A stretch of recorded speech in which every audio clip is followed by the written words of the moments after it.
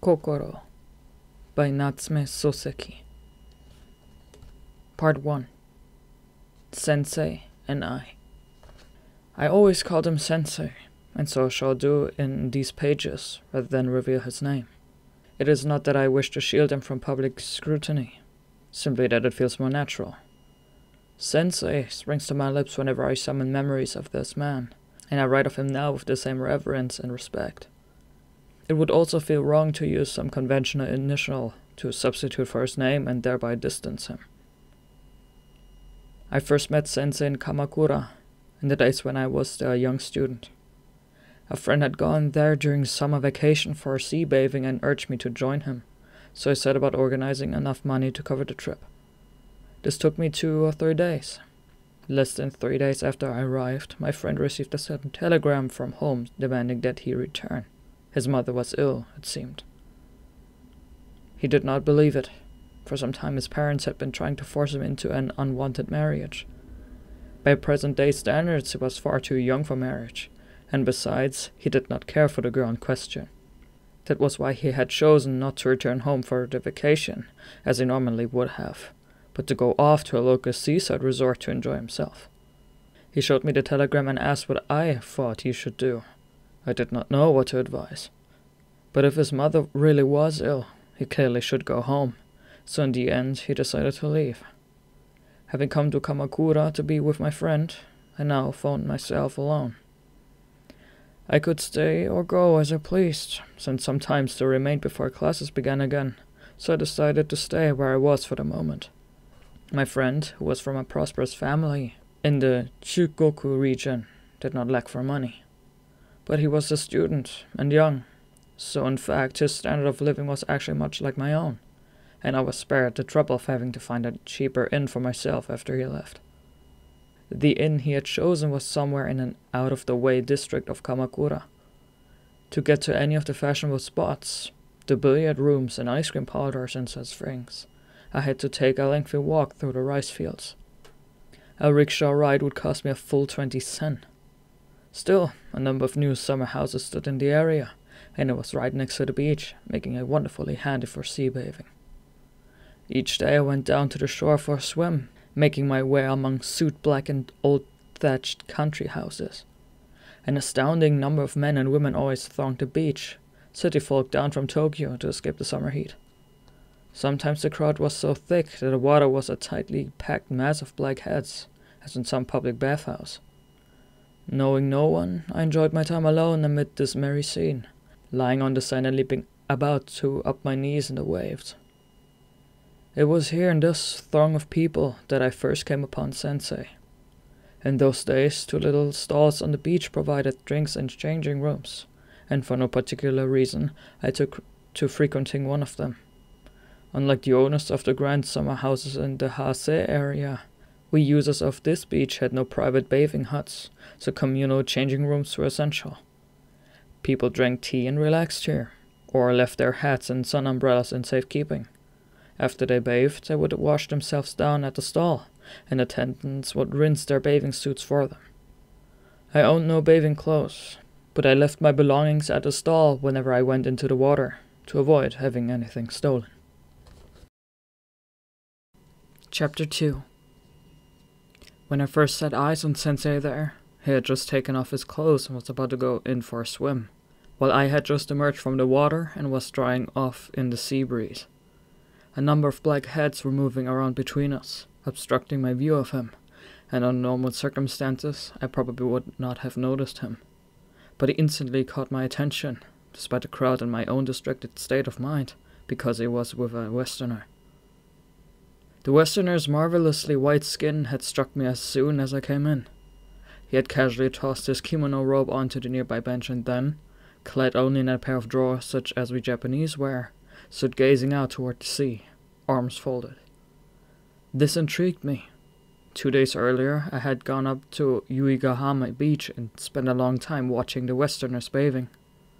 I had settled myself on a low dune very close to the rear entrance of a hotel frequented by foreigners, and seen a number of men emerge to bathe.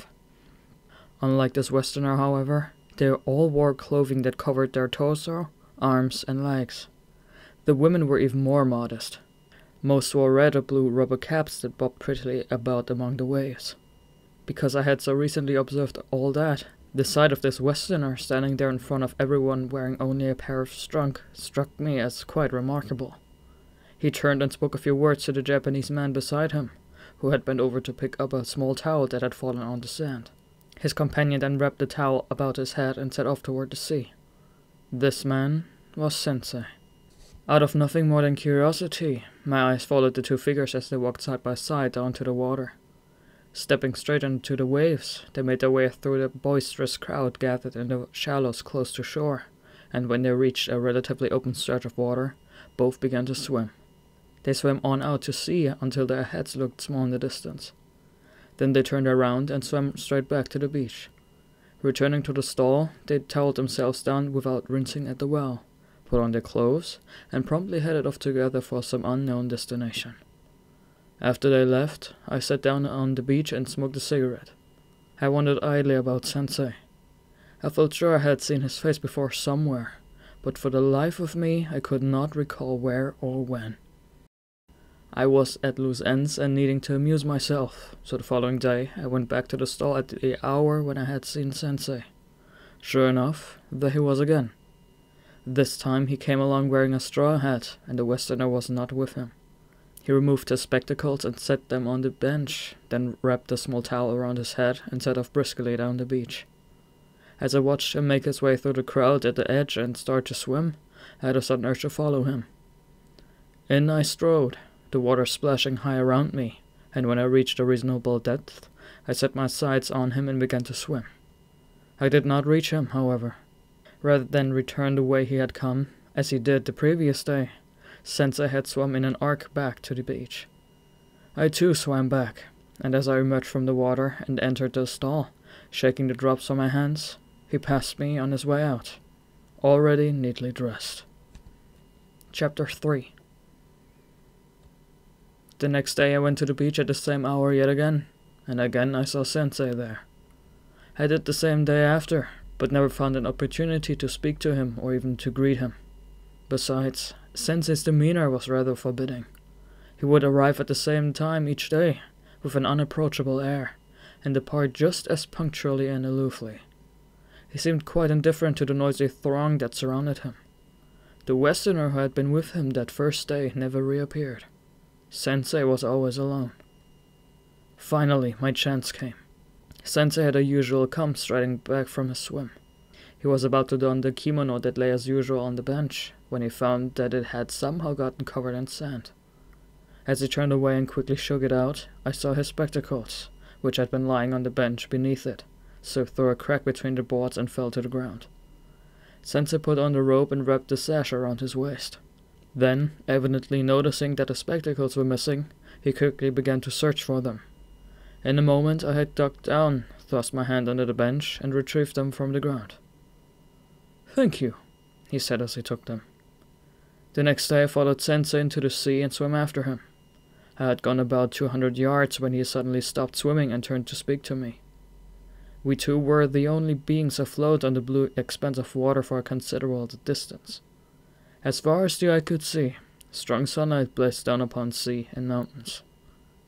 As I danced wildly in place there in the water, I felt my muscles flood with a sensation of freedom and delight. Sensei, meanwhile, ceased to move and lay floating tranquilly on his back. I followed his example and felt the sky's azure strike me full in the face, as if plunging its glittering shafts of color deep behind my eyes. "Isn't this good?" I cried. After a while, Sensei righted himself in the water and suggested we go back. Being physically quite strong, I would have liked to stay longer, but I instantly and happily agreed. The two of us swam back to the beach the way we had come. From this point on, Sensei and I were friends. Yet I still had no idea where he was staying. On the afternoon of the third day since our swim, he suddenly turned to me when we met at the stall.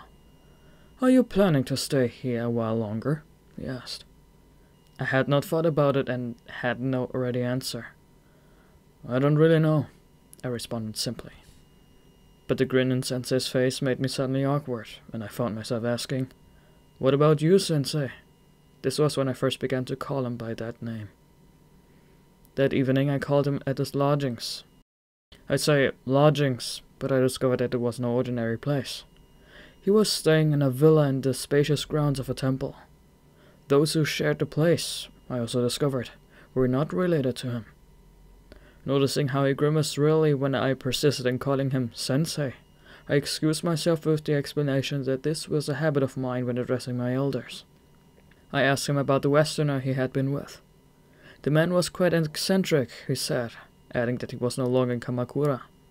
He told me a lot of other things about him, then remarked that it was odd that he, who had few social contacts even with his fellow Japanese, should have become friends with such a person. At the end of our conversation, I told him that I felt I knew him from somewhere, but could not remember where. Young as I was, I hoped that he might share my feeling and was anticipating his answer. But after a thoughtful pause, he said, "I can't say I recall your face. Perhaps you're remembering somebody else." His words produced in me a strange disappointment. Chapter 4. At the end of the month, I returned to Tokyo. Sensei had left the summer resort long since. When we parted, I had asked him, "Would you mind if I visited you from time to time?" "Yes, I do," he replied simply. By this time, I felt we were on quite familiar terms, and had expected a warmer response. This unsatisfactory reply rather wounded my self-confidence. Sensei frequently disappointed me in this way. He seemed at times to realize it, and at other times to be quite oblivious. Despite all the fleeting shocks of disappointment, however, I felt no desire to part ways with him. On the contrary, whenever some unexpected terseness of his shook me, my impulse was to press forward with the friendship. It seemed to me that if I did so, my yearning for the possibilities of all he had to offer would someday be fulfilled. Certainly, I was young, yet the youthful candor that drew me to him was no evident in my other relationships. I had no idea why I should feel this way towards Sensei alone. Now, when he is dead, I understand at last. He had never disliked me, and the occasional curt greetings and aloofness were not expressions of displeasure intended to keep me at bay. I pity him now, for I realized that he was in fact sending a warning to someone who was attempting to grow close to him, signaling that he was unworthy of such intimacy. For all his unresponsiveness to others' affection, I now see, it was not them he despised, but himself. Needless to say, I returned to Tokyo fully intending to visit Sensei. Classes would not resume for another 2 weeks, so I planned to visit him during that time. However, within 2 or 3 days of my arrival in Tokyo, my feelings began to shift and a blur. The city's vibrant atmosphere, reviving as it did all my stimulating memories, swept away thoughts to Kamakura. Seeing my fellow students in the street gave me a thrill of excited anticipation for the coming academic year. For a while I forgot about Sensei. Classes started, and a month or so later I slumped back into normalcy. I wandered the streets in vague discontentment, or cast my eyes around my room, aware of some indefinable lack. The thought of Sensei came to my mind once more. I wanted to see him again, I realized. The first time I went to his house, he was not home. The second time was the following Sunday, I remember. It was a beautiful day, with the sort of sky that feels as if it's penetrating your very soul. Once again, Sensei was out. I distinctly remember him saying in Kamakura that he was almost always at home. In fact, he had said, he quite disliked going out. Having now found him absent both times I called, I remembered these words, and somewhere inside me an inexplicable resentment registered. Instead of turning to go, I lingered at the front door, gazing at the maid who had delivered the message. She recognized me and remembered giving Sensei my card last time, so she left me waiting while she retreated inside. Then a lady whom I took to be Sensei's wife appeared. I was struck by her beauty. She courteously explained where Sensei had gone. On this day every month, she told me, his habit was to visit the cemetery at Tsushigaya and offer flowers at one of the graves. "He only went out a bare 10 minutes or so ago," she added sympathetically. I thanked her and left. I walked 100 yards or so toward the bustling town, then felt a sudden urge to take a detour by way of Tsushigaya myself. I might even come across Sensei there, I thought. I swung around and set off. Chapter 5. I passed a field of rice seedlings on my right, then turned into the graveyard. I was walking down its board maple-lined Central Avenue when I saw someone who could be Sensei emerging from the tea house at the far end. I went on toward the figure until I could make out the sunlight flashing on the rim of his spectacles. "Sensei!" I called abruptly. He halted and stared at me. How? The repeated word hung strangely in the hushed midday air. I found myself suddenly unable to reply. "Did you follow me here? How?" He seemed quite calm. His voice was quiet, but a shadow seemed to cloud his face. I explained how I came to be there. "Did my wife tell you whose grave I've come to visit?" "No, she didn't mention that." "I see. Yes, she wouldn't have any reason to, after all. She had only just met you. There'd be no need to tell you anything." He seemed finally satisfied, but I was puzzled by what he had said. Sensei and I walked together among the graves to the exit. One of the tombstones was inscribed with a foreign name. Isabella so-and-so. Another, evidently belonging to a Christian, read, Rogin, servant of God. Next to it stood a stupa with a quotation from the sutras. Buddhahood is innate to all beings. Another gravestone bore the title, Minister Plenipotentiary. I paused at one small grave whose name I could make no sense of, and asked Sensei about it. "I think that's intent to spell the name Andre," he replied with a wry little smile. I found human irony in the great variety of humanity displayed in the names on the tombstones, but I gathered that he did not. As I chattered on about the graves, pointing out this round tombstone or that tall thin marble pillar, he listened in silence. Finally he said, "You haven't seriously thought about the reality of death yet, have you?" I fell silent. Sensei did not speak again. At the end of the cemetery, a great ginkgo tree stood blocking the sky. "It will look lively before long," Sensei remarked, looking up at it. "This tree turns a beautiful color in autumn. The ground is buried deep in golden leaves when they fall. Every month when he came here, I discovered, he made a point of passing under this tree. Some distance away, a man had been smoothing the rough earth of a new grave. He paused on his hoe and watched us. We turned left, and soon were back on the street. I had nowhere in particular to go, so I continued to walk beside him. He spoke less than usual. It did not make me feel awkward, however, and I strode along easily beside him. "Are you going straight home?" I asked.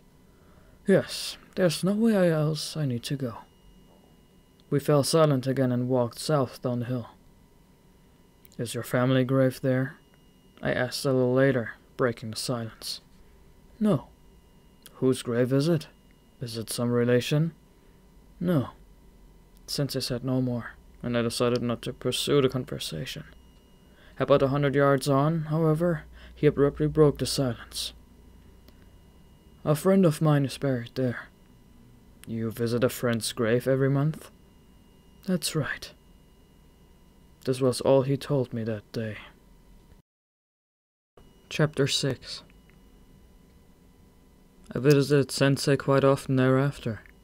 He was always at home when I called, and the more I saw of him, the sooner I wanted to visit him again.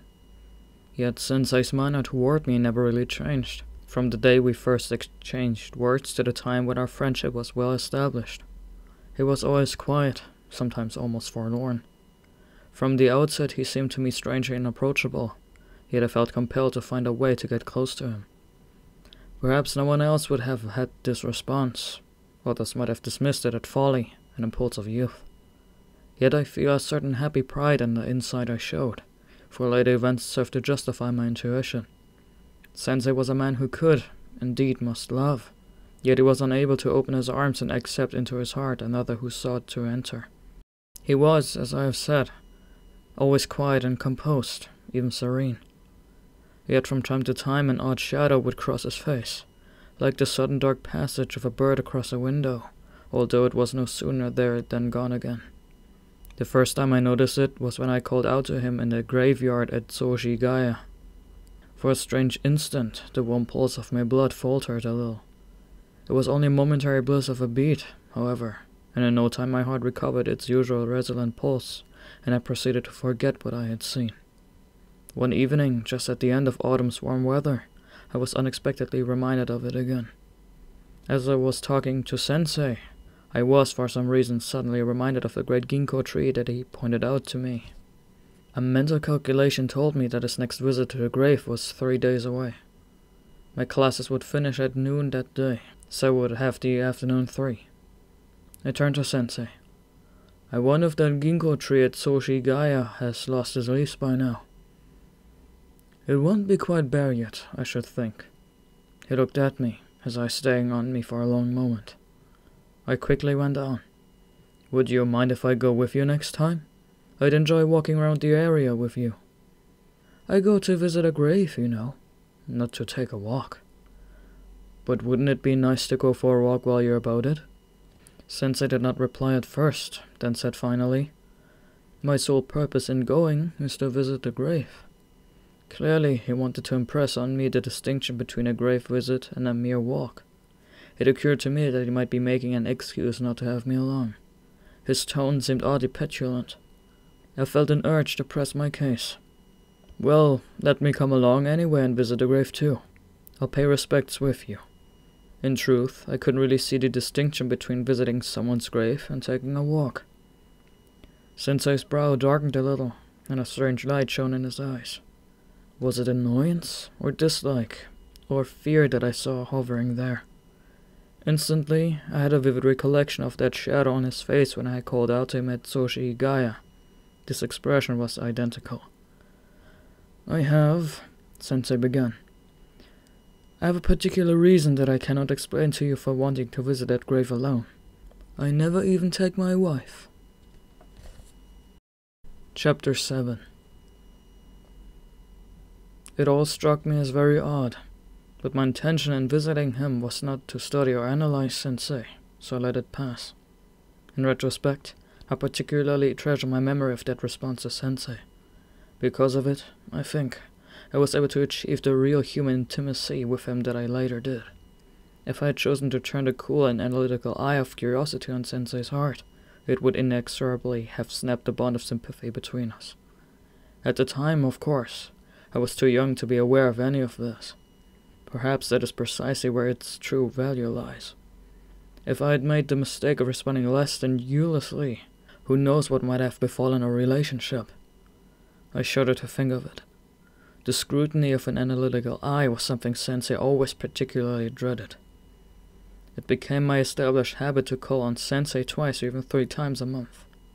One day he unexpectedly turned to me and asked, What makes you come to see someone like me so often? Well, no particular reason, really. Am I a nuisance, Sensei? I wouldn't say that. Indeed, my visits didn't seem to annoy him. I was aware that he had a very narrow range of social contacts. He had also mentioned that only 2 or 3 of his old school friends were living in Tokyo. Occasionally, a fellow student from his hometown would be there when I called, but none of them seemed to me as close to him as I.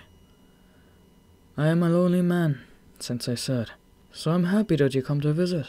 That's why I asked why you come so often. Why are you lonely? I asked in return. Sensei did not reply. He just looked at me and said, How old are you? I could make no sense of this exchange and went home that day puzzled. 4 days later, however, I was back at his house again. He burst out laughing as soon as he emerged and saw me. You're here again, eh? Yes, I said, laughing too. If anyone else had said this to me, I would surely have felt offended. But coming from Sensei, the words made me positively happy. I am a lonely man, he repeated that evening. I am lonely, but I'm guessing you may be a lonely man yourself. I'm older, so I can withstand loneliness without needing to take action. But for you, it's different. You're young. I sense that you have the urge to do, to act. You want to pit yourself against something. I'm not at all lonely. No time is as lonely as youth. Why else should you visit me so often? Here was the same question again. But even when you're with me, he went on, you probably still feel somehow lonely. I don't have the strength, you see, to really take on your loneliness and eradicate it for you. In time, you need to reach out towards someone else. Sooner or later, your feet will no longer feel inclined to take you here. Sensei smiled forlornly as he spoke. Chapter 8. Fortunately, Sensei's prophecy was not fulfilled. Inexperienced as I was, I could not grasp even the most obvious significance of his words, and continued to visit as usual. Before long, I found myself occasionally dining there, which naturally put me in the position of talking to his wife. Like other men, I was not indifferent to women. Being young, however, I had so far had little opportunity to have much to do with girls. Perhaps for this reason, my response to the opposite sex was limited to a keen interest in the unknown women I passed in the street. When I first saw Sensei's wife at the door, she had struck me as beautiful, and every time we met thereafter I thought so again. Otherwise I found nothing really to say about her. That is not to say that she wasn't special in any way. Rather, she had had no opportunity to reveal her particular qualities to me. I treated her as kind of appendage to Sensei, and she welcomed me as the young student who visited her husband. Sensei was our sole connection. That is why her beauty is the single impression I remember of her from those early days. One day when I visited, I was given sake. His wife emerged to serve it to me. Sensei was more jovial than usual. "You must have a cup too," he pressed her, offering a little sake cup from which he had drunk. Oh no, She began, then rather unwillingly accepted the cup. I half filled it for her, and she lifted it to her lips, a pretty frown creasing her forehead. The following conversation then took place between them. This is most unusual, she remarked. You almost never encourage me to drink. That's because you don't enjoy it. But it's good to have the occasional drink, you know. It puts you in good spirits. It doesn't at all. All it does is make me feel terrible. But a bit of sake seems to make you wonderfully cheerful. Sometimes it does, yes, but not always. What about this evening? This evening I feel fine. You should have a little every evening from now on. I don't think that's a very good idea. Go on, do. Then you won't feel so melancholy. The two of them lived there with only a maid for company, and I generally found the house hushed and silent when I arrived. I never heard loud laughter or raised voices. It sometimes felt as if Sensei and I were the only people in the house. It would be nice if we had children, you know, she said, turning to me. Yes, I'm sure, I replied, but I felt no stir of sympathy at her words. I was too young to have children of my own and regarded them as no more than noisy pests. Shall I adopt one for you? Said Sensei. Oh dear me, an adopted child, she said, turning to me again. We'll never have one, you know, Sensei said. She was silent, so I spoke instead. Why not? Divine punishment, he answered, and gave a loud laugh. Chapter 9. Sensei and his wife had a good relationship, as far as I could tell. I was not really in a position to judge, of course, since I'd never lived under the same roof with them. Still, if he happened to need something while we were in the living room together, it was often his wife rather than the maid whom he asked to fetch it. "Hey, Shizu," he would call, turning toward the door and calling her by name. The words had a gentle ring, I thought, and on those occasions when I stayed for a meal and she joined us, I gained a clear picture of their relationship. Sensei would sometimes take her out to a concert or the theater. I also recall 2 or 3 occasions when they went off for a week's vacation together. I still have a postcard they sent from the hot springs resort at Hakone, and I received a letter from their visit to Nikko, with an autumn leaf enclosed. Such was my general impression of them as a couple. Only one incident disturbed it. One day when I arrived at the house and was on the point of announcing myself at the door, as was my custom, I overheard voices coming from the living room. As I listened, it became evident that this was no normal conversation, but an argument. The living room was right next to the entrance hall, and I was close enough to get a clear sense of the general tone, if not the words. I soon understood that the male voice that rose from time to time was Sensei's.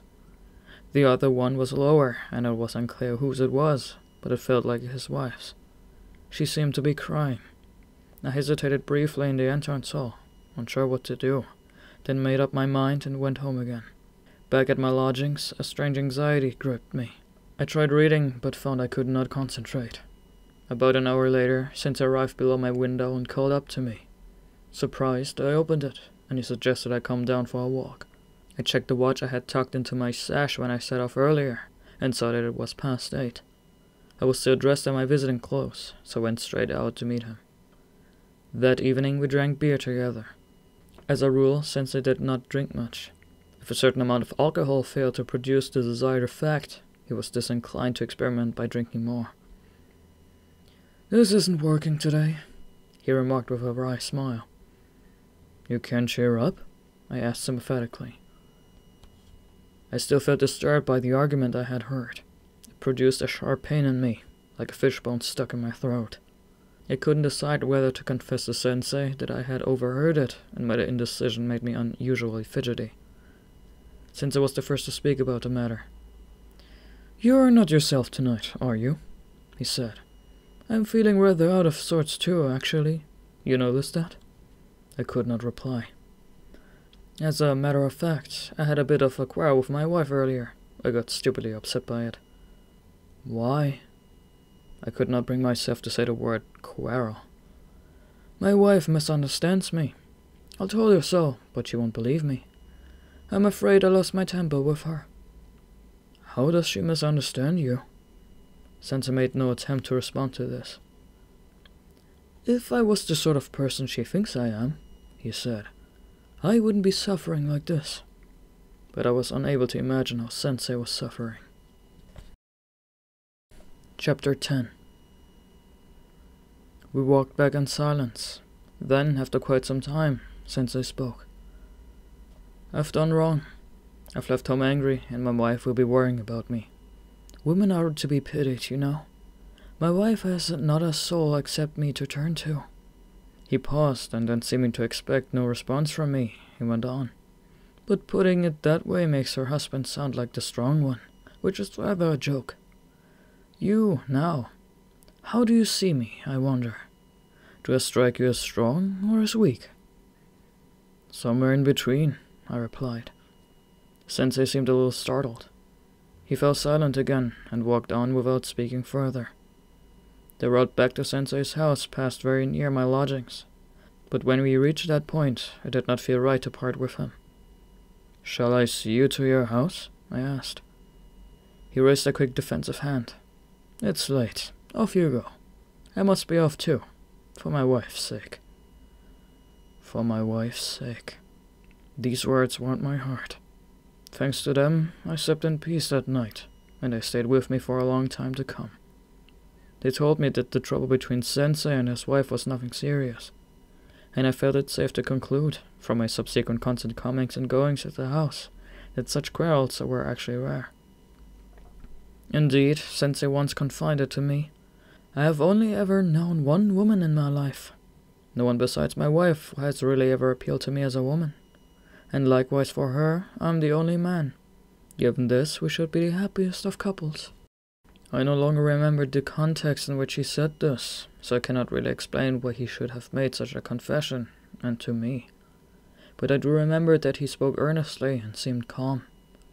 The only thing that struck me as strange was that final phrase. We should be the happiest of couples. Why did he say, should be? Why not say simply that they were? This alone disturbed me. Even more puzzling was the somewhat forceful tone in which he spoke the words. Since I had every reason to be happy, but was he in fact? I wondered. I could not repress my doubt, but it lasted only a moment, then was buried. Some time later I stopped by when Sensei happened to be out, and I had a chance to talk directly with his wife. Sensei had gone to Shinbashi station to see off a friend who was sailing abroad that day from Yokohama. Customarily, those taking a ship from Yokohama would set off on the boat train from Shinbashi to 8:30 in the morning. I had arranged with Sensei to stop by that morning at 9, as I wanted his opinion on a certain book. Once there, I learned of his last-minute decision to see off his friend as a gesture of thanks for the trouble he had taken to pay Sensei a special farewell visit the day before. Sensei had left instructions that he would soon be back, so I was to stay there and await his return. And so it came about that, as I waited in the living room, his wife and I talked. Chapter 11. By this time I was a university student, and felt myself to be far more adult than when I did first begin to visit Sensei. I was also quite friendly with his wife, and now chatted easily and unself-consciously with her about this and that. This conversation was light and incidental, containing nothing remarkable, and I have forgotten what we spoke of. Just one thing struck me, but before I proceed, I should explain a little. I had known from the beginning that Sensei was a university graduate, but only after I returned to Tokyo had I discovered that he had no occupation, that he lived what could be called an idle life. How he could do it was a puzzle to me. Sensei's name was quite unknown in the world. I seemed to be the only person who was in a position to really respect him for his learning and ideas. This fact always troubled me. He would never discuss the matter, simply saying, "There's no point in someone like me opening his mouth in public." This struck me as ridiculously humble.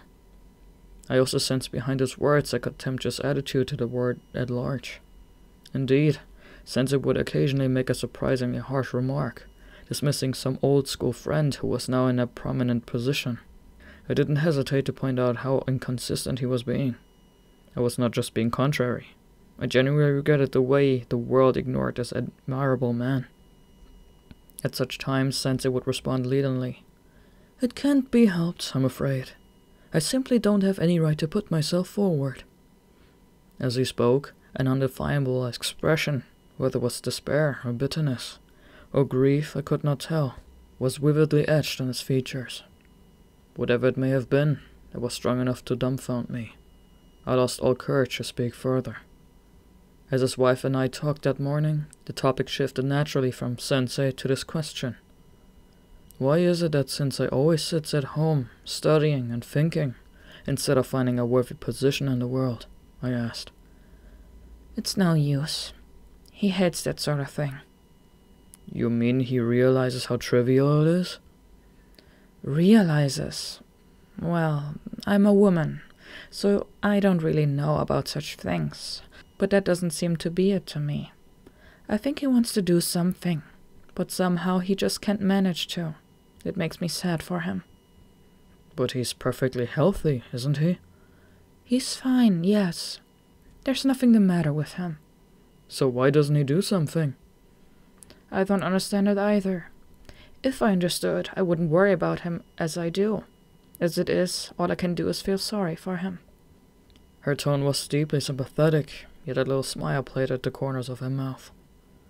To an observer, I would have appeared to be more concerned than she. I sat silently, my face troubled. Then she spoke again, as if suddenly recalling something. He wasn't all like this when he was young, you know. He was very different. He's changed completely. What do you mean by when he was young? I asked. When he was a student. Have you known him since his student days, then? She blushed slightly. Chapter 12. Sensei's wife was a Tokyo woman. Both she and he had told me so. Actually, she added half-jokingly, I'm not a pure blood. Her mother had been born in Tokyo's Ichigaya district, back when the city was still called Edo, but her father had come from the provinces, Tottori or somewhere of the sort. Sensei, for his part, came from a very different part of Japan, Niigata Prefecture. Clearly, if she had known him in his student days, it was not because they shared a hometown. But since she blushed at my question and seemed disinclined to say more, I did not press the subject further. Between our first meeting and his death, I came to know Sensei's ideas and feelings on all sorts of subjects, but I learned almost nothing about the circumstances surrounding his marriage. Sometimes I interpreted the reticence charitably, choosing to believe that Sensei, as an older man, would prefer to be discreet on a private matter of the heart. At other times, however, I saw the question in a less positive light, and felt that Sensei and his wife shared the older generation's timorous aversion to open, honest discussion of these delicate subjects. Both of my interpretations were of course mere speculations, and both were premised on the assumption that a splendid romance lay behind their marriage. But I was able to imagine only part of the story of their love. I could not know that behind the beautiful romance lay a terrible tragedy. Moreover, Sensei's wife had absolutely no way of understanding how devastating this tragedy had been for him. To this day, she knows nothing of it. Sensei died without revealing anything to her. He chose to destroy his life before her happiness could be destroyed. I was saying nothing to the tragedy yet. As for their romance, which was in a sense born of this dreadful thing, neither of them told me anything. In her case, it was simply a discretion. Sensei had deeper reasons for his silence. One memory stands out for me. One spring day when the cherries were in full bloom, Sensei and I went to see the blossom in Ueno. Amid the crowd were a lovely young couple, snuggled close together as they walked under the flowering trees. In this public place, such a sight tended to attract more attention than the blossoms. "I'd say they're a newly married couple," said Sensei. "They look as if they got on just fine together," I remarked a little snidely. Sensei's face remained stony, and he set off walking away from the couple. When they were hidden from our view, he spoke. "Have you ever been in love?" "I had not," I replied. "Would you like to be?" I did not answer. "I don't imagine that you wouldn't." "No." "You were mocking the couple just now. I think that mockery contained unhappiness at wanting love but not finding it." "Is that how it sounded to you?" "It is. A man who knows the satisfaction of love would speak of them more warmly. But, you know, love is also a sin. Do you understand?" Astonished, I made no reply. Chapter 13. People thronged all around us, and every face was happy. At last we made our way through them and arrived in a wooded area that had neither blossoms nor crowds, where we could resume the conversation. "Is love really a sin?" I asked abruptly. "Yes, most definitely," Sensei said, as forcefully as before. "Why?" "You'll understand soon enough. No, you must already understand it. Your heart is already restless with love, isn't it?" I briefly searched within myself to see if this might be true, but all I could find was a blank. Nothing inside me seemed to answer his description. "There is no object of love in my heart, Sensei. Believe me, I'm being perfectly honest with you." "Ah, but you're restless precisely because there's no object, you see. You're driven by the feeling that if only you could find that object, you'd be at peace." "I don't feel too restless right now." "You came to me because of some lack you sensed, didn't you?" "That may be so, but that isn't love." "It's a step in the direction of love. You had the impulse to find someone of the same sex as the first step toward embracing someone of the opposite sex." "I think the two things are completely different in nature." "No, they're the same. But I'm a man, so I can't really fill your need. Besides, certain things make it impossible for me to be all you want me to be. I feel for you, actually. I accept that your restless urge will one day carry you elsewhere. Indeed, I hope for your sake that that will happen. And yet," I felt strangely sad. "If you really believe I'll grow apart from you, Sensei, then what can I say? But I've never felt the slightest urge." He wasn't listening. "You must be careful," he went on, "because love is a sin. My friendship can never really satisfy you, but at least there's no danger here. Tell me, do you know the feeling of being held fast by a woman's long black hair?" I knew it well enough in my fantasies, but not from reality. But my mind was on another matter. Sensei's use of the word sin made no sense to me, and I was feeling a little upset. "Sensei, please explain more carefully what you mean by sin. Otherwise, I'd prefer not to pursue this conversation until I've discovered for myself what you really mean." "I apologize. I was trying to speak truthfully, but I've only succeeded in irritating you. It was wrong of me. We walked on quietly past the back of the museum and headed toward Ugusidani. Through gaps in the hedge we caught glimpses of the spacious gardens, crowded thick with dwarf bamboo, secluded and mysterious. Do you know why I go every month to visit my friend's grave in Tsushigaya? Sensei's question came out of the blue. He knew perfectly well, what's more, that I did not. I made no reply. There was a pause, then something seemed to dawn on him. I've said something wrong again, he said contritely. I planned to explain, because it was wrong of me to upset you like that, but my attempt at explanation has only irritated you further. It's no use. Let's drop the subject. Just remember that love is a sin, and it is also sacred. These words made even less sense to me, but it was the last time Sensei spoke to me of love. Chapter 14. Being young, I was prone to blind enthusiasms, or so Sensei apparently saw me. But conversing with him seemed to be more beneficial than attending classes. His ideas inspired me more than the opinions of my professors. All in all, Sensei, who spoke little and kept to himself, seemed a greater man than those great men who sought to guide me from behind the lectern. You mustn't be so hot-headed, Sensei warned me. On the contrary, being cool-headed is what's led me to draw these conclusions, I replied confidently. Sensei would not accept that. You're being carried along by passion. Once the fever passes, you'll feel disillusioned.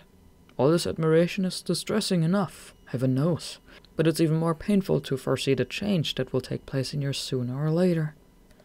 Do you really think me so fickle? Do you distrust me so much? It's just that I'm sorry for you. You can have sympathy for me, but not trust. Is that it? Sensei turned to look out at the garden, apparently annoyed. The camellia flowers that had until recently studded the garden with their dense, heavy crimson were gone. Sensei had them in the habit of sitting in his living room and gazing out at them. It's not you in particular I don't trust. I don't trust humanity. From beyond the hedge came the cry of a passing goldfish seller. Otherwise all was silent. This winding little back lane, 2 blocks away from the main road, was surprisingly quiet. The house was hushed as always. I knew that his wife was in the next room, and I could hear my voice as she sat sewing. But for the moment this had slipped my mind. Do you mean you don't even trust your wife? I asked. Sensei looked rather uneasy, and avoided answering directly. I don't even trust myself. It's because I can't trust myself that I can trust others. I can only curse myself for it. Once you start to think that way, then surely no one's entirely reliable. It's not thinking that's led me here. It's doing. I once did something that shocked me, then terrified me. I wanted to pursue the subject further, but just then, Sensei's wife called him gently from the next room. What is it? Sensei replied when she called again. Could you come here for a moment? She said, and he went in. Before I had time to wonder why she needed him, Sensei returned. In any event, you mustn't trust me too much, he went on. You'll regret it if you do, and once you feel you've been deceived, you will wreak a cruel revenge. What do you mean? The memory of having sat at someone's feet will later make you want to trample him underfoot. I'm trying to fend off your admiration for me, you see, in order to save myself from your future contempt. I prefer to put up with my present state of loneliness rather than suffer more loneliness later. We who are born into this age of freedom and independence and the self must undergo this loneliness. It's a price we pay for these times of ours. Sensei's mind was made up, I could see, and I found no words to answer his conviction. Chapter 15. The conversation preyed on my mind later, every time I saw his wife. Was distrust Sensei's prevailing attitude toward her as well? And if so, how did she feel about it? On the face of it, I could not tell whether she was content. I was not in close enough contact with her to judge. Besides, when we met, she always appeared perfectly normal, and I almost never saw her without Sensei. Another question disturbed me too. What, I wondered, lay behind Sensei's deep distrust of humanity? Had he arrived at it simply by observing his own heart and the contemporary world around him with a cool, dispassionate eye? He was by nature inclined to sit and ponder things, and a mind such as his perhaps naturally reached such conclusions. But I did not think that that was all there was to it. His conviction struck me as more than just a lifeless fury, all the cold ruins from some long-dead fire.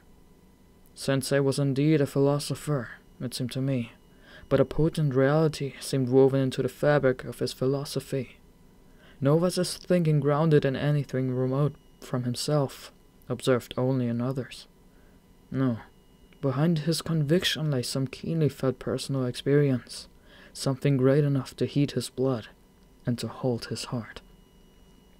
All this was hardly speculation, Sensei had admitted as much to me. His confession hung in the air, heavy and obscure, oppressing me like a terrifying and nameless cloud. Why this unknown thing should so frighten me I could not tell, but it unquestionably shook me. I tried imagining that a passionate love affair was in some way the basis for Sensei's mistrust of humankind. It would, of course, have been between Sensei and his wife. His earlier statement that love was a sin certainly fit his theory, but he had told me unequivocally that he loved his wife. In that case, their love could hardly have produced a state of near loathing of humanity. The memory of having sat at someone's feet will later make you want to trample him underfoot, he had said, but this could refer to anyone in the modern world, except perhaps Sensei's wife. The grave of the unknown friend and Soshigaya also stirred in my memory from time to time. Sensei clearly felt some profound connection with this grave, but as close as I had drawn to him, for the closeness eluded me, and in my efforts to know him, I internalized in my own mind this fragment of his inner life. The grave was dead for me, however. It offered no key to open the living door that stood between us. Rather, it barred the way like some evil apparition.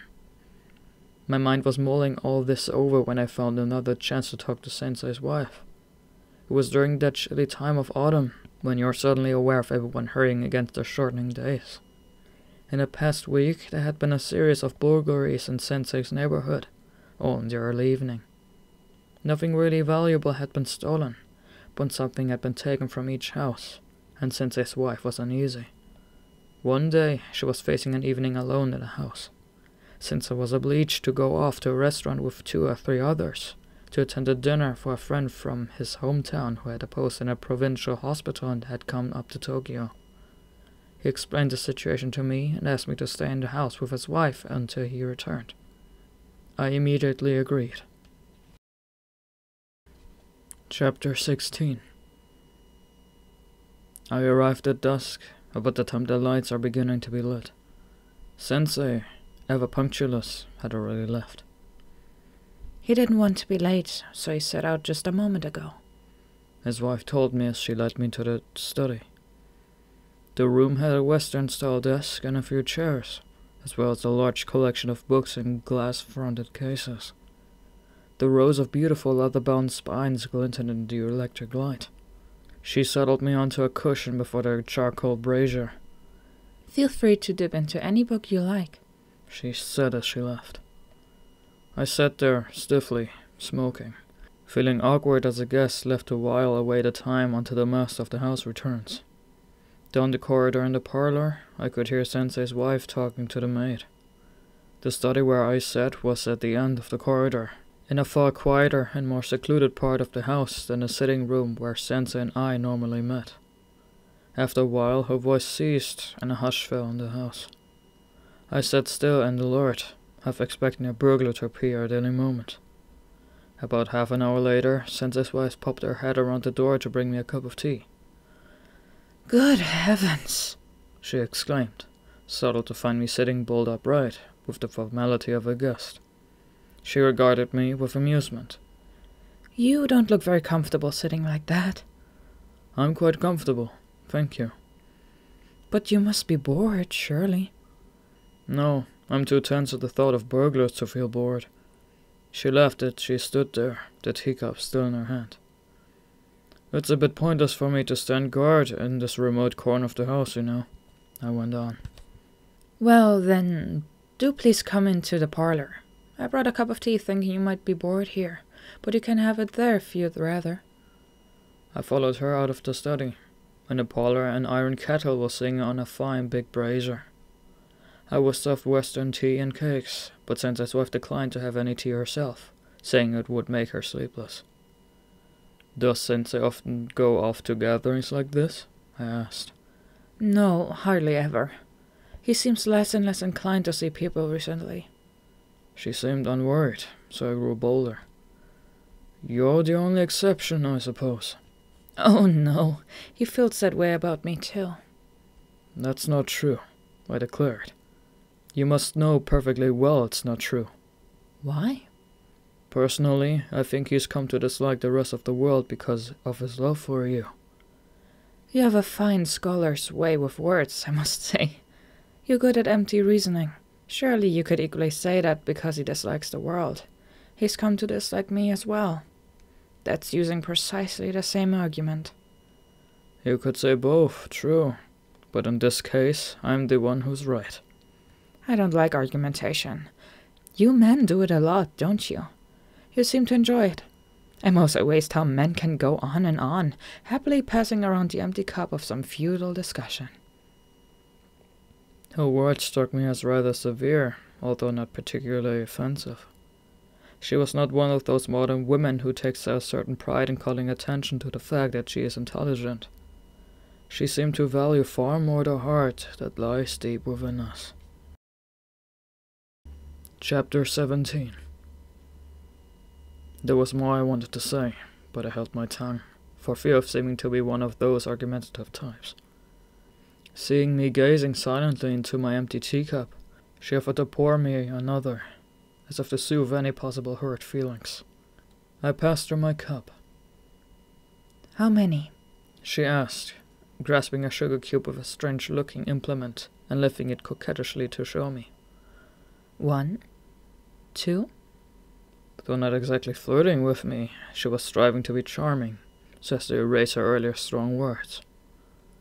I sipped my tea in silence, and remained mute once the tea was drunk. You've gone terribly quiet, she remarked.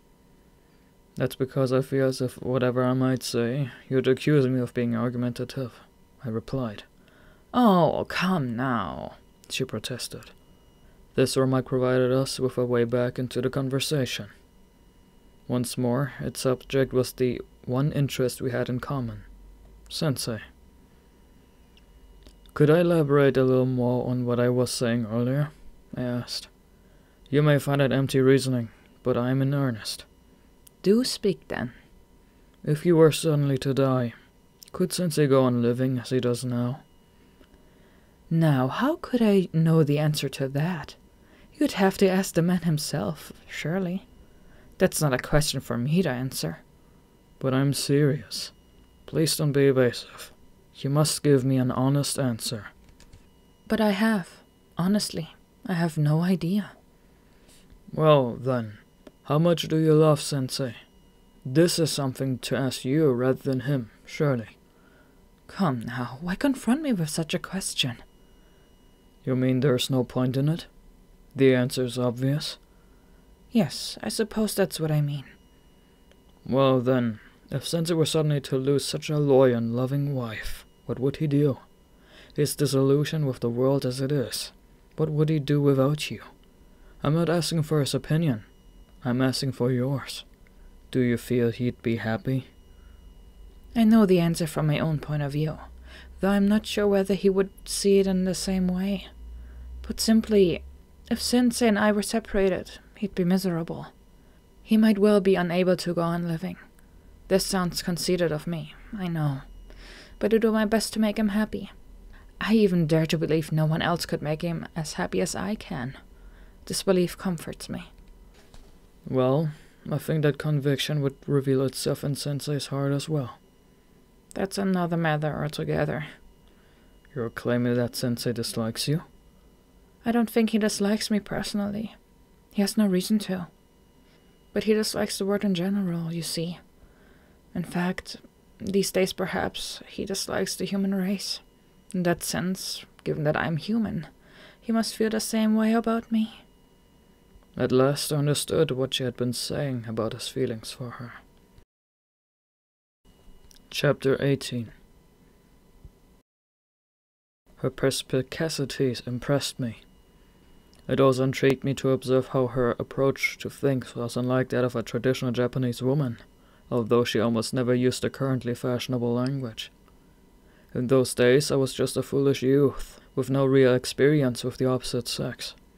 Instinctively I dreamed about women as objects of desire, but these were merely vague fantasies with all the substance of a yearning for the fleeting clouds of spring.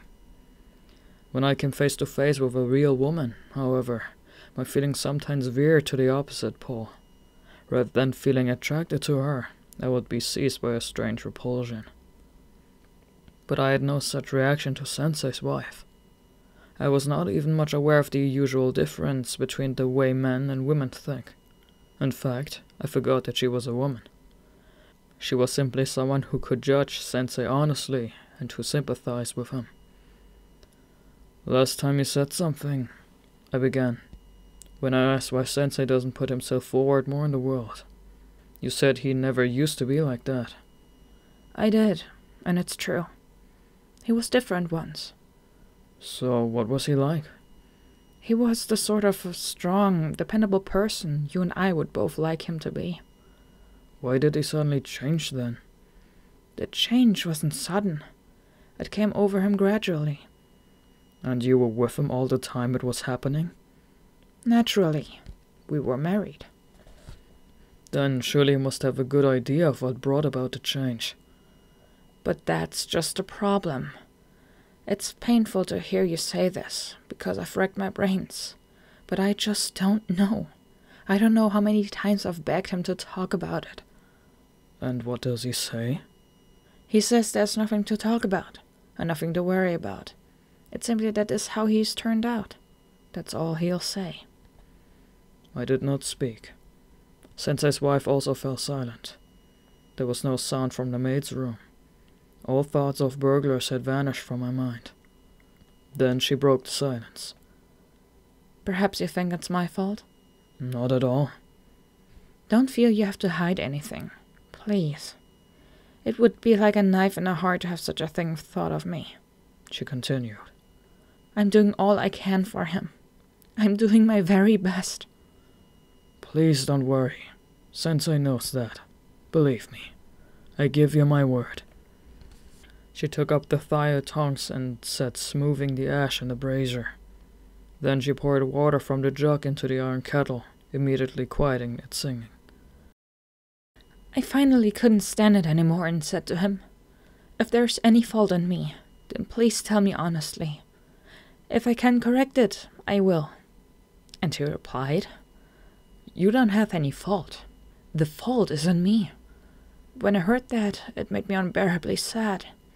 It made me cry. And I longed more than ever to know how I might be to blame. Tears brimmed in her eyes. Chapter 19. At first I thought of Sensei's wife as a perspicacious woman, but as we talked, she gradually changed before my eyes. Then my heart, rather than my mind, began to respond to her. Nothing, it seemed, troubled her relationship with her husband. Indeed, what could?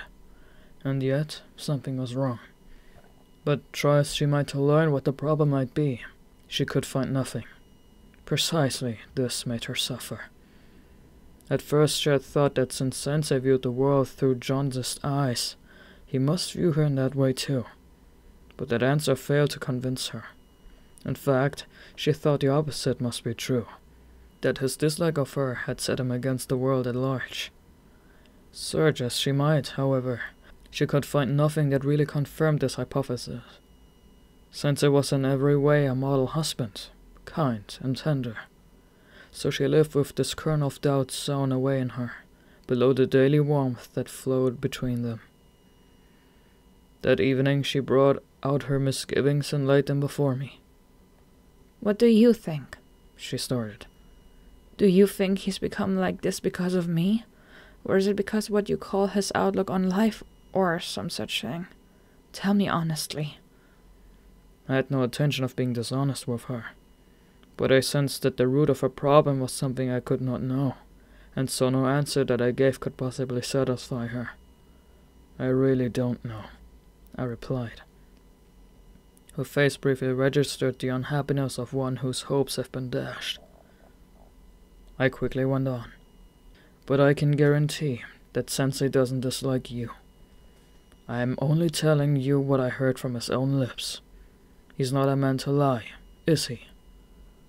She made no reply at first, then said, "Actually, I've thought of something." "You mean something to do why he's become like this?" "Yes. If it really is the cause, that I can cease to feel responsible, and that in itself would be such a relief." "What is it?" She hesitated, fixing her gaze on the hands in her lap. "I'll tell you, and you must be the judge. Please." "I will if it's within my power to do so, certainly." "I can't tell you everything. He'd be angry if I did. I'll just tell you the part that wouldn't make him angry." I swallowed tensely. When Sensei was a university student, he had a very close friend. This friend died just as they were about to graduate. It was very sudden. She lowered her voice to a whisper. Actually, it wasn't from natural causes." Her tone provoked me to ask how he had died. "This is as much as I can say, but that's when it began. After that, Sensei's personality slowly changed. I don't know why his friend died, but I don't think Sensei does either. But seeing how he began to change afterward, somehow I can't help feeling that perhaps he may have known something after all." "Is it this friend's grave in Tsushigaya?" "I'm not to speak of that either. But tell me, can someone change so much with the loss of a single friend? That's what I so long to know. What do you think?" On the whole, I tended to think not. Chapter 20. I tried to comfort Sensei's wife as much as my understanding of the facts allowed, and she, in turn, seemed to try to be comforted. We continued to mull over the question of Sensei together, but I was unable to grasp the real source of the problem. Her distress grew out of vague perplexity and doubts. She didn't know much about what had happened, and what she did know she could not reveal to me fully. Thus we comforter and comforted equally at sea, adrift on shifting waves. Lost as she was, she clung on what frail judgment I could offer. At around 10, when Sensei's footsteps sounded in the entrance hall, she rose to her feet, all thoughts of me and our conversation seeming instantly forgotten. She was there to greet him as he stood open the latter's door, leave me to follow her out. The maid, who must have been dozing in her room, failed to appear. Sensei was in rather a good mood, but his wife was even more vivacious. I gazed at her, astonished at the change. Her beautiful eyes had recently shone with tears, and her fine brow had been furrowed with suffering. Surely it had not been deceit, yet one could be forgiven for wondering if her earlier conversation had been a mere feminine ploy, a toying with my feelings. I was not inclined to be critical, however. My primary feeling was relief at seeing her instantaneously brighten. After all, I decided, there was no real need to worry about her. Sensei greeted me with a smile.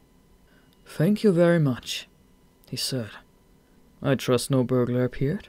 Then he added, "You must have felt the exercise was a bit pointless, if no one broke in."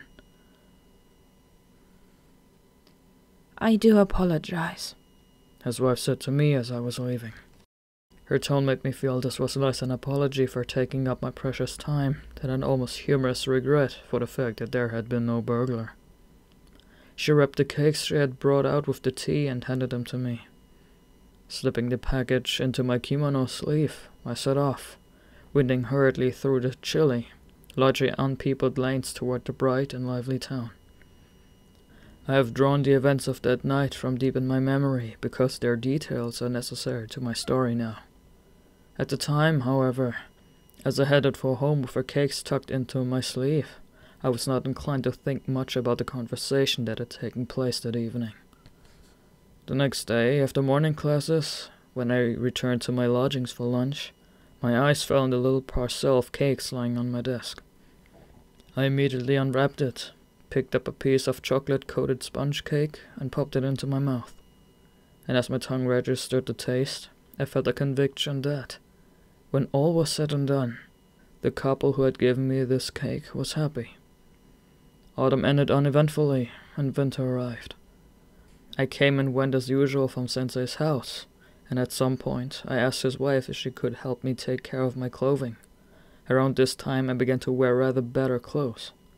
She kindly assured me that it would be a fine opportunity to alleviate the boredom of her childless life. She remarked that the garment I had given her to mend was of hand-woven cloth. "I've never worked with such good material before," she said. "But it does make it hard to sew, I must say. The needle just won't go through. I've broken two already." For all her complaints, however, she did not seem to resent the work. Chapter 21. That winter, I was obliged to return home. A letter arrived from my mother, explaining that my father's illness had taken a turn for the worse. Although there was no immediate cause for concern, she wrote, considering his age, she felt I should arrange to come back if possible. My father had long suffered from a kidney ailment, and as is often the case with men of middle age and older, his illness was chronic. But he and the rest of the family believed that his condition would remain stable as long as he was careful.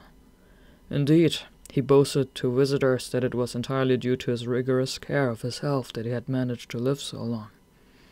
My mother told me, however, that when he was out in the garden, he had suddenly felt dizzy and fainted. The family at first mistook it for a slight stroke and treated him accordingly. Only later had a doctor concluded that the problem was related to his kidney disease. The winter vacation would soon begin, and feeling that I could safely wait out the term, I let the matter slide from one day to the next.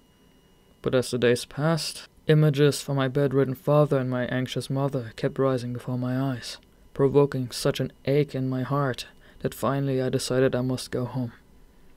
To avoid having to wait while the money was sent from home, I went to visit Sensei to borrow the amount for my fare.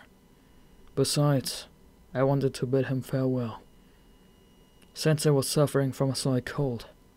He did not feel inclined to come to the living room, so he asked me into his study. Soft sunlight, of a kind rarely seen in winter, was shining through the study glass door onto the cloth draped over his desk. In this sunny room, Sensei had set a metal basin containing water over the coal of a brazier, so that by inhaling the steam, he could soothe his lungs. "Serious illness doesn't bother me, but I do hate these petty colds," he remarked with a wry smile. Sensei had never had real illness of any sort, so I found this amusing. "I can put up with a cold," I said, "but I wouldn't want anything worse. Surely you'd be the same, Sensei. Just try getting really ill, and you'll soon see." "You think so? If I were to actually get sick, I'd prefer it to be fatal." I paid this remark no particular attention, but instead proceeded to tell him about my mother's letter and asked for a loan. "I'm sorry to hear that," he said. "I have enough on hand to cover the amount, I think, so I must take it here and now." He called his wife and asked her to bring the money. She produced it from the drawer of some cupboard in a far room and presented it to me, placed formally on a sheet of white paper. "This must be very worrying for you," she said. "Has it happened before?" Sensei inquired. "The letter didn't say. Is it likely to continue?" "Yes." This was how I first learned that his wife's mother had died of the same illness. "It's not an easy illness," they ventured. "Indeed not. I wish I could offer myself in his place. Does he feel any nausea?" "I don't know. The letter didn't mention it, so I guess that's not a real problem." "If he's not nauseous, then things are still alright," said Sensei's wife. That evening, I left Tokyo by train. Chapter 22. My father's illness was not as serious as I had feared. When I arrived, he was sitting up cross-legged in bed. "I'm staying put here just to please everyone, since they worry about me," he said. I could perfectly well get up. Nevertheless, the next day he had my mother put away his bedding and refused to listen to her protests. "Your father seems to have suddenly got his strength back now that you've come home," she remarked to me as she reluctantly folded the silk quilt. And from what I could observe, he was not simply putting on a brave face. My other brother had a job in distant Kyushu and could not easily get away to visit his parents in any situation short of a real emergency. My sister had married someone in another part of the country, so could not be summoned home on short notice either. Of the 3 children, I was the one most easily called on, being still a student. The fact that I had followed my mother's wishes and left my studies early to come home pleased my father greatly. "It's a shame you've had to leave class early for such a trivial illness," he said. "Your mother shouldn't go exaggerating things in letters like that." This bravado was not confined to words, but there he was, with his sick bed folded away, behaving as if his health were back to normal. "Don't be too rash, or you have a relapse," I warned him, but he treated this with happy disregard. "Come on now, I'm fine. All I have to do is take the usual care." And he appeared to be fine. He came and went around the house without becoming breathless or feeling dizzy. True, his color was awful, but this symptom was nothing new, so he paid it little attention. I wrote to Sensei, thanking him for his kind loan and promising to call in and repay him when I returned to Tokyo in January. I went on to report that my father's illness was as critical than feared, that we had no immediate cause for concern, and that he had neither dizziness nor nausea. I ended by briefly asking after Sensei's cold, which was not something that I took very seriously. I wrote this letter without any expectation that Sensei would reply. Then I told my parents about him, and as I spoke, the image of Sensei's distant study hovered before me. "Why not take some of our dried mushrooms to him when you go back?" my mother suggested. "Fine, but I'm not sure Sensei eats such things, actually." "They're not first-rate ones, but I don't imagine anyone would dislike them." I felt somehow odd to associate Sensei with dried mushrooms. When the reply came from him, I was quite surprised, particularly because it seemed written for no special reason. I decided that he had written back out of sheer kindness. That idea made his straightforward letter delight me. Besides, it was the first letter I had ever received from him. Although one might naturally have thought that we corresponded from time to time, in fact, we never had. I received only 2 letters from Sensei before his death. The first was this simple reply. The second was an extremely long letter that he wrote for me shortly before he died. My father's illness prevented him from being very active. Even once he was up and about, and he seldom went outdoors. One unusually balmy day, when he did venture out in the garden, I accompanied him just as a precaution. I offered my shoulder for him to lean on, and he brushed it off with a laugh. Chapter 23. To keep my father from boredom, I frequently partnered him in a game of shogi. Being lazy, we couldn't be bothered to set up a special board, but sat as usual around the warm kotatsu, placing the board between us on the low table, so that between moves we could keep our hands tucked under the rug. Sometimes one of us would lose a piece, and neither would notice until the next game.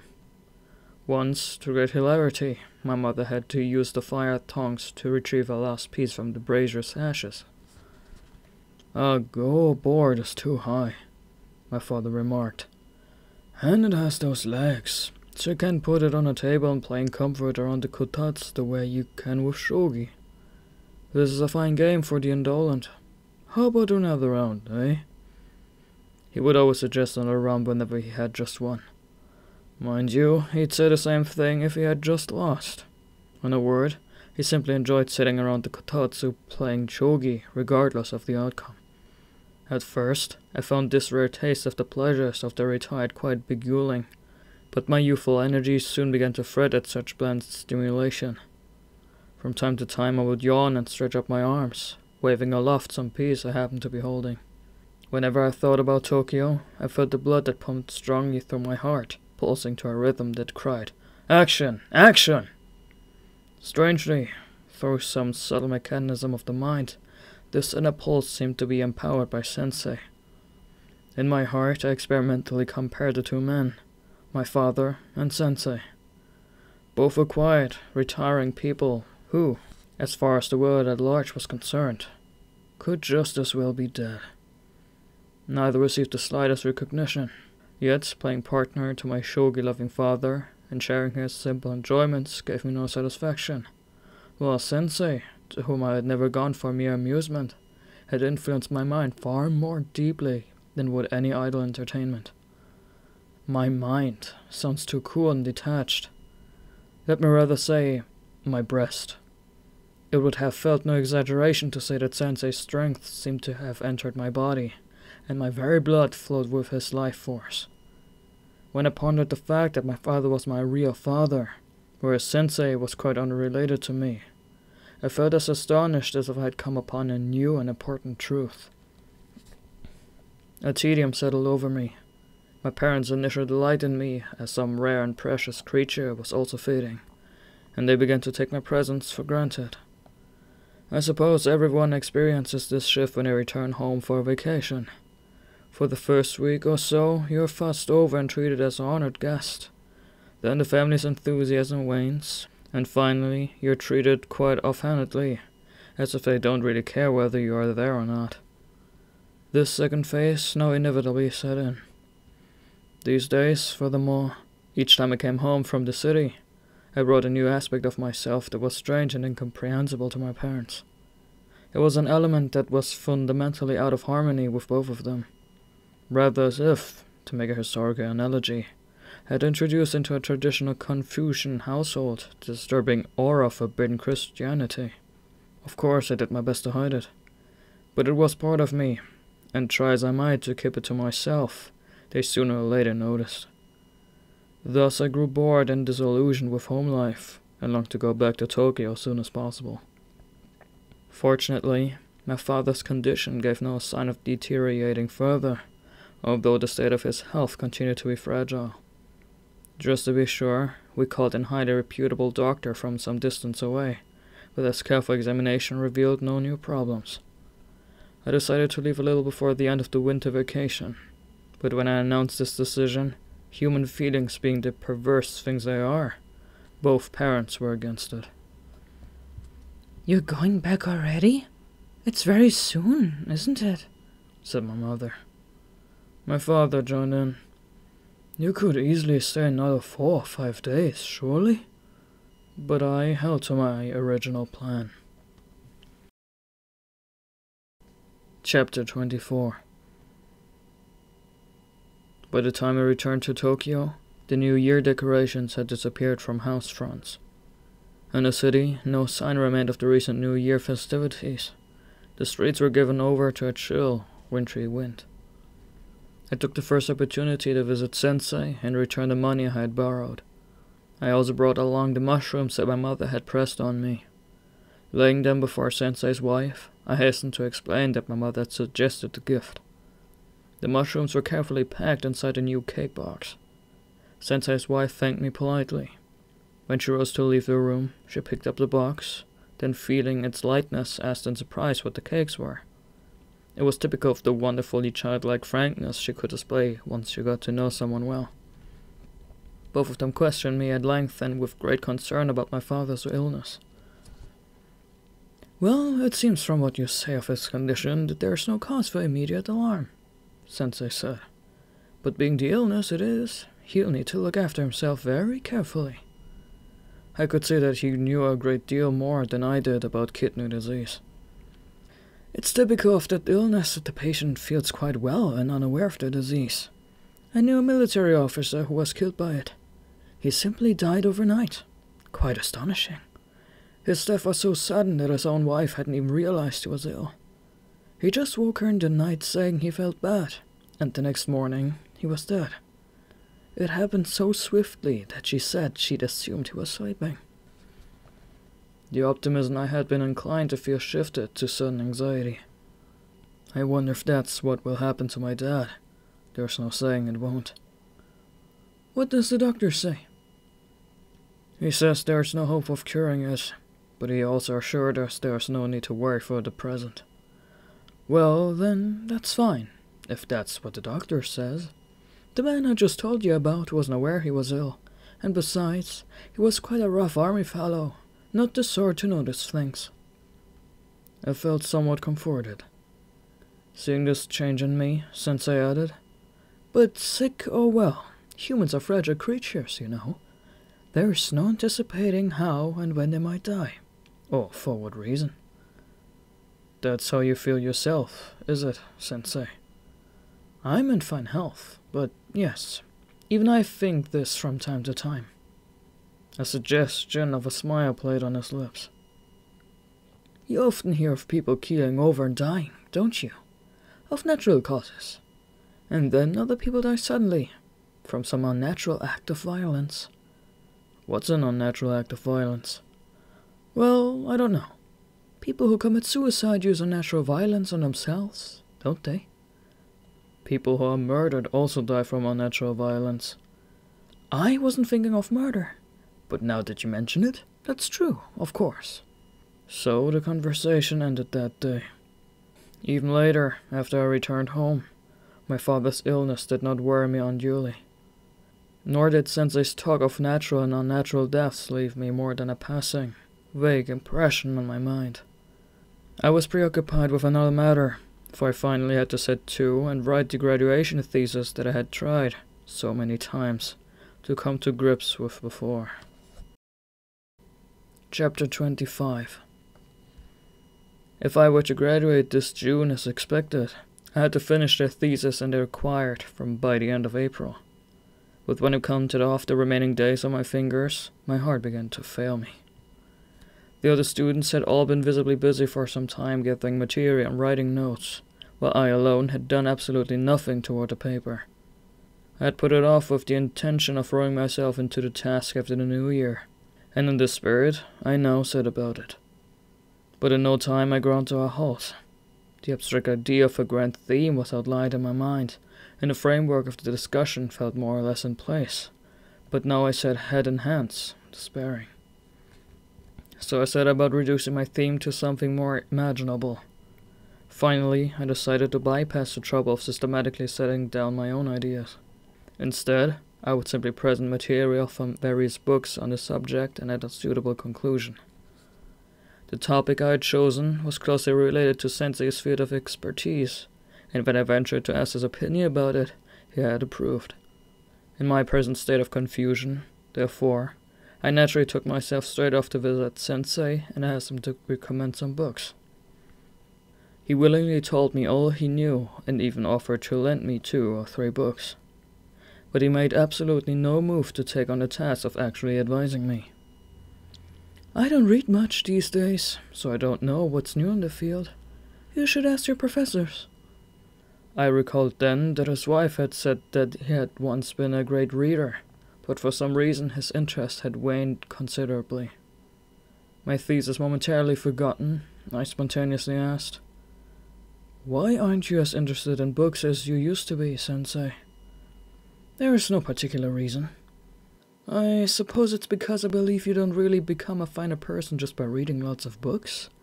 And also..." "What else?" "Nothing else, really.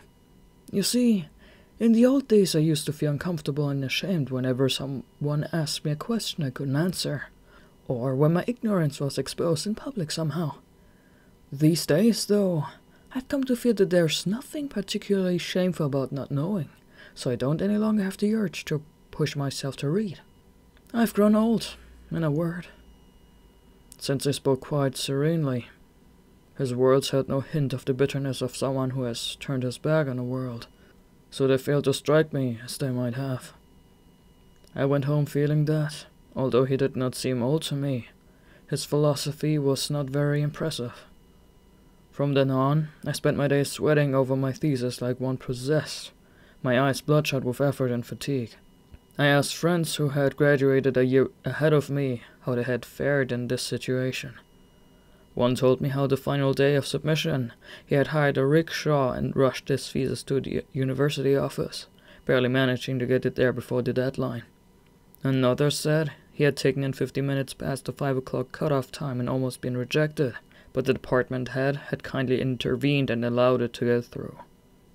These tales made me feel both nervous and encouraged. Every day at my desk I pushed myself to the limits of my energy.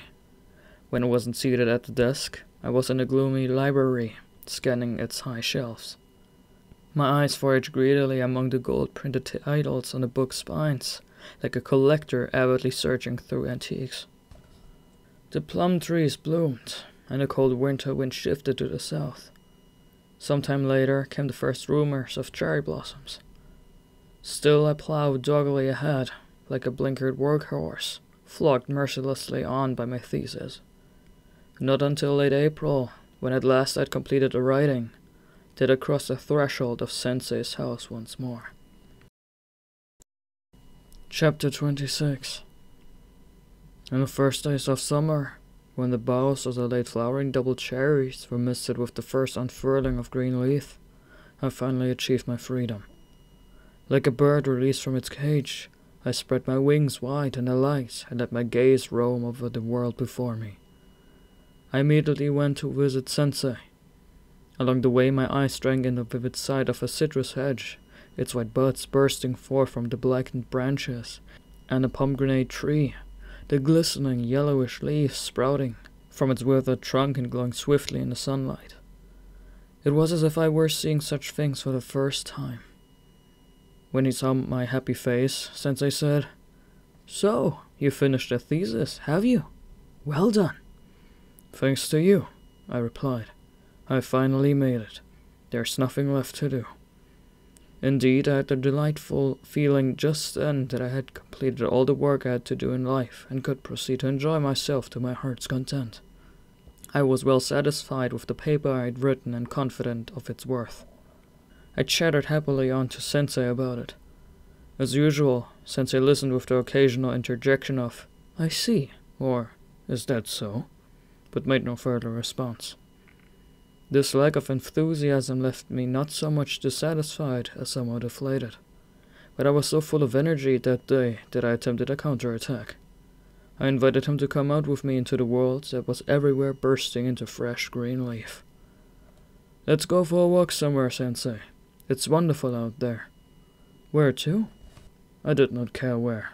All I wanted was to take him out beyond the city limits.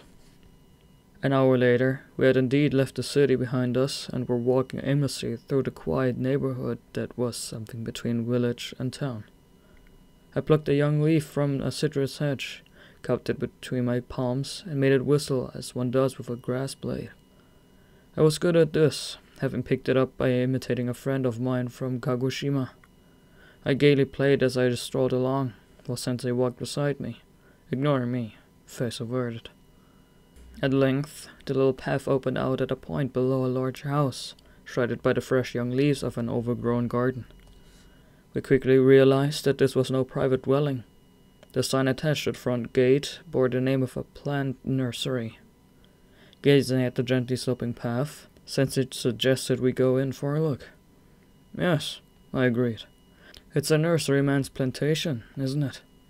Rounding a bend in the path, we came upon the house on our left. The sliding doors were all wide open, and there was no sign of life in the empty interior. The only movement was of the goldfish that swam about in a large tub that stood by the eave. All was quiet, isn't it? Do you think anyone would mind if we went farther? I don't think it would matter. On through the garden we went, still seeing no sign of anyone. Azaleas bloomed all around us like flames. Sensei pointed to a tall bush of orange azaleas. This one would be the sort they call Kirishima. A plantation of peonies extended a good 30 yards across, but the season was too early for flowers. Sensei stretched himself out on an old bench by the peony bed. While I sat at the end of the bench, smoking a cigarette. He lay there looking at the brilliantly clear blue sky. I was entranced by all the young leaves that surrounded me. Looking carefully, I discovered that the color of each was subtly different. Even on the little maple tree, no branch had 2 leaves of exactly the same hue. A passing breeze lifted Sensei's head from where he had hung it, on the tip of a slender little cedar sapling, and tossed it to the ground. Chapter 27. I immediately retrieved the hat. It fell off, Sensei, I said, flicking off the red grains of earth that clung here and there. Thank you. He half raised himself to take it. Then, still propped there, he asked me something odd. Forgive the sudden question, but is your family reasonably well off? Not particularly, no. So how well off are you, if you excuse my asking? Well, we own a bit of forested land and a few rice fields, but there's very little money, I think. It was the first time Sensei had directly asked me about my family's financial situation. I, in return, had never inquired about his circumstances. When I first met him, I had wondered how he could spend his days without having to work, and the question had remained with me ever since. I had kept it to myself, however, believing it would be discourteous to ask outright. As I sat here now, my very eyes steeping in the balm of the fresh spring leaf, the question naturally occurred to me again. What about you, Sensei? How well off are you? Do I look rich to you? In fact, Sensei generally dressed quite frugally. The house was far from big, and he only had one maid. Nevertheless, even an outsider like myself could see that he had a fairly affluent life. Although his lifestyle could hardly be termed luxurious, there was no sense of pinched frugality or straitened circumstances. Yes, you do, I replied. Well, I have a certain amount of money, but I'm far from wealthy. If I were, I'd build a larger house. Sensei had by now sat up, and was cross-legged on the bench. He traced a circle on the ground with the tip of his bambooed cane. Once it was complete, he jabbed his cane upright into the earth. I used to be wealthy, in fact. He seemed to be speaking half to himself. I missed my chance to come back with another question, and was reduced to silence. I used to be wealthy, you know, he said again, now addressing me. Then he looked at me and smiled. I continued to make no reply. In fact, I did not have the wit to know how to respond. Sensei then changed the subject. How's your father been recently? I had heard nothing of my father's illness since the new year. The simple letter that arrived each month with my allowance was written in his hand as usual, but he made almost no mention of how I was feeling. His handwriting, moreover, was firm. The brush strokes gave no hint of the tremors that affect those with his disease. No one said anything, so I guess he's fine again. That would be a good thing. Still, you have to remember what that illness is like. Yes, I guess he won't really recover. But he'll stay as he is for a while yet, I think. There's been no word about it. Is that so? I took his inquiries about my family's wealth and my father's illness at face value, as no more than an impulse of the moment. But behind his words loomed a large issue that connected the two topics. I had no way of realizing it, however, since I lacked the experiences that Sensei had been through.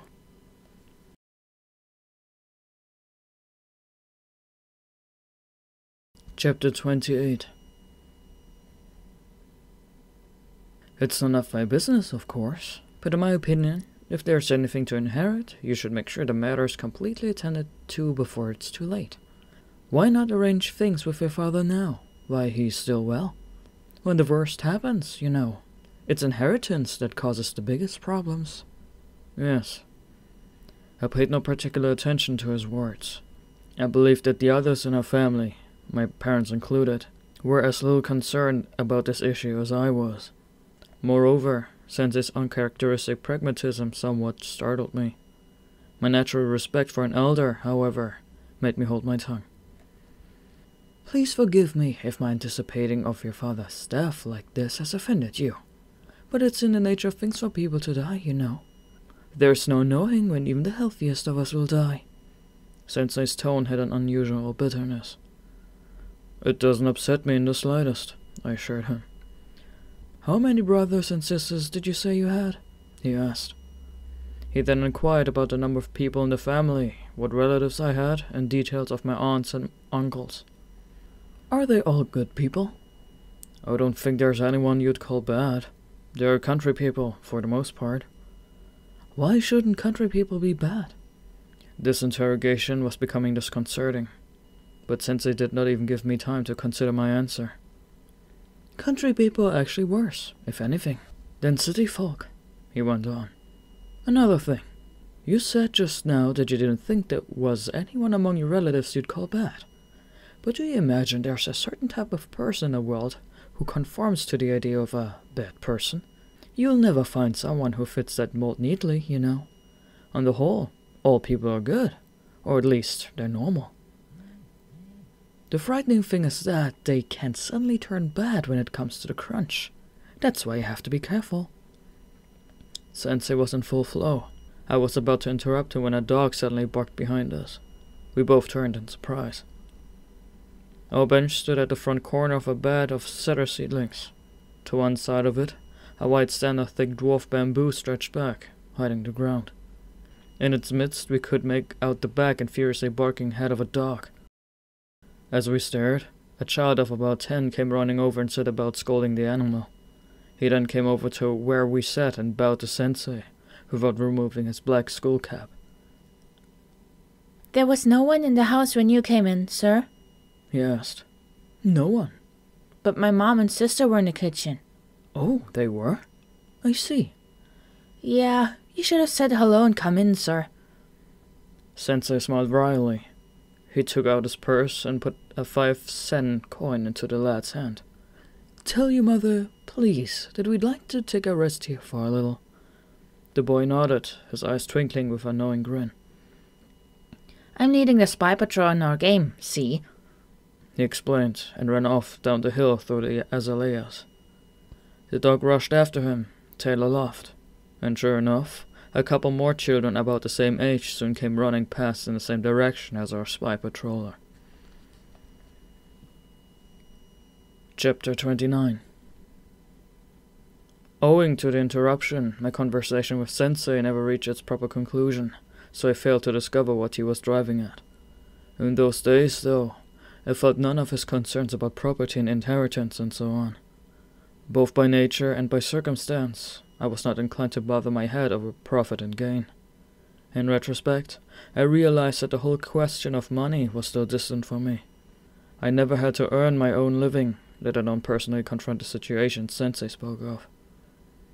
But Sensei had said one thing that I wanted to get to the bottom of. His statement that when it comes to the crunch, anyone can turn bad. I could understand the meaning of the words himself well enough, but I wanted to find out more of what lay behind them. Once the boy and his dog were gone, the leafy garden returned to its earlier tranquility. It remained there unmoving a while longer. Two people held fast within the silence. As we sat, the beautiful sky was slowly drained of its brightness. Over the trees around us, mostly delicate maples dripping with soft green new leaves, darkness seemed to creep slowly. The rumble of a cart reached our ears from the distant road. I imagined some villager setting off his load of potted plants to sell at the market. At the sound, Sensei broke off his meditation and rose abruptly to his feet, like one restored to life. We ought to be off.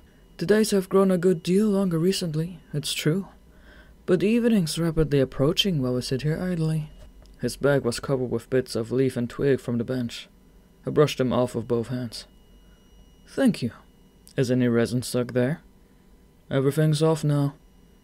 This coat was made quite recently, so my wife will be cross if I come home with it dirty. Thank you. We set off down the gentle slope and emerged back in front of the house. A woman was sitting on the once empty veranda. She was busy winding yarn onto a spool with the help of her daughter, a girl of 15 or 16. When we arrived before the big tub of goldfish, we bowed and apologized for our intrusion. No, not at all, the woman politely responded, and thanked us for the boy's coin. We went out the gate and set off for home. After a short distance, I turned to Sensei. That thing you said earlier, I said, about how people can suddenly turn bad when it comes to the crunch. What did you mean by that? Well, nothing deep, really. I mean, it's a fact. I'm not just theorizing. Yes, that's all very well. But what do you mean by when it comes to the crunch? What sort of situation are you talking about? Sensei burst into laughter. Now that his original impulse had flagged, he seemed to have no interest in providing me with a serious explanation. Money, my friend. The most moral of men will turn bad when they see money. This reply struck me as tiresomely obvious. If Sensei was unwilling to take the conversation seriously, I too lost interest. I strode coolly onward, feigning indifference. The result was that Sensei dropped somewhat behind. Hey there, he called. Then, there you are, you see? What? I turned and waited for him. All I had to do was say that I just said, and your mood changed. He was looking me in the eye. Chapter 30. I disliked Sensei just then. Even when we resumed walking on together, I chose not to ask the question I wanted. Whether he sensed that or not, however, he showed no sign of being disturbed by my sulk. He strode casually on in silence, as serene as always. I resented this, and felt myself now wanting to say something to humiliate him. Sensei, what is it? You got a little excited earlier, didn't you? When you were sitting in the nursery garden back there. I've almost never seen you excited before. He did not reply immediately, which I interpreted to mean that I had hit my mark. But the intended barb just seemed to have somehow gone wide. I gave up and reverted to silence. Then, without warning, Sensei moved to the side of the road, and there, under the carefully clipped hedge, he drew his kimono aside and relieved himself. I waited blankly until he was finished. Pardon me? He said, and set off walking again. I had lost all hope of getting the better of him. The road slowly grew more populous. Houses now lined both sides, and we encountered no further signs of the earlier occasional sloping fields or patches of vacant land. Nevertheless, here and there on the corner of the block we saw a patch of garden with tendrils of bean vines twining up bamboo stakes, or chickens in a wire coop, which lent a certain serenity to the scene. Pack horses constantly passed us, heading home from town. Always interested in such things, I set aside a problem that had been concerning me. By the time since I returned to our earlier conversation, I had forgotten about it. Did I really seem so very excited back there? Well, I wouldn't say very, but yes, a little. I don't mind you seeing me in a bad light. I do get excited, it's true.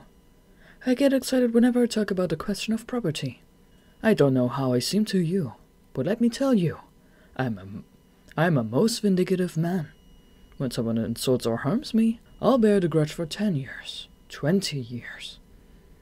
Sensei seemed still more agitated now. It was not his tone that startled me, however, but the meaning of his words. For all my longing to know him better, I could never have dreamed that I would hear such a confession from his lips. I had not had the slightest inkling that tenacious rancor was a part of his nature. I had believed him a weaker man. My affection for him, indeed, was rooted in what I saw in his delicate, lovely nature. I had sought on a passing impulse to pierce his armor a little, but what I was now hearing made me shrink. I've been deceived by people, you see, he continued. By people, what's more, who were blood relatives. I'll never forget it. They had seemed good folk in my father's presence, but the moment he died, they changed into unscrupulous rogues. I've borne the humiliation and harm they did to me all my life, and I imagine I go on nursing it until the day I die. For I won't ever be able to forget, you see. And I've still not taken my revenge. But I guess I'm doing something far more powerful than taking personal revenge. I not only hate them, I've come to hate the whole human race they typify. This is sufficient revenge for me, I think. I was silent, unable to produce so much as a word of comfort. Chapter 31. Our conversation that day went not further. Indeed, I had no desire to pursue the subject. I quailed to hear Sensei speak like that. At the edge of town, we caught an electric tramcar, but while riding along together, we exchanged scarcely a word. Once we got off, our ways parted. By now, Sensei's mood had changed again. You'll be living free and easy until you graduate in June, won't you? He remarked in an unusually jolly tone. It may actually be the freest time in your life, I shouldn't wonder. Make sure you really enjoy it, won't you? I laughed and raised my hat. Sensei's face just then made me wonder where, in his heart, he could be nursing a hatred of the human race.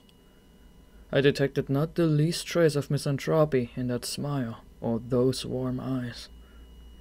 I freely acknowledged that Sensei taught me much about intellectual questions, but I admit there were also times when I failed to gain what I sought from him in matters of the mind. Conversations with him could be frustratingly inconclusive. Our talk that day would haunt me as such an instance. One day I frankly confessed as much to Sensei's face. He was smiling as he listened. It wouldn't bother me, I continued, if I thought you didn't really know the answer, but the problem is, you know it. You just won't say it in so many words. I don't hide anything. Yes, you do. You're mixing up my ideas with my past. I'm hardly a good thinker, but I assure you, I wouldn't purposely conceal any ideas I arrived at. What would be the point? But if you're asking me to tell you everything about my past, well, that's a different matter. It doesn't seem different to me. Your ideas are important to me precisely because they're a product of your past. If the two things are separated, they become virtually worthless as far as I can see. I can't be satisfied with being offered some lifeless doll that has no breath of soul in it. Sensei stared at me in astonishment. The hand that held a cigarette trembled a little. You're certainly bold, aren't you? I'm in earnest, that's all. I'm earnestly searching for lessons from life, even if it means disclosing my past. The word disclose had a frightening ring. Suddenly, the man seated before me was not the sensei I loved and respected, but a criminal. His face was pale. Are you truly in earnest?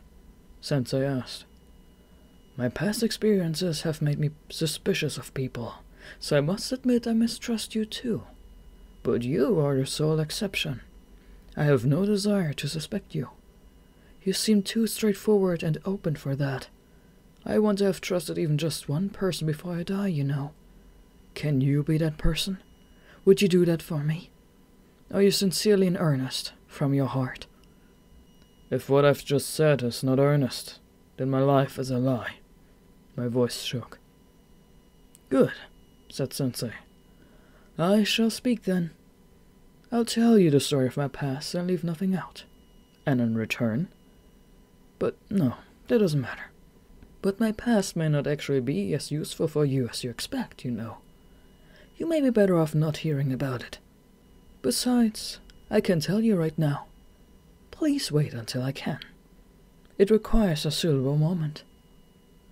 Even after I returned to my lodgings that evening, my memory of this conversation continued to oppress me. Chapter 32.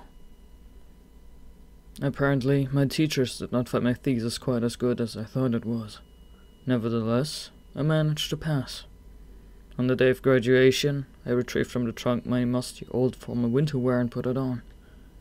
Up and down the rows of graduating students in the ceremony hall, every face looked heat-oppressed, and my own body, sealed tightly in thick wool impenetrable to any breeze, sweltered uncomfortably. I had been standing only a short time when the handkerchief I held was sodden with sweat.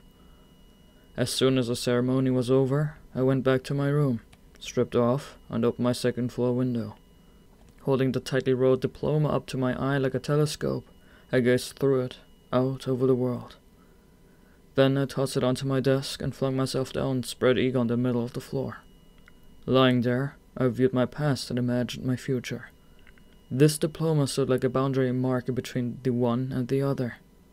It was a strange document indeed, I decided, both significant and meaningless. That evening, I was to dine at Sensei's house. We had agreed beforehand that I managed to graduate, and would keep the evening free for a celebratory dinner at his home. As promised, the dining table had been moved into the living room, close to the veranda.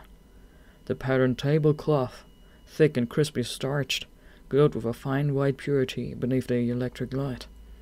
Whenever I dined at Sensei's, the chopsticks and bowls were placed in this white linen that seemed to have come straight from some Western restaurant. The cloth was always freshly laundered. "It's just a white collar and cuffs," Sensei remarked. "If you're going to have dirty ones, you might as well go for collar in the first place. If it's white, it must be purest white." Sensei was, in fact, a fastidious man. His study, too, was always meticulously tidy. Being rather careless myself, this aspect of him occasionally struck me quite forcibly. Once I mentioned to his wife how finicky he seemed, and she replied, "But he doesn't pay much attention to the clothes he wears."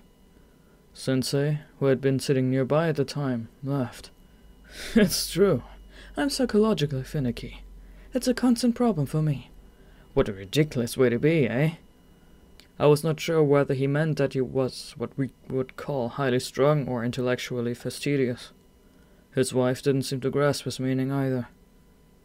This evening I was again seated across the table from Sensei, with the white tablecloth between us. His wife sat at the end of the table, facing the garden. "Congratulations," Sensei said to me, raising his sake cup. The gesture did not make me particularly happy, however. This was partly due to my own rather somber mood, but I also felt that Sensei's tone was not of the cheerful kind calculated to excite joy. Certainly he raised his cup and smiled, and I detected no irony in his expression, but I felt a distinct lack of any genuine pleasure at my success. His smile said, "I guess this is the kind of situation in which people usually congratulate someone." "Well done," his wife said to me. "Your father and mother must be very happy." Suddenly, the image of my sick father rose in my mind. I had to hurry home and show him my diploma, I decided. "What did you do with your certificate, Sensei?" I asked. "I wonder, would it still be tucked away somewhere?" he asked his wife. "Yes, I would have put it away somewhere," she replied. Neither of them knew what had become of it, it seemed. Chapter 33. In Sensei's house, when a meal with informal guests had progressed to the point where the rice was served, his wife dismissed the maid and served us herself. This was the custom. The first few times I dined there, it made me feel rather awkward, but once I grew more used to it, I had no difficulty handing her my empty bowl for refilling. "More tea? More rice? You certainly eat, don't you?" she would say teasingly, completely unabashed at her own directness. But that day, with the summer heat beginning, my normally large appetite deserted me. "So that's all? You've begun eating like a bird lately?" "No, it's just that I can't eat a lot when it's hot like this." She called the maid and had her clear the table, then ordered ice cream and fruit to be served. "I made it myself," she explained. Sensei's wife was at such loose ends, it seemed, that she could take the time to make her own ice cream for guests. I had several helpings. "So, now that you've graduated," said Sensei, "what do you plan to do next?" He had half-turned his cushion toward the garden and was leaning back against the sliding doors at the edge of the veranda. I was only conscious that I had graduated. I had not yet decided on any next step. Seeing me hesitate, Sensei's wife intervened. Teaching? She asked. When I did not reply, she tried again. The civil service, then? Sensei and I both burst out laughing. To be honest, I said, I haven't had any plan at all yet. I haven't even so much as thought about what profession to enter, actually. I can't see how I can choose, really, since I don't know what's a good profession and what's not until I try them out. That's true enough, she responded. But after all, you will inherit property, so it's natural that you'd feel relaxed about the question. Just take a look at others who aren't so fortunate. They're far from able to be so blessed. Some of my friends had been searching for positions as middle school teachers since well before graduation, so her words were true. I privately acknowledged that, but what I said was, I may have been a bit infected by Sensei. Oh dear, he's not a good influence, I'm afraid. Sensei grimaced.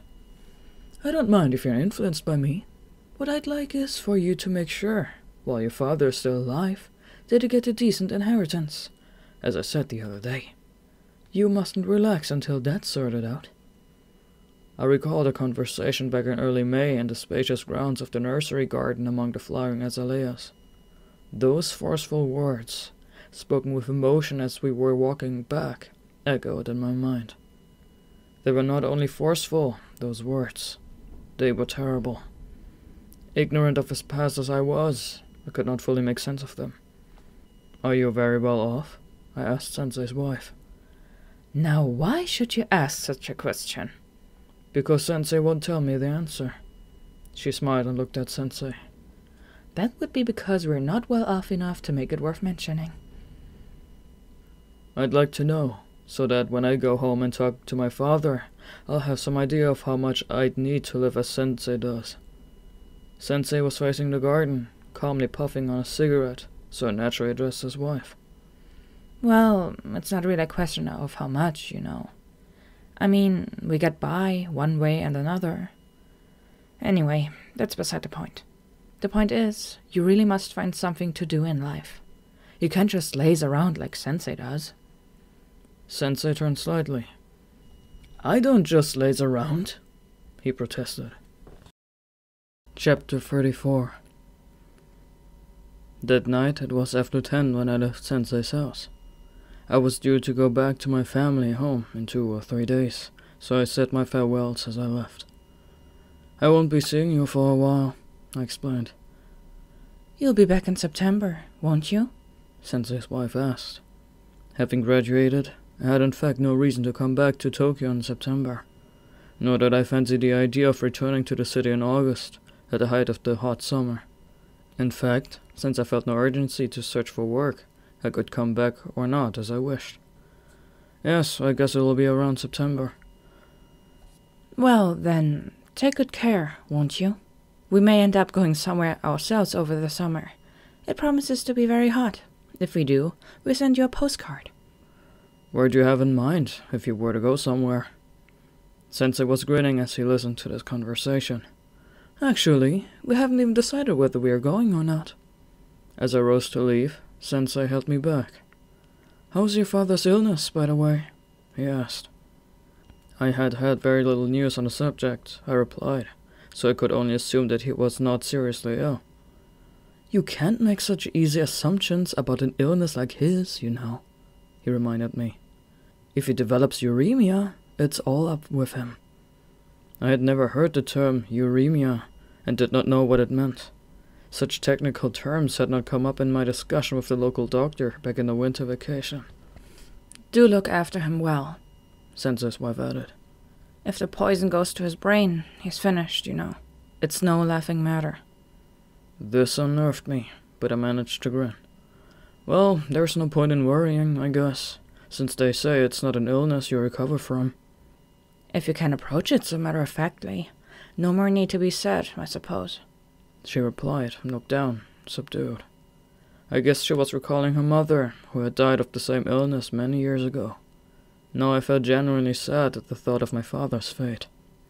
Sensei suddenly turned to her. Do you think you'll die before me, Shizu? Why? No particular reason. I'm just asking. Or will I move on before you do? The general rule is that the husband goes first, and the wife is left behind. That's not always so by any means. But the husband is generally the older one, isn't he? You mean, therefore he dies first? Well then, I'll have to die before you do, won't I? You're a special case. You think so? Well, look at you. You're just fine. You've almost never had a day's illness. No, it's certainly going to be me first. You first, you think? Definitely. Sensei looked at me. I smiled.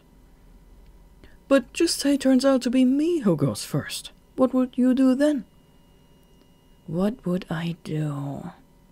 Sensei's wife faltered, seeming stricken by a sudden apprehension of the grief she would feel. But then she raised her face again, her mood brighter.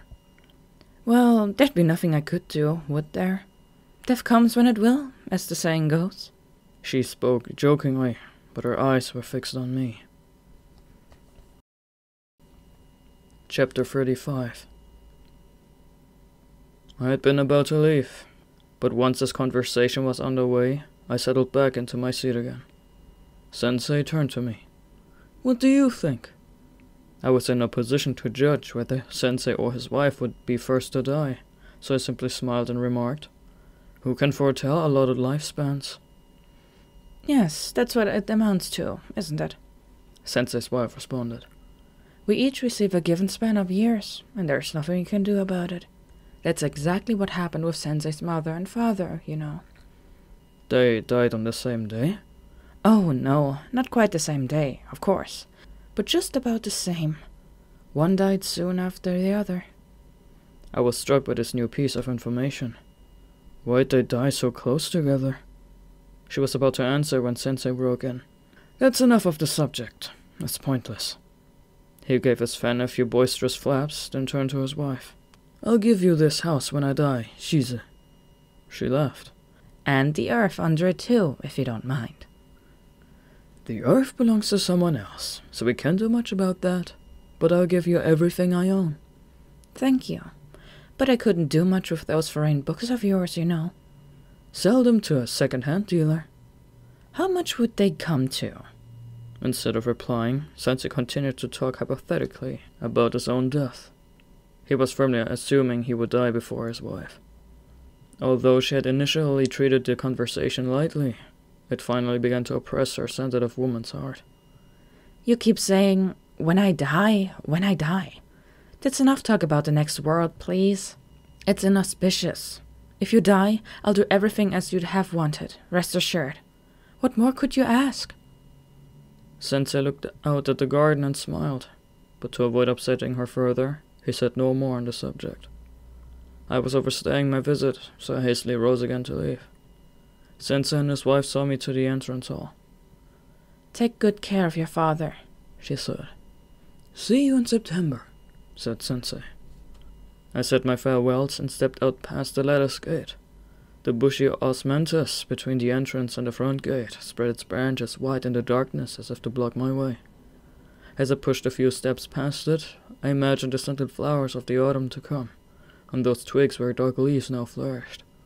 My mental image of Sensei's house had always been inseparable from this osmanthus bush.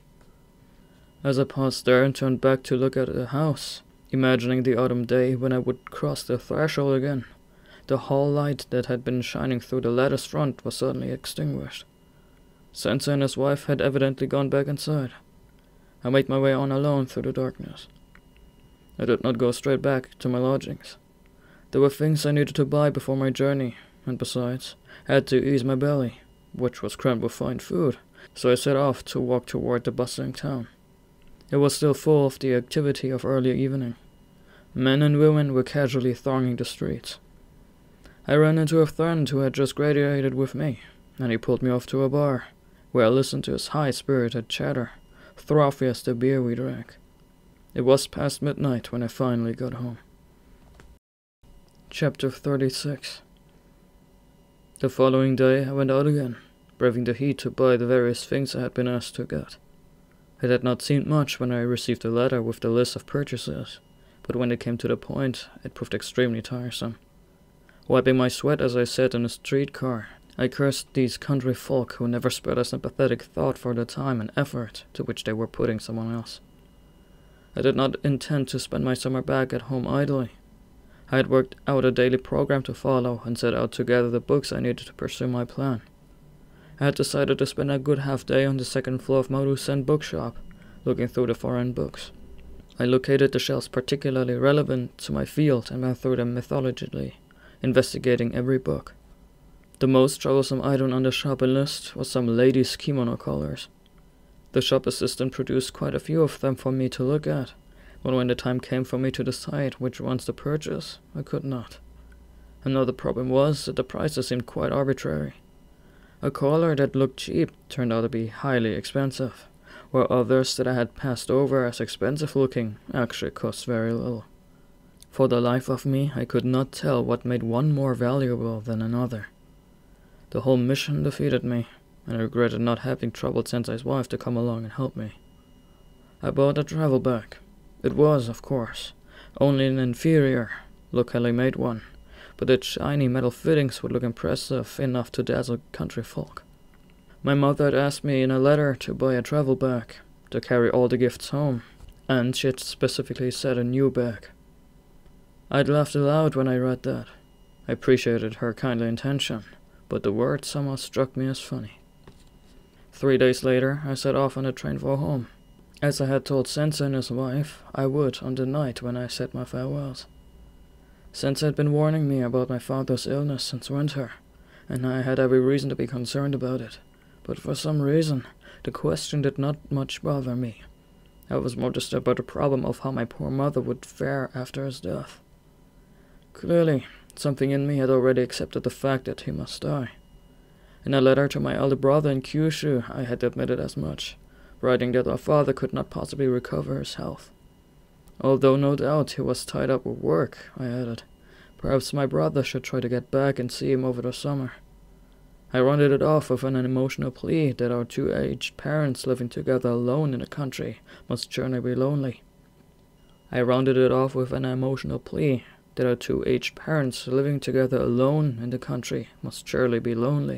Which should lie heavily on the consciences of us children. I wrote those words simply as they occurred to me, but once they were out, I found myself feeling rather different. In the train, I pondered these contradictions, and I soon began to see myself as superficial and emotionally irresponsible.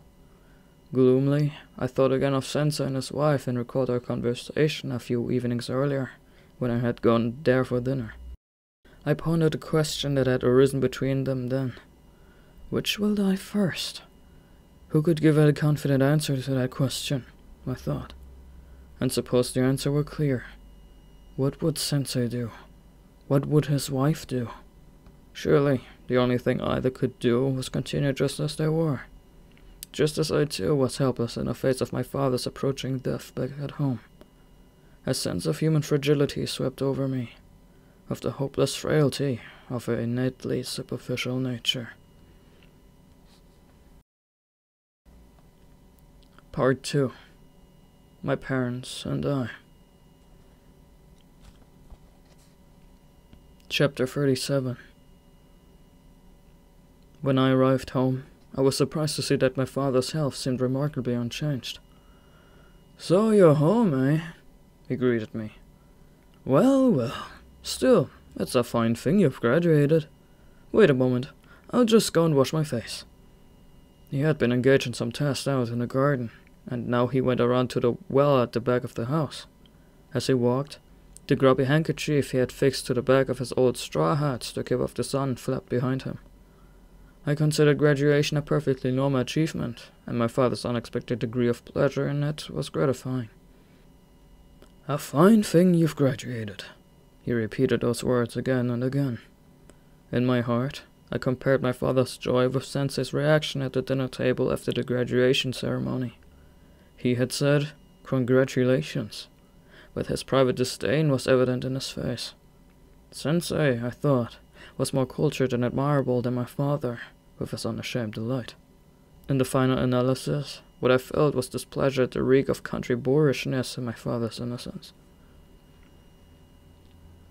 There's nothing particularly fine in graduating from the university, I found myself responding testily. Hundreds of people do it every year, you know. My father's expression changed. I'm not just talking about your graduation. That's a fine thing, to be sure. But what I'm saying has a bit more to it. If only you'd understand what I'm getting at. I asked him what he meant. He seemed disinclined to talk about it at first, but finally said, "What I mean is, it's fine for me personally. You know about this illness of mine. When I saw you in the winter, at the end of the last year, I had a feeling I might not last more than 3 or 4 more months. And here I am, still doing so well. It's wonderful. I can still get around without any trouble, and now you've graduated as well. That's why I'm happy, see? You must realize how it pleases me that this son of mine, whom I raised with such loving care, should graduate while I'm still alive and well to witness it. Having someone make such a fuss about a mere graduation must seem boring to you, with all your aspirations. I can see that. But stand in my shoes, and you'll see it a bit differently. What I'm saying is, it's a fine thing for me, if not for you, don't you see?" Speechless, I hung my head, overwhelmed by shame that no apology could express. I saw that my father had calmly been preparing to die and had decided it would probably happen before my graduation. I had been a complete fool not to think of how my graduation would make him feel. I took the diploma from my bag and spread it out carefully for my parents to see. Something had crushed it, and it was no longer quite the shape it had been. My father smoothed it tenderly. "You should have carried such a precious thing home by hand, rolled up," he said. "You'd have done better to wrap it around something solid," my mother chipped in from beside him.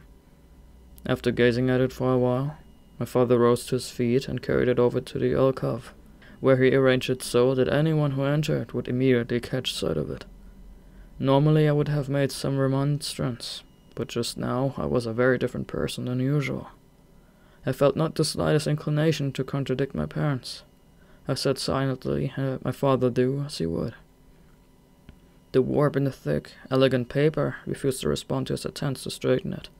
No sooner had he managed to smooth it flat and stand it where he wanted than it would spring back of its own accord and threaten to tip over. Chapter 38. I called my mother aside and asked about his health. Is it really all right for him to be going out in a garden like this and being so active? "There's nothing wrong with him. He seems on the whole to have recovered." She seemed oddly calm. Typically for a woman who had spent her life among fields and woods far from the city, she was completely innocent in such matters. Yet her calmness struck me as peculiar, considering how disconcerted and worried she had been earlier, when my father had fainted. But back then the doctor's diagnosis was that it was a very problematic illness, wasn't it?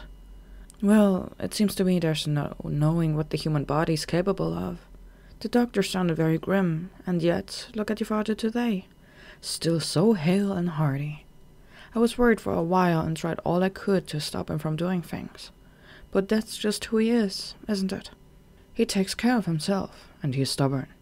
Once he gets it into his head that he is well, he'll ignore me if I try to tell him otherwise."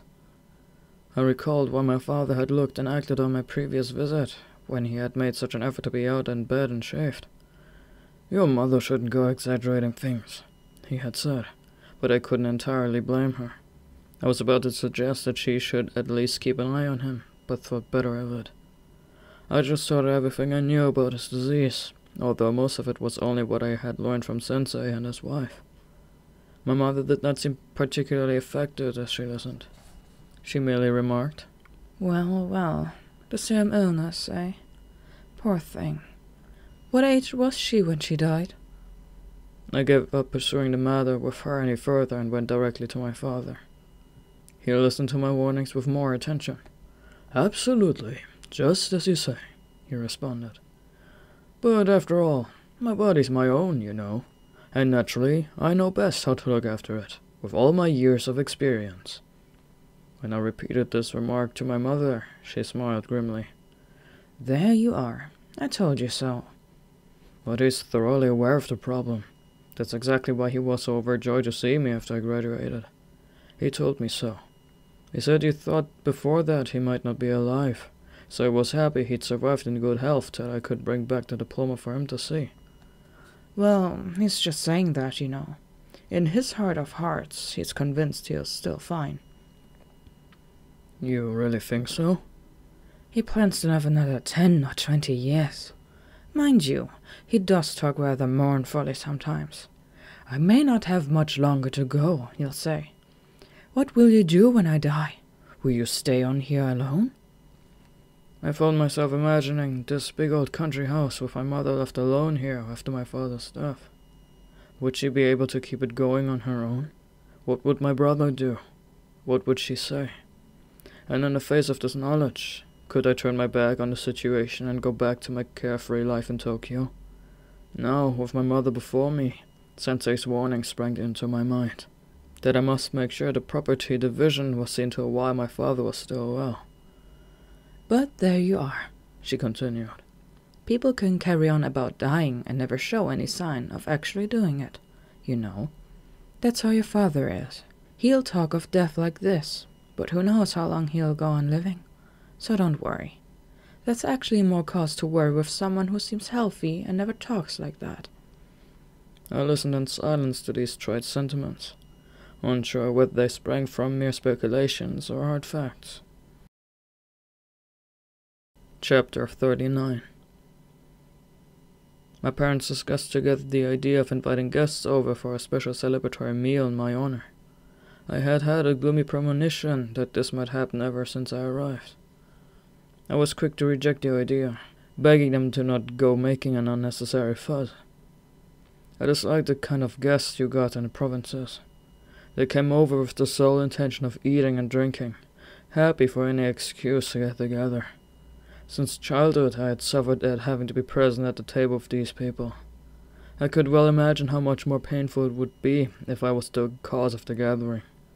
But I couldn't very well tell my parents not to invite such vulgar people over for a noisy get-together, so I contented myself with stressing that I didn't want all this fuss about nothing. But it's far from nothing, my mother responded. It's a once-in-a-lifetime event. It's only natural that we should have a party to celebrate. Don't be so modest.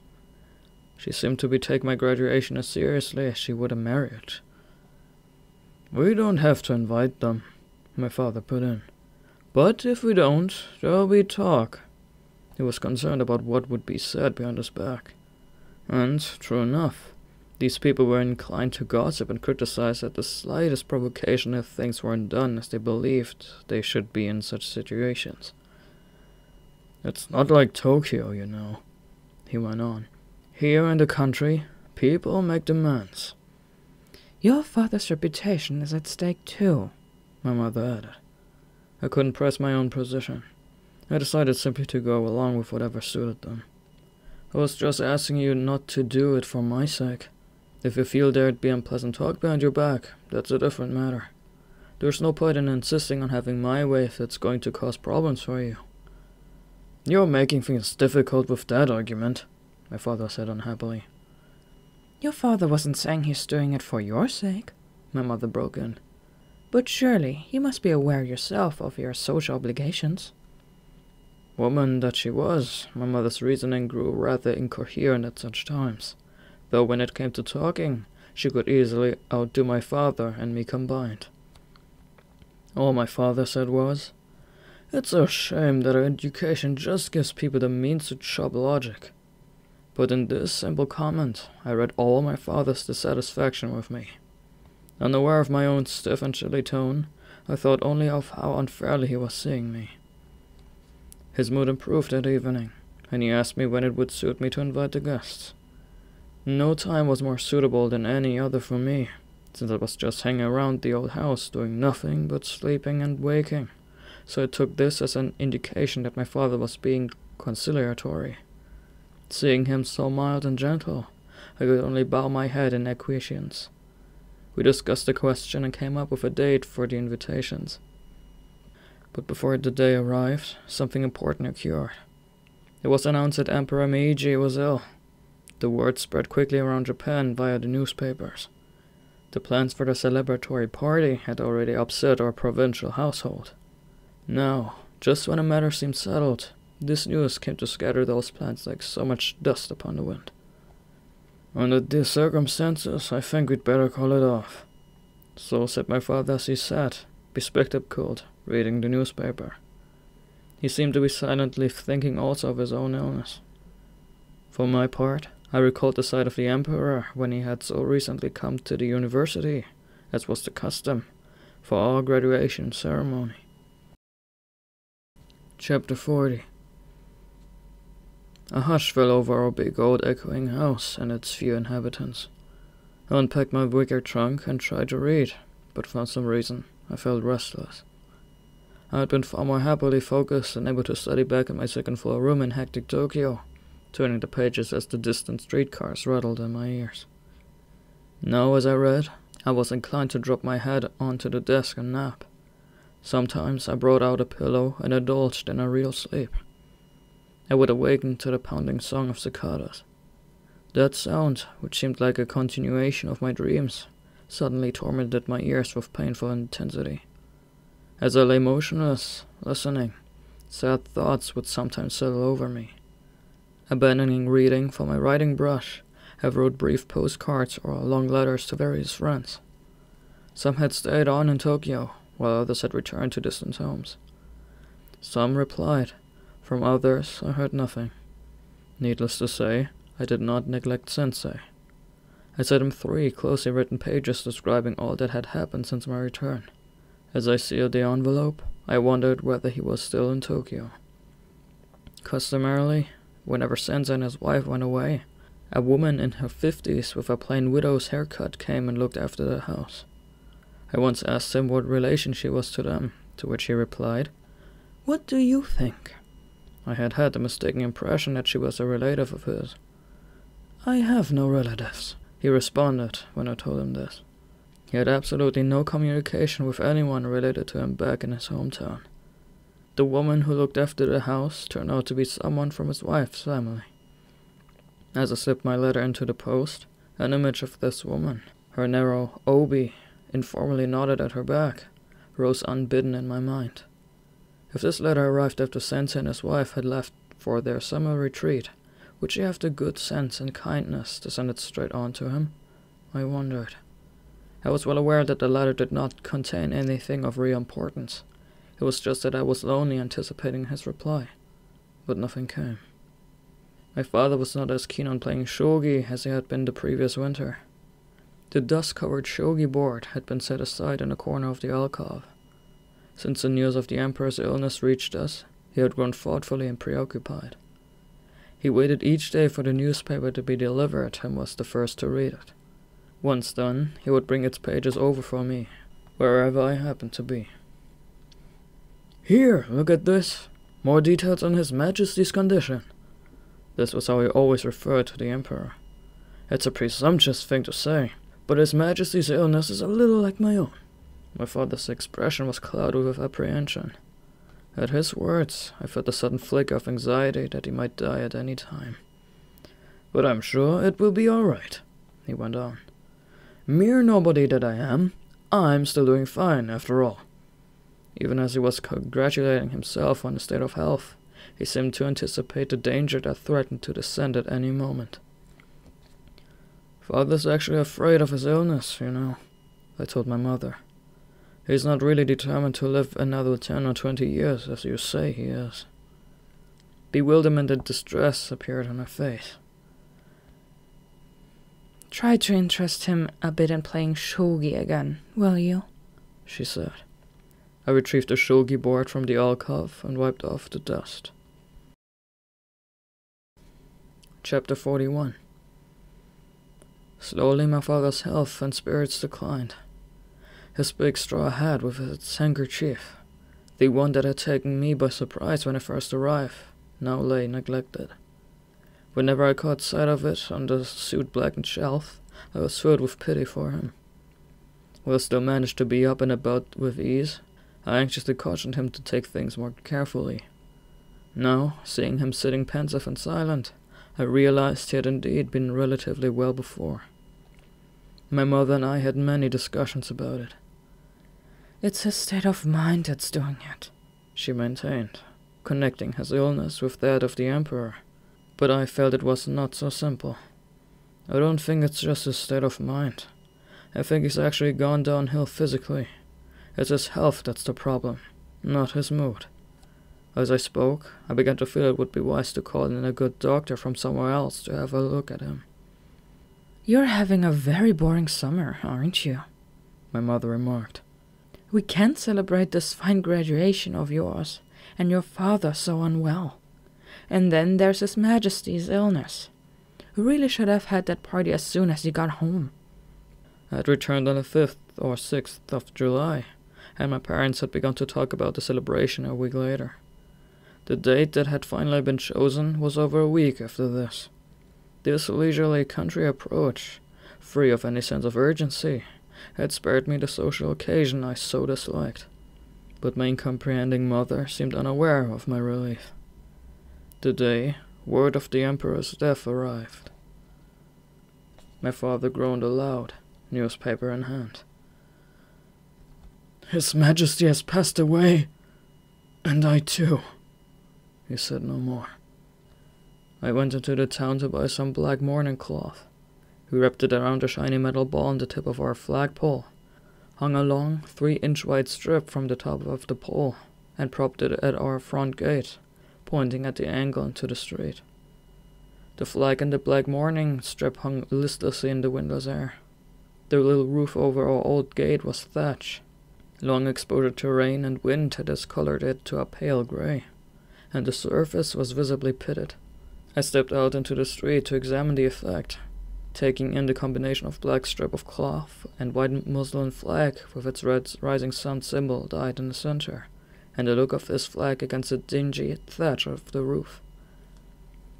Sensei had once asked me what sort of street front our house had. "I imagine it looks very different from the gate at the house where I grew up," he said. I would have liked to show Sensei this old house I was born in, but the idea also made me embarrassed.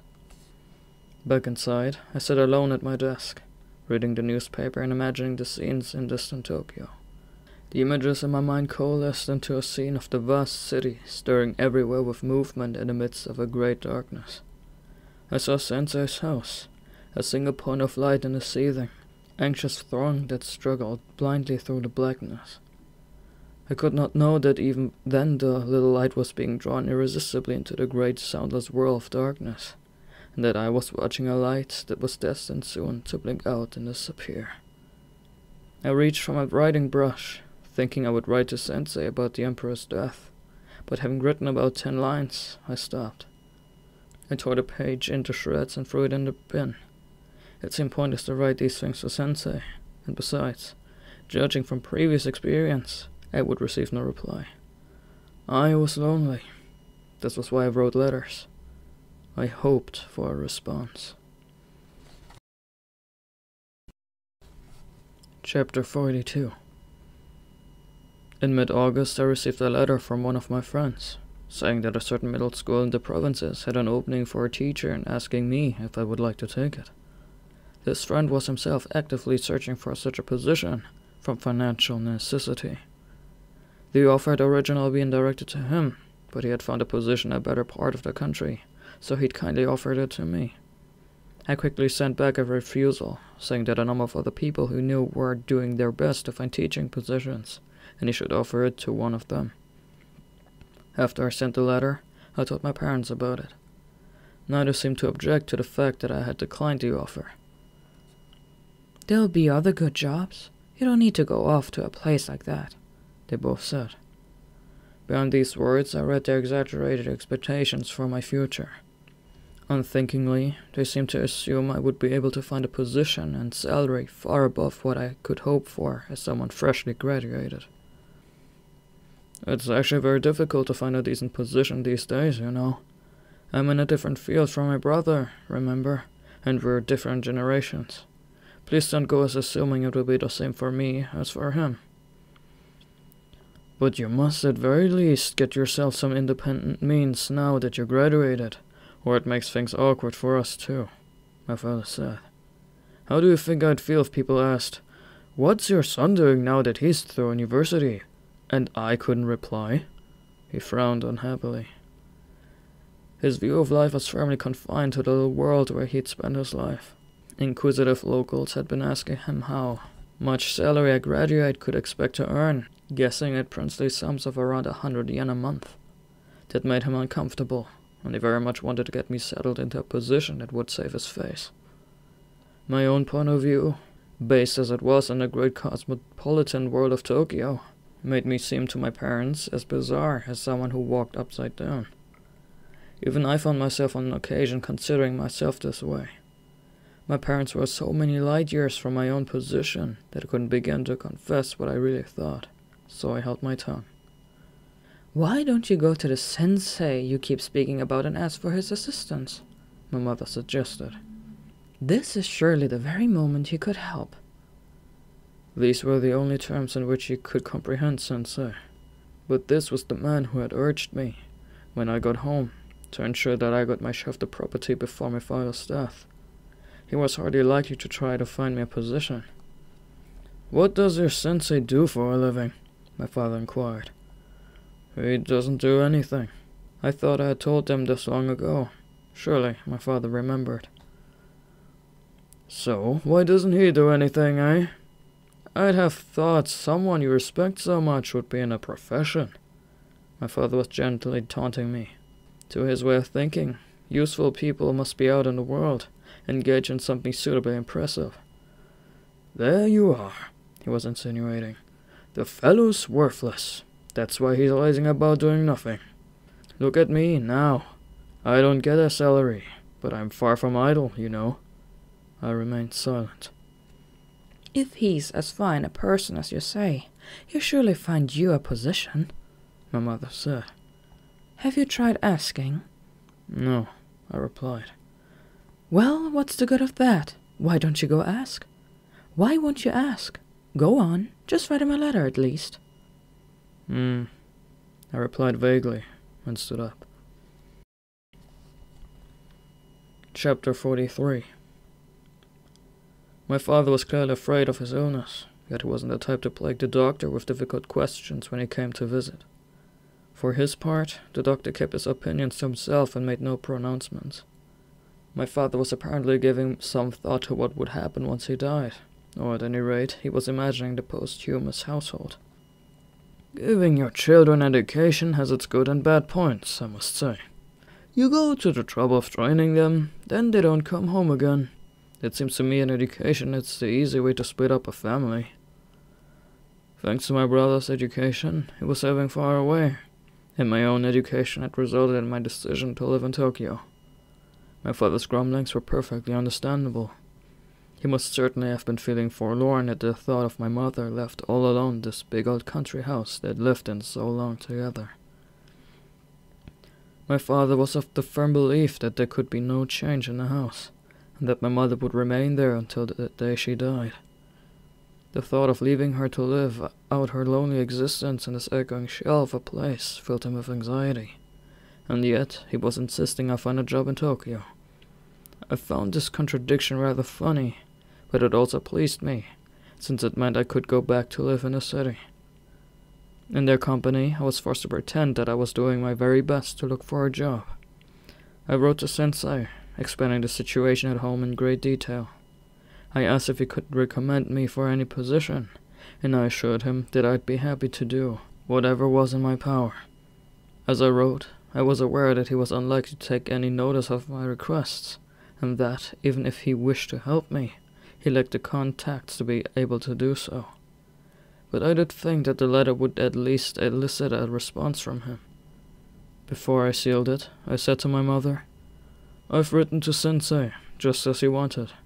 Here, have a look." As I anticipated, she didn't read it. Have you?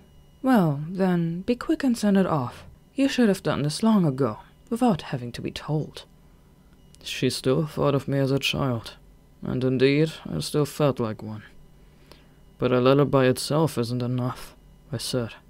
Nothing will happen unless I'm there in person. I really ought to go back to Tokyo around September. That may well be true, but you never know what fine offer may come up in the meantime, so it's best to put in an early request. Yes, I replied. Anyway, I'll tell you more when Sensei's answer comes. He'll certainly reply. I was in no doubt that he would. Sensei was a meticulous man. I waited expectantly for a letter from him, but I had assumed wrongly. A week passed, and still nothing arrived. He must have gone off somewhere to escape the summer heat, I told my mother, forced to defend him with some explanation. This justification was intended not only for her, but for myself. I needed a hypothesis that would somehow justify Sensei's silence, to spare myself a growing unease. From time to time I forgot my father's illness and felt inclined to escape back to Tokyo early. My father himself forgot that he was ill, in fact. Anxious though he was about the future, he made no moves to deal with the problem. Time passed, and I found no opportunity to bring up the matter of the division of property with him, as Sensei had advised. Chapter 44. When September arrived, I was impatient to return to Tokyo. I asked my father if he would continue to send money for a while, as he had for my studies. While I'm here, you see, I can't find myself the position you say I should, I said. This was my explanation to him for returning to Tokyo. Of course, I added, he need only send the money until I found myself a job. Privately, I felt that such a thing was unlikely to actually come my way. My father, on the other hand, knew nothing of actual circumstances and firmly believed the opposite. Well then, it's only for a short while, so I see what I can do. But not for long, you understand. You have to get yourself some good work and become independent, you know. You really should not have to rely on anyone from the day you graduate. Young people these days seem just to know how to spend money and never think of how to make it. He had various other things to say on the subject as well, including, in the old days, children fed their parents, but these days they devour them. I heard him out in silence. When his lecturing seemed to have run its course, I stood quietly to leave. He asked me when I was planning to go. The sooner the better, as far as I was concerned. Ask your mother to find an auspicious day in her almanac, he said. I will. I was extraordinarily meek with him. I hoped to be able to leave without having to stand up to him, but he held me back. We'll be lonely when you're gone, just the two of us here. It would be fine if I were well, but as things stand, just not knowing what might happen when. I did my best to console him and returned to my desk. Sitting among my jumble of books, I thoughtfully turned over in my mind my father's unhappy words and what lay behind them. As I did so, I heard again the cicada song. This time it wasn't a continuous shrill, but the intermittent call of the cicada known as tsutsukuboshi, which sings towards the end of summer. In past summers, when I had been home, I had often tasted a strange sadness as I sat quietly in the midst of the seething cicada song. This sorrow seemed to pierce deep into my heart along with the piercing insect cry. Always at such times I would sit alone and still, gazing into myself. Since returning home this time, the sadness had undergone a gradual change. As the summer cicada's strident song gradually gave the way to the more hesitant call of the tsutsukuboshi, the fates of those around me also seemed to be slowly turning through the great karmic wheel. As I pondered my father's lonely words and feelings, I thought of Sensei, from whom I had received no reply. Since Sensei and my father seemed exactly opposite types, they easily came to mind as a pair, through both association and comparison. I knew almost everything about my father. When we parted, the emotional bond between parent and child would be all that remained. Of Sensei, on the other hand, I still knew very little. I had had no chance to hear from him the promised story of his past. Sensei was, in a word, still opaque to me. I could not rest until I had moved beyond this state and entered a place of clarity. Any break in relations with him would cause me anguish. I asked my mother to consult the almanac and fixed on a date for my return to Tokyo. Chapter 45. It was almost time for me to leave, It must have been my second to last evening at home, when my father had another fall. I was tying up the wicker trunk packed with my books and clothes.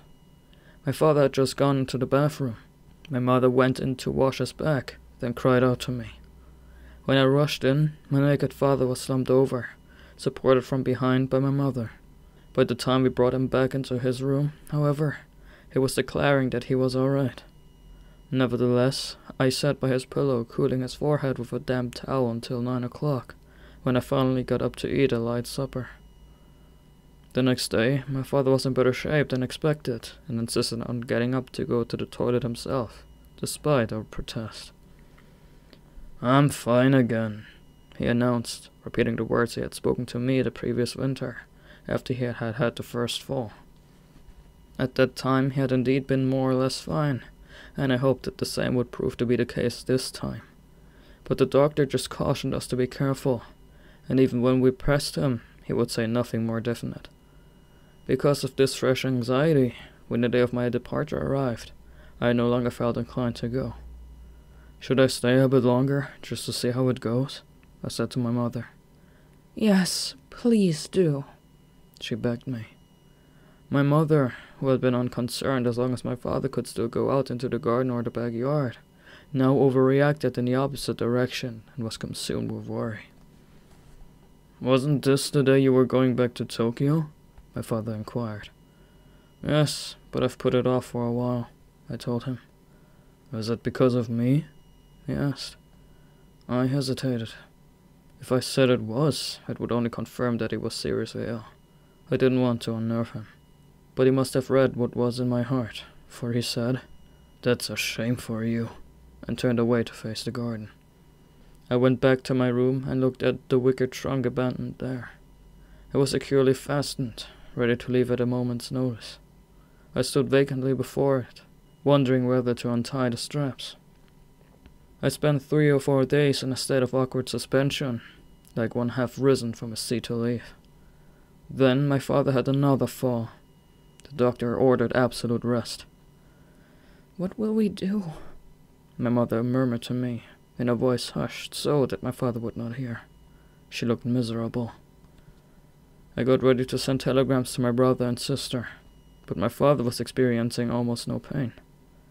The way he talked, he might have been in bed with no more than a cold, and he had an even better appetite than usual. He was disinclined to listen to warnings from those around him. "Since I'm going to die, I intend to die eating tasty food." These words struck me as both comic and tragic. After all, he was not in a city, where really tasty food was actually to be had. In the evening, he asked for strips of persimmon-flavored rice cake, which he munched on with relish. "Why should he hanker so? He must surely still have quite a strong spirit," said my mother, groping in her despair for anything positive. Interestingly, to refer to his desire for food, she was using an old expression that was once specifically associated with illness. My uncle paid my father a visit, and as he rose to leave, my father held him back, loath to let him go home. He said it was because he was lonely, but he also seemed to want to complain to someone about how my mother and I weren't giving him enough to eat. Chapter 46. My father's condition remained unchanged for over a week. During that time, I sent a long letter to my brother in Kyushu and asked my mother to write to my sister. I had a strong feeling that these were probably the last letters detailing to them my father's state of health. Our letters included the information that we would telegram when the time came, so they should stand ready to come at short notice. My brother was in a busy line of work. My sister was pregnant. Neither was in a position to be called until my father was in evident danger. On the other hand, it would be awful if they were asked to make the journey only to arrive too late. I felt a private weight of responsibility about exactly when the telegram should be sent. "I couldn't give you a precise answer on that, but you must understand that the danger can arise at any time," said the doctor, who had come from the nearby railway station. I talked it over with my mother, and we asked him to arrange for a nurse from the hospital to be hired. When my father laid eyes on this woman, who arrived at his bedside in a white uniform to greet him, he had a peculiar expression on his face. My father had long known that he was mortally ill. Nevertheless, he was unaware that death was now fast approaching. "Well, I'm well again. I might take another trip to Tokyo," he remarked. "Who knows when you'll die? You have to do all the things you want while you're alive to do them." My mother could only respond with, "I hope you take me along when you go." But sometimes he grew deeply dejected. "Do make sure to take good care of your mother when I die," he said to me. His "when I die" evoked a certain memory. That evening after my graduation, when I was preparing to leave Tokyo, Sensei had used the same phrase several times in a conversation with his wife. I remembered Sensei's smiling face as he spoke, and his wife blocking her tears against the inauspicious words. The words had been merely hypothetical then, but now they rang with the certainty that sometime soon they would be fulfilled. I could not emulate Sensei's wife's response, but I did need to find a way of distracting my father from his thoughts. "Let's hear you talking a bit more optimistically. Didn't you say you'd take a trip to Tokyo when you were well again?" I asked. "With Mother. You'll be amazed when you see it next, and how it changed. The streetcars, for instance. There are all sorts of new routes now. And once streetcars go into a neighborhood, of course, the whole look of the area changes. And the city divisions were recently revised. There's not a moment, day or night, when Tokyo stands still." My tongue went prattling on out of control, while he listened contentedly. The presence of an invalid meant that there were a lot more comings and goings at the house. Every few days, one or another of the relatives called to visit my father. Among them were some who lived farther away and were normally not in close contact. One remarked as he left, "I was wondering how he'd be, but he seems quite well. He talks without effort, and I must say, to look at his face, he hasn't lost a bit of weight." The household, almost too quiet for comfort when I first arrived, was now filled with increasing bustle and activity. My father's illness was the one thing that stood still in the midst of all this coming and going, and it was slowly growing worse. After consulting with my mother and uncle, I finally sent off the telegrams I had prepared. My brother replied that he would soon be there, and my sister's husband replied similarly. Her previous pregnancy had ended in a miscarriage, and her husband had already intimated that they were taking particular care that it wouldn't become the pattern, so it would probably come in her place. Chapter 47. Amid all this unrest, I nevertheless found time to sit quietly. Occasionally, I even managed to open a book and read 10 pages or so before I was distracted. The trunk I had packed and closed had been reopened, and I retrieved things from it as the need arose. I reviewed the schedule of study I had set up for myself back in Tokyo. I had not achieved even a third of what I had hoped to do. The same depressing thing had happened numerous times before, it's true, but rarely had my study gone less according to plan than this summer. I tried telling myself that it was probably simply the way it goes, but nevertheless my sense of failure oppressed me. Huddled unhappily in self-castigations, I also thought of my father's illness. I tried to imagine how things would be after his death, and this thought brought another, the thought of Sensei. At both ends of the spectrum of my misery were poised the images of these two men, so opposite in social standing, education, and character. Once when I left my father's bedside and went back to my room, my mother looked in and found me sitting alone, arms folded, amid my jumble of books. "Why not take a nap?" she suggested. "You must be a bit exhausted." She had no comprehension of how I felt, nor was I childish enough to really expect her to. I simply thanked her. However, she continued standing in the doorway. "How's father?" I asked. "He's having a good sleep," she replied. Suddenly, she stepped into the room and came and sat beside me. "Has anything come from Sensei yet?" She had believed me when I assured her there would be a reply, but even when I was writing to him, I had had no expectation that he would send the kind of reply they were hoping for. In effect, I had knowingly deceived her. "Write him again, will you?" she urged. I was not inclined to begrudge the effort of writing any number of useless letters if it would comfort my mother, but having to press sensei on this matter was painful. I dreaded earning his scorn far more than being scolded by my father or hurting my mother. I already suspected that his lack of response to my previous letter bespoke precisely that reaction from him. "It's easy enough to write a letter," I said, "but this isn't the sort of matter that gets solved through the mail. Have to go to Tokyo and present myself in person." "But with your father the way he is, there's no knowing when you can go to Tokyo." "Exactly. And I'll be staying here until we know what the story is, whether he gets better or not." "That goes without saying. Who on earth would leave someone as ill as he is and take off to Tokyo after all?"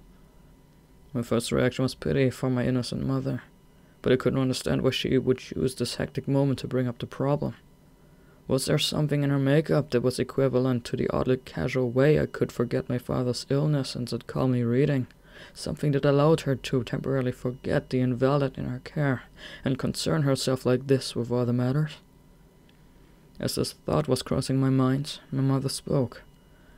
Actually, she said.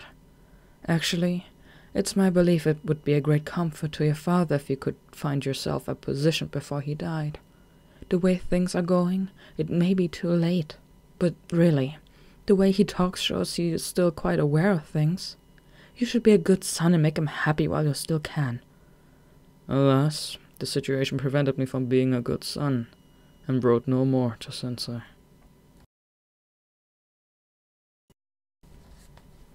Chapter 48. When my brother arrived, my father was lying in bed reading the newspaper. My father had always made a special point of looking through the newspaper every day, and since he had taken to his bed, boredom had exacerbated this urge. My mother and I held our tongues, determined to indulge him in any way he wanted. "It's wonderful to find you looking so well," said my brother cheerfully as he sat talking with him. "I came expecting you to be in a pretty bad way, but you seem absolutely fine."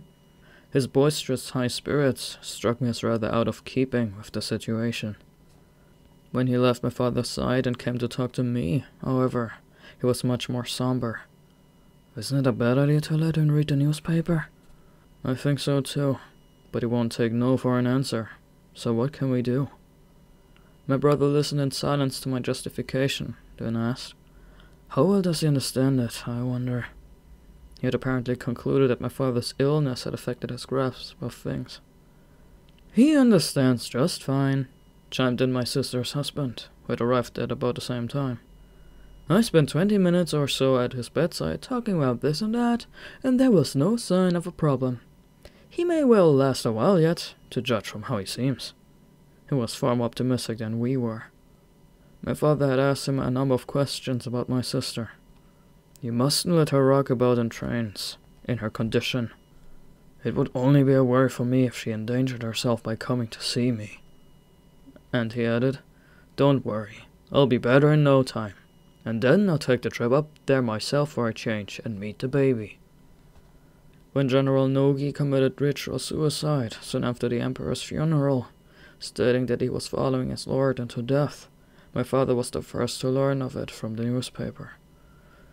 "Oh no, this is dreadful," he exclaimed. We, of course, knew nothing of what had prompted these words, and they gave us quite a shock. "I really thought you turned a bit odd," my brother said later to me. "It sent a cold shiver down my spine." My sister's husband agreed that he'd been alarmed as well. Just then the paper was filled daily with news that made us country folk eager to read every issue. I would sit beside my father going carefully through its pages, and if I didn't have enough time, I quietly carried it off to my room, where I read it cover to cover. The photograph of General Nogi in his military uniform, and his wife, who had died with him, dressed in what looked like the clothing of an imperial lady-in-waiting, stayed with me vividly for a long time. These tragic winds were penetrating even more distant corner of the land, shaking summer sleepy trees and grasses, when suddenly I received a telegram from Sensei. In this backwater, where the mere sight of someone dressed in a Western style would set the dogs barking, even a telegram was a major event. My startled mother was the one to accept its delivery at the door, and she called me over to hand it to me in private. "What is it?" she said, standing expectantly beside me as I opened the envelope. The telegram simply stated that he wanted to see me and asked if I could come. I cocked my head in puzzlement. "It's bound to be about a position he's found for you," declared my mother, leaping to conclusions. Perhaps she was right, but if so, it seemed a bit strange. At any rate, having called my brother and brother-in-law to come because the end was near, I certainly couldn't turn my back on my father's illness and run off to Tokyo. I talked it over with my mother and decided to send a telegram replying that I was unable to go. I appended a very brief explanation that my father's illness was becoming critical, but that was not enough to satisfy me. "Letter follows," I added, and the same day I sent off a letter detailing the situation. "It's such a shame it's come at such a bad time," my mother said ruefully, still convinced the summons had to do with some position he had found for me. Chapter 49. The letter I wrote to Sensei was a fairly long one, and both my mother and I assumed that this time he would answer. Then, 2 days later, another telegram arrived for me. All it said was that I need not come. I showed it to my mother. "He must plan on sending a letter about it," she said, still insisting on interpreting things in terms of the position that Sensei was helping me procure. I wondered if she might be right, though it did not fit the Sensei I knew. The proposition that Sensei would find a position for me struck me as out of the question. "Anyway, my letter won't have reached him yet," I said firmly. "He clearly sent his telegram before he read it." "That's true," said my mother solemnly, appearing to ponder the matter, although the mere fact that he had sent the telegram before he read the letter could have given her no fresh information. The day the doctor was coming with the hospital's head physician, so we had no more opportunity to discuss the subject. The two talked about my father and gave him an enema, then left. Ever since the doctor had ordered total rest, my father had needed help to urinate and defecate. Fastidious man that he was, at first he loathed the process, but his physical incapacity meant he had no option but to resort to a bedpan. Then perhaps his illness slowly dulled his reactions, for he gradually ceased to be concerned by excreting difficulties. Occasionally he would soil the bedclothes, but although this distressed those around him, he seemed unperturbed by it. The nature of his illness, of course, meant that the amount of urine lessened dramatically. This worried the doctor. His appetite, too, was gradually fading. If he occasionally wanted to eat something, it was only to taste it. He actually ate very little. He even lost the strength to take up his accustomed newspaper. The glasses by his bedside lay untouched in their black case. When he received a visit from Sakusan, a friend since childhood who now lived about 2 miles distant, my father merely turned glazed eyes in his direction. "Ah, Sakusan, is it?" he said. "Thanks for coming. I wish I was well like you. It's all over for me." "You're the lucky one," Sakusan responded. "Here you are with 2 sons graduated. A little illness is nothing to complain about. Look at me now. Wife dead, and no children. The best you can say for me is I'm alive. What pleasures mere good health, eh?" A few days after Sakusan's visit, my father was given the enema.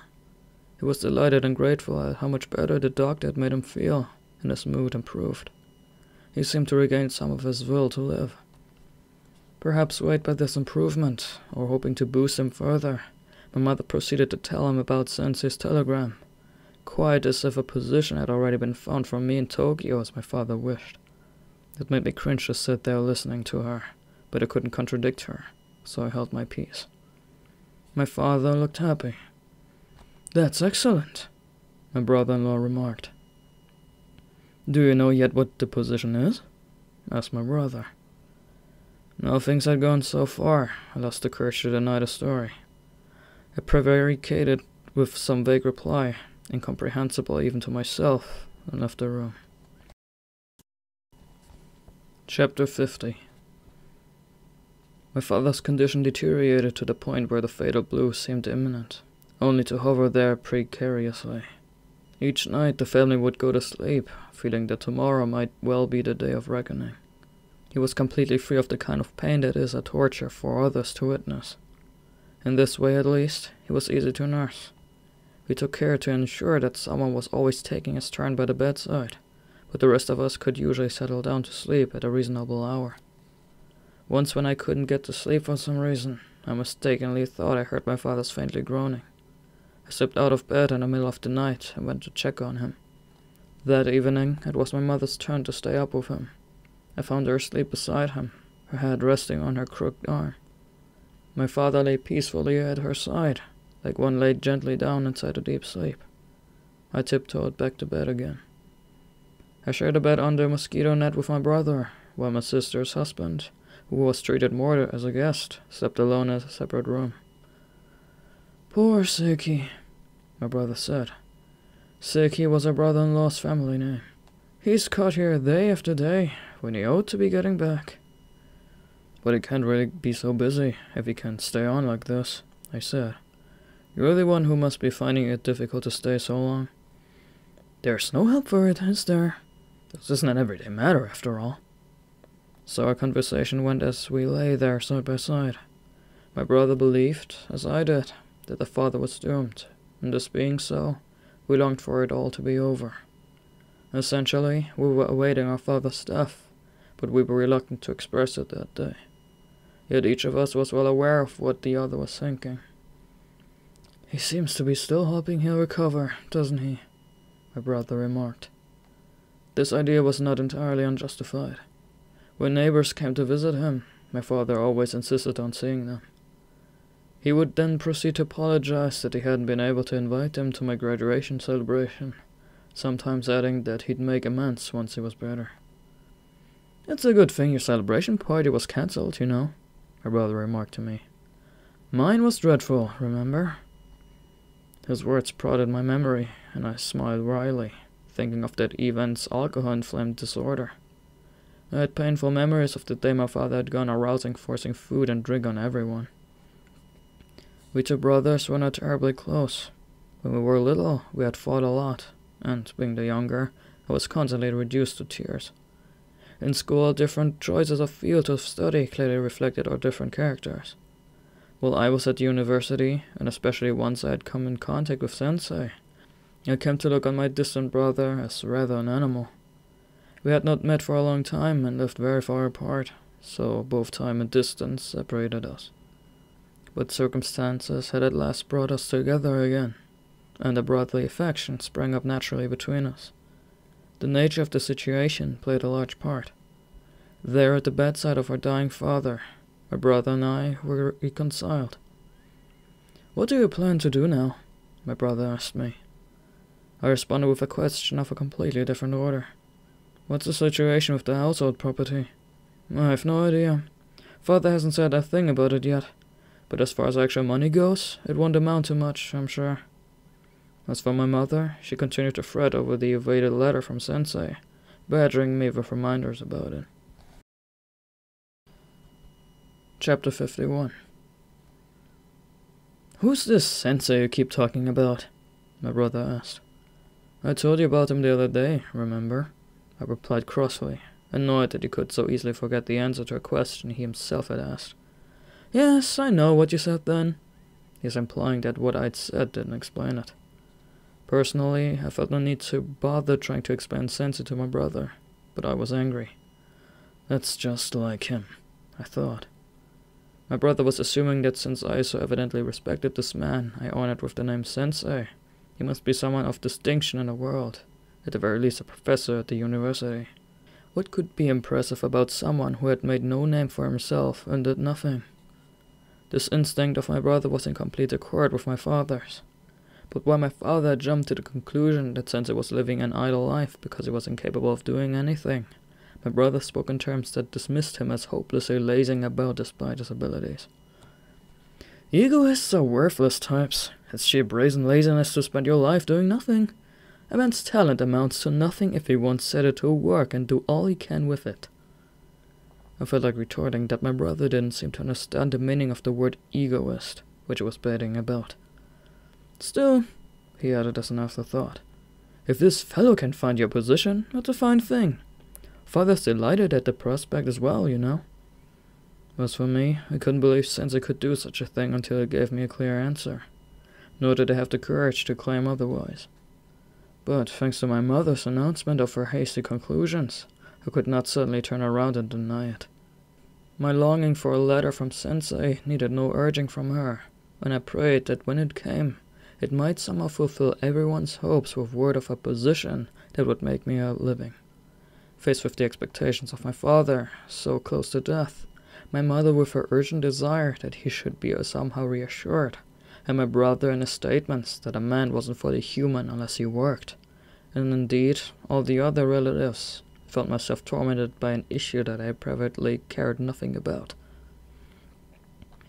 Not long afterward, my father vomited a strange yellow substance, and I recalled the danger that Sensei and his wife had spoken of.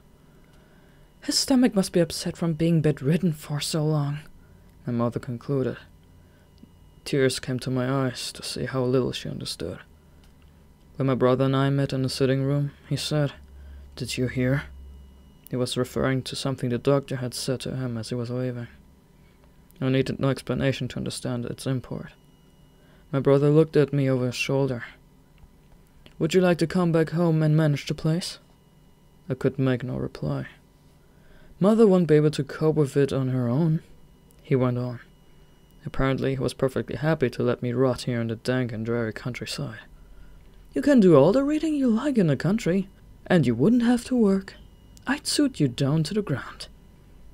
"The elder son's the one who ought to come back," I said. "How could I do that?" he said, curtly dismissing the suggestion. He was driven by the powerful urge to work in the wider world. "If you don't want to do it, I suppose we could ask your uncle to help out, but someone will have to take Mother in." The first big question is whether she'd be willing to leave here or not. We were talking at cross purposes about what would happen after his death. Chapter 52. In his delirium, my father sometimes spoke aloud. "General Nogi fills me with shame," he mumbled from time to time. "Mortified to think of it. No, I'll be following His Majesty very soon, too." These words disturbed my mother. She did her best to gather everyone at his bedside. That seemed to be what my father wanted, as whenever he was fully conscious, he constantly complained of loneliness. He was particularly upset if he looked around and found no sign of my mother. "Where is Umitsu?" he would ask, and even when he did not speak the question, it was evident in his eyes. I would often stand and go to call her. She would leave what she had begun to do and come to the sick room, saying, "Is there something I can do?" But sometimes he would simply gaze wordlessly at her. At other times he would talk about something quite irrelevant, or he would surprise her by saying gently, "You've been very good to me, Umitsu." At this, my mother's eyes would always fill with tears. Then, however, she would remember his earlier, healthy self and remark, "He sounds so tender now, but he was quite a tyrant in the old days, you know." She told the tale of how he had beaten her on the back with a broomstick. My brother and I had heard the story many times before, but now we listened with very different feelings, hearing in her words a precious recollection of one, as it were, already dead. Though the dark shadow of death hovered before his eyes, my father still did not speak of how he wished his estate to be managed after death. "Don't you think we should ask while there's still time?" my brother said, looking anxiously at me. "Yes, I guess so," I replied. I could see arguments both for and against bringing up the subject when he was so ill. I decided in the end to take the question to our uncle before making a final decision, but he too scratched his head over the problem. It would be a great pity if he died leaving things he wanted to say unsaid, but on the other side, it doesn't seem right to press things from our side. The question ended up bogged down in indecision, and then my father slipped into unconsciousness. My mother, as innocent as ever, mistook it for sleep, and was quite pleased. "It's a relief for everyone around if you can sleep as well as this," she said. Occasionally, my father would suddenly open his eyes and ask, after one or another of us, always someone who had only just left his bedside. He seemed to have dark and light areas of consciousness, and the light part wove its way through the darkness like a discontinuous white thread, now there, now gone again. It was natural enough that my mother should confuse his comatose state for sleep. Then his words grew tangled. Sentences that began would end in confusion, so that often his speech made no sense. Yet, when he first began to speak, it was in a voice so strong it seemed incredible that it emerged from one on his deathbed. Meanwhile, whenever we spoke to him, we had to raise our voices and bring our lips close to his ear. "Does it feel good when I cool your head?" The nurse and I changed his water pillow, then laid a fresh ice pack on his head, pressing it gently to the bald area above his forehead, until the sharp little fragments of chopped ice inside the bag settled with harsh rustle. Just then, my brother came in from the corridor and silently handed me a postal item. My right hand on the ice pack, I took it with my left, and as my hand received the weight, I registered puzzled surprise. It was considerably heavier than the usual letter. It was in a normal-size envelope. Indeed, it was too bulky to fit in one. The package was wrapped in a piece of white writing paper, carefully pasted down.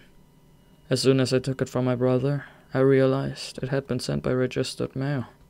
Turning it over, I saw Sensei's name, written in a careful hand. Busy as I was just then, I couldn't open the letter right away, so I slipped it into the breast of my kimono. Chapter 53. That day, my father's condition seemed particularly bad. At one point, when I left the room to go to the toilet, I ran into my brother in the corridor. "Where are you off to?" he asked, sharply, challenging me almost like a watchguard. "You must try to be constantly with him. He seems in bad shape." I thought so too and returned to the sick room without touching the letter I had tucked away. My father opened his eyes and asked my mother to tell him who was present. She carefully named us one by one, and at each name he nodded. If he failed to nod, she raised her voice and repeated the name, asking if he understood. "Thank you all very much," my father said with careful formality, then sank back into unconsciousness. Everyone gathered around his bed, watched him in silence for a while. Finally, someone got up and went into the next room. Then another left. I was the third to leave and last to go off to my room. I intended to open the letter I'd earlier slipped into my breast. I could, of course, easily have done this at the bedside, but the letter was evidently so long that I couldn't have read it all then and there, so I stole some special time to myself to devote to the task. I tore roughly at the strong, fibrous paper that wrapped it. When I got it open, what emerged was a document written in a clear hand on ruled manuscript paper that had been folded in quarters to post. I bent back the kinks of the folds to straighten the pages for ease of reading. My astonished heart wondered what this great book of pages and its inked writing might tell me. Simultaneously, I was anxious about what was happening in the sick room. I was in no state of mind to settle down calmly and read Sensei's letter. I had a strong foreboding that if I began it, something would have happened to my father before I finished, or at least someone would call me to his bedside. Nervously, I ran my eyes over the first page. This is what it said. "When you asked me that day about my past, I had not the courage to reply, but I believe I have now achieved the freedom to lay the story clearly before you. This freedom, however, is merely circumstantial and will be lost if I wait until you return to Tokyo. And if I do not make use of it while I may, I will have forever missed the chance to present you with the story of my past, which will then become indirectly your own experience. If this opportunity is missed, that firm promise I made to you will have come to naught. Therefore, I must relate with my pen the words I should be speaking to you." Only when I had read this far did I dully understand why he had written this long missive. I had believed all along that he would not bother sending a letter on the trivial question of my future employment. But why should Sensei, who disliked writing, have felt the urge to write about the past at such length? Why had it been impossible for him to wait until I returned? "I'm telling you because I am free now, but that freedom will soon be lost forever." I turned the words over and over in my head, struggling to understand. Then a sudden anxiety flooded me. I returned to the letter, determined to read on, but at this moment there came a shout from my brother, calling me from the sick room. Startled, I jumped to my feet and ran down the corridor to join the others.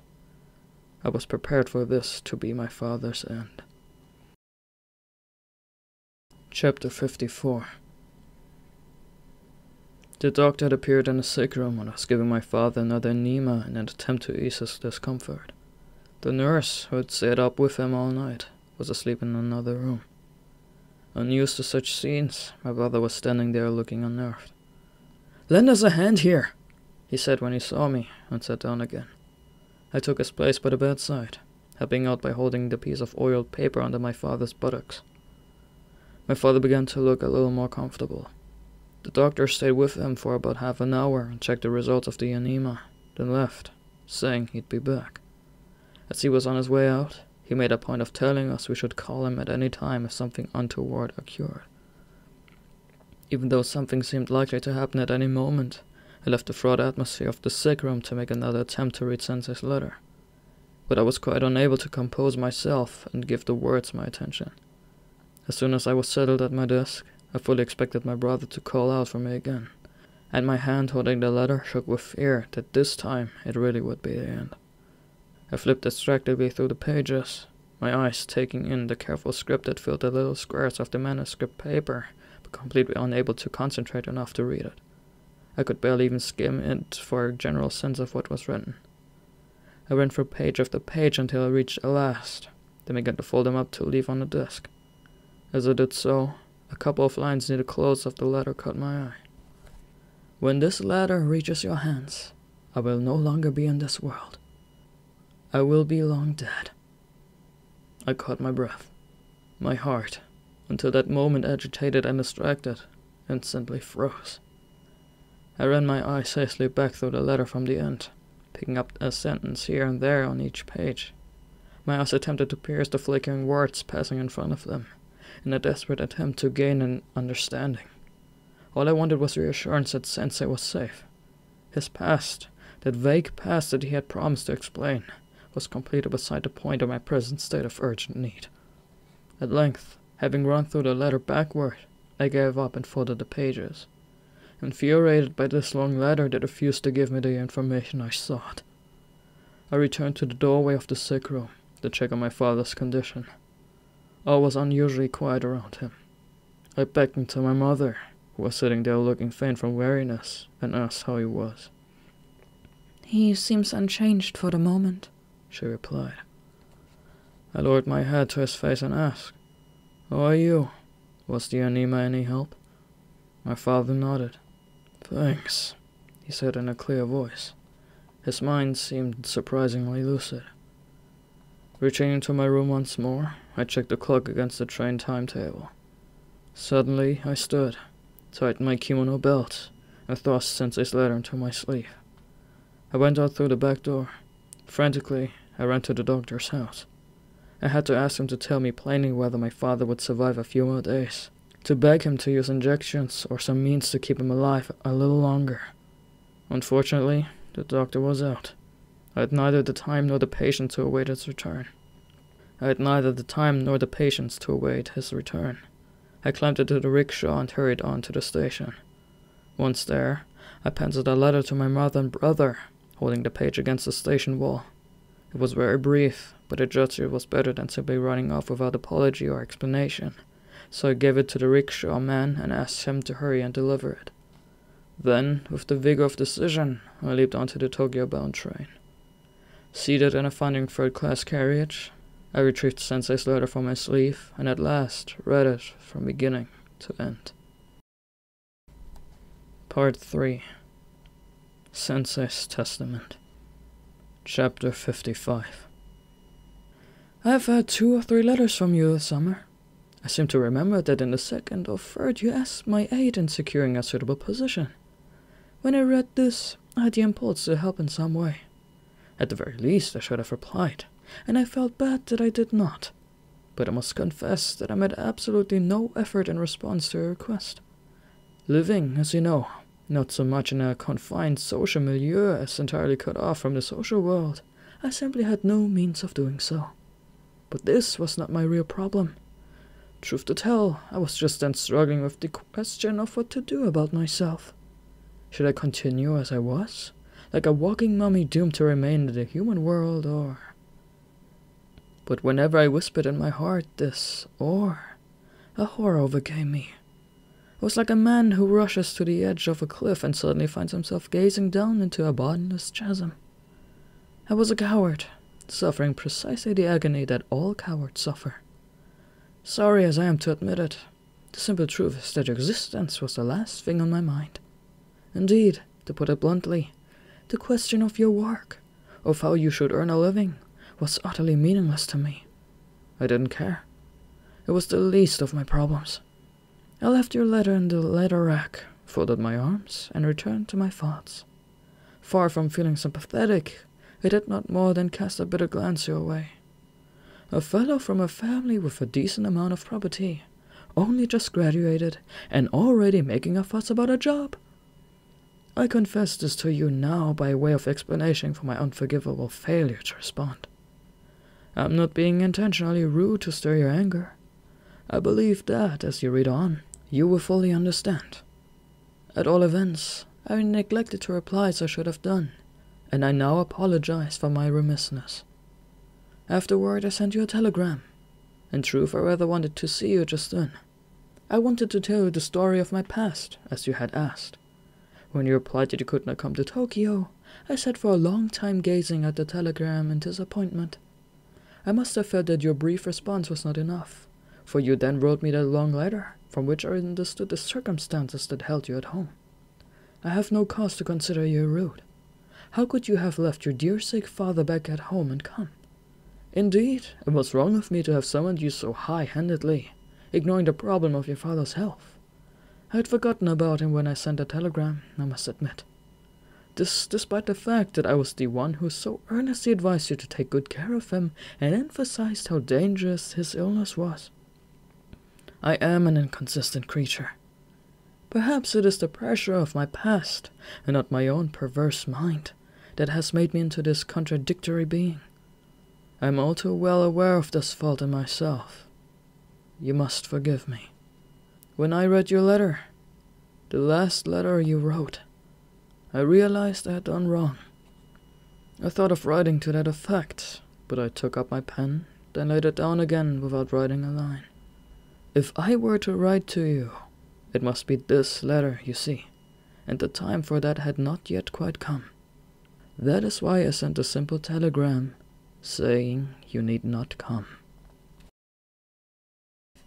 Chapter 56. I then began to write this letter. Being unaccustomed to writing, I have agonized over the difficulty of describing my thoughts and experiences precisely as I wanted. Time and time again I almost reached the point of giving up and abandoning the effort to fulfill my promise to you. But it was useless to put down the pen and decide to stop. Within an hour, the urge to write would return.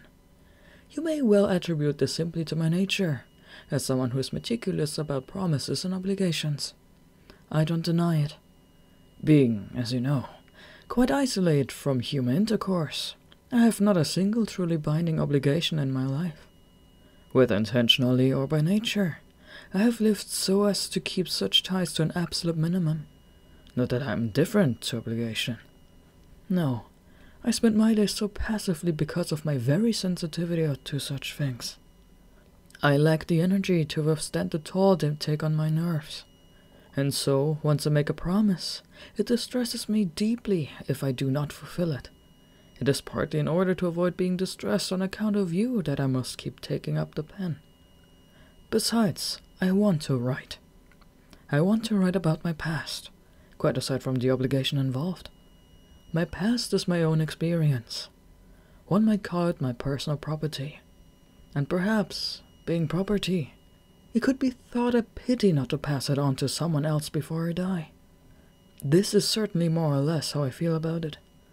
But I would rather that my experience be buried with me than be passed to someone incapable of receiving it. In truth, if you did not exist, my past would have remained just that and would not become someone else's knowledge even at second hand.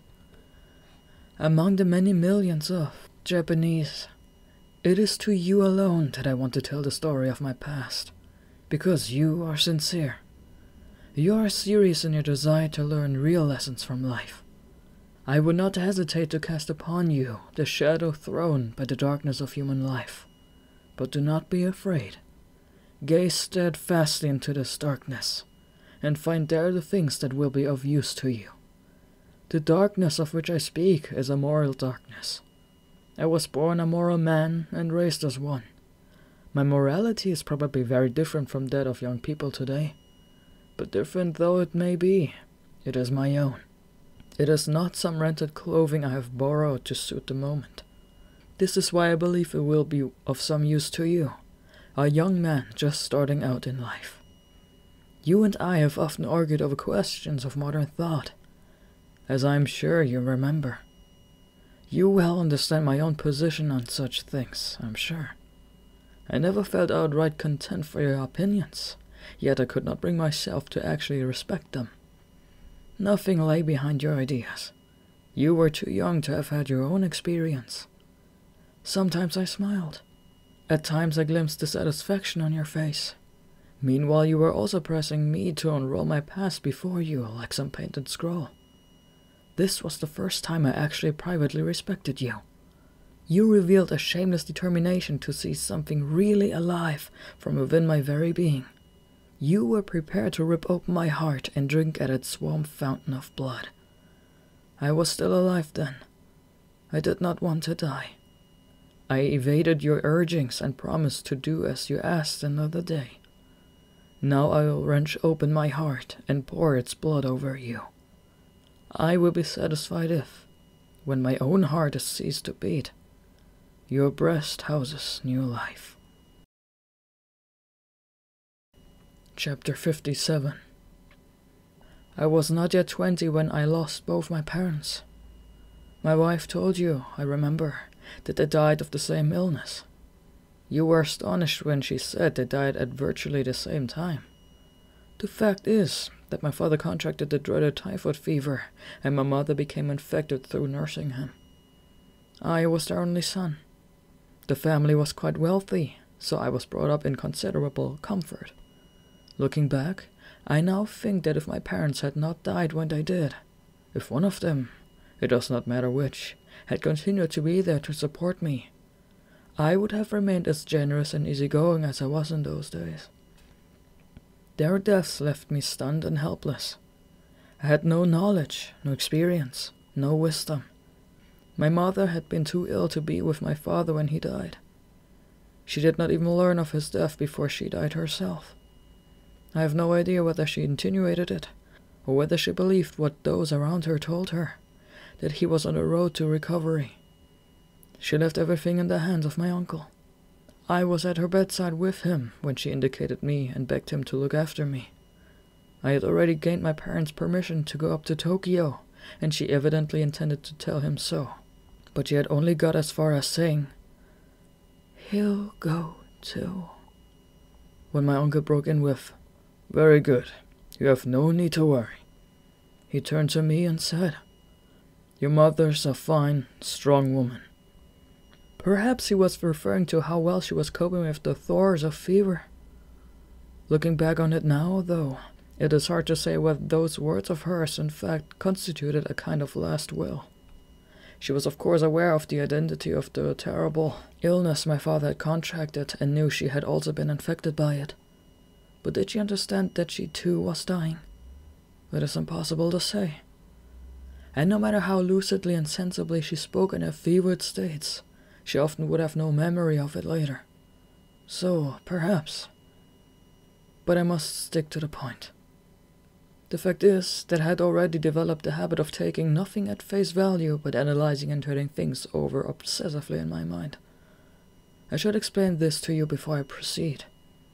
The following anecdote, though not particularly relevant to my story, serves a good example of this trait, so please read it in that light. For if you may impulse to doubt the honorable nature of others' actions and behavior probably grew from this time. This has unquestionably much exaggerated my suffering and misery, and I want you to keep that in mind. But I must not confuse you by such digressions. Let me turn to my tale. It's possible I'm writing this long letter to you with a calmer heart than someone else in my position might. The rumble of streetcars, which disturbs the night once the world is sleeping, has now ceased. Beyond the doors the faith, touching song of a little cricket has begun, subtly evoking the transient dews of autumn. My innocent wife is sleeping soundly and unaware in the next room. My pen moves over the page, the sound of its tip registering each word and stroke. It is with a tranquil heart that I sit here before the page. My hand may slip from lack of practice, but I do not believe my clumsy writing derives from an agitated mind. Chapter 58. Left alone in the world as I was, I could only do as my mother said and throw myself on my uncle's mercy. For his part, he took over all responsibilities and saw to my needs. He also arranged for me to go to Tokyo as I wished. I came to Tokyo and entered the college here. College students in those days were far wild and rougher than they are today. One boy I knew, for instance, got into an argument with a working man one night and struck him with his wooden clock, leaving a gash in his head. He had been drinking. As they fought, the man seized the boy's school cap and made it off with it. His name, of course, was clearly printed on a white cloth patch inside the cap. This all produced such a ruckus that the police threatened to report the matter to the school, but luckily the boy's friends stepped in and managed to keep it out of the public eye. No doubt tales of this sort of wild behavior must sound utterly foolish to someone of your generation, brought up in more refined times. I find it foolish myself. But students in those days did at least have a touching simplicity that present-day students lack. The monthly allowance my uncle sent me was far smaller than the amount you now receive from your father. Of course, things were cheaper then, I suppose, yet I never felt the slightest lack. Furthermore, I was never in the unfortunate position of having to envy the financial good fortune of any other classmate. More likely they envied me, I realize now.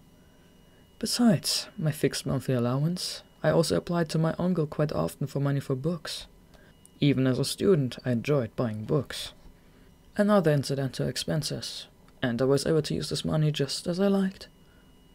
Innocent as I was, I trusted my uncle completely. Indeed, I felt grateful respect for him. He was an entrepreneur and had been a member of the prefectural government. No doubt this was behind a connection with one of the political parties that I also recall. He was my father's full brother, but they seemed to have developed very different characters. My father was a true gentleman and managed his inheritance with great diligence. He enjoyed elegant traditional pursuits, such as flower arranging and ceremonial tea-making, and reading books of poetry. I believe he had quite an interest in antique books and such things as well. Our house was in the country, about 5 miles from town, where my uncle lived. The antiques dealer in town would sometimes come all the way out to show my father scrolls, incense holders, and so on. The English expression, "a man of means," probably sums up my father. He was a country gentleman of somewhat cultivated tastes. He and my bustling, worldly uncle were thus of very different temperaments. Yet they were oddly close. My father would often praise him as a professional man, much more capable and reliable than himself. People in his own position, who inherit their wealth, often find, he told me, that their native abilities lose their edge. His problem was, he had had no need to fight his way in the world. My father said this both to my mother and to me, but his words seemed specifically for my benefit. He fixed his gaze on me and said, "You'd better remember that." I did as I was told, and remember his words to this day. How could I have doubted my uncle's integrity then, when my father had praised him so highly and trusted him so thoroughly? I would have been proud of him even had my parents lived. Now that they were dead and I was left entirely in his care, it was no longer simple pride I felt. My uncle had become essential for my survival. Chapter 59.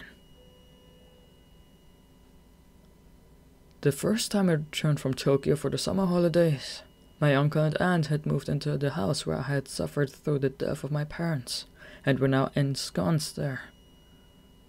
This had been decided on before I left for Tokyo. It was the only thing to be done, since I was the only remaining person in our family, and no longer living there myself. My uncle, I recall, was involved with a number of companies in the town at the time.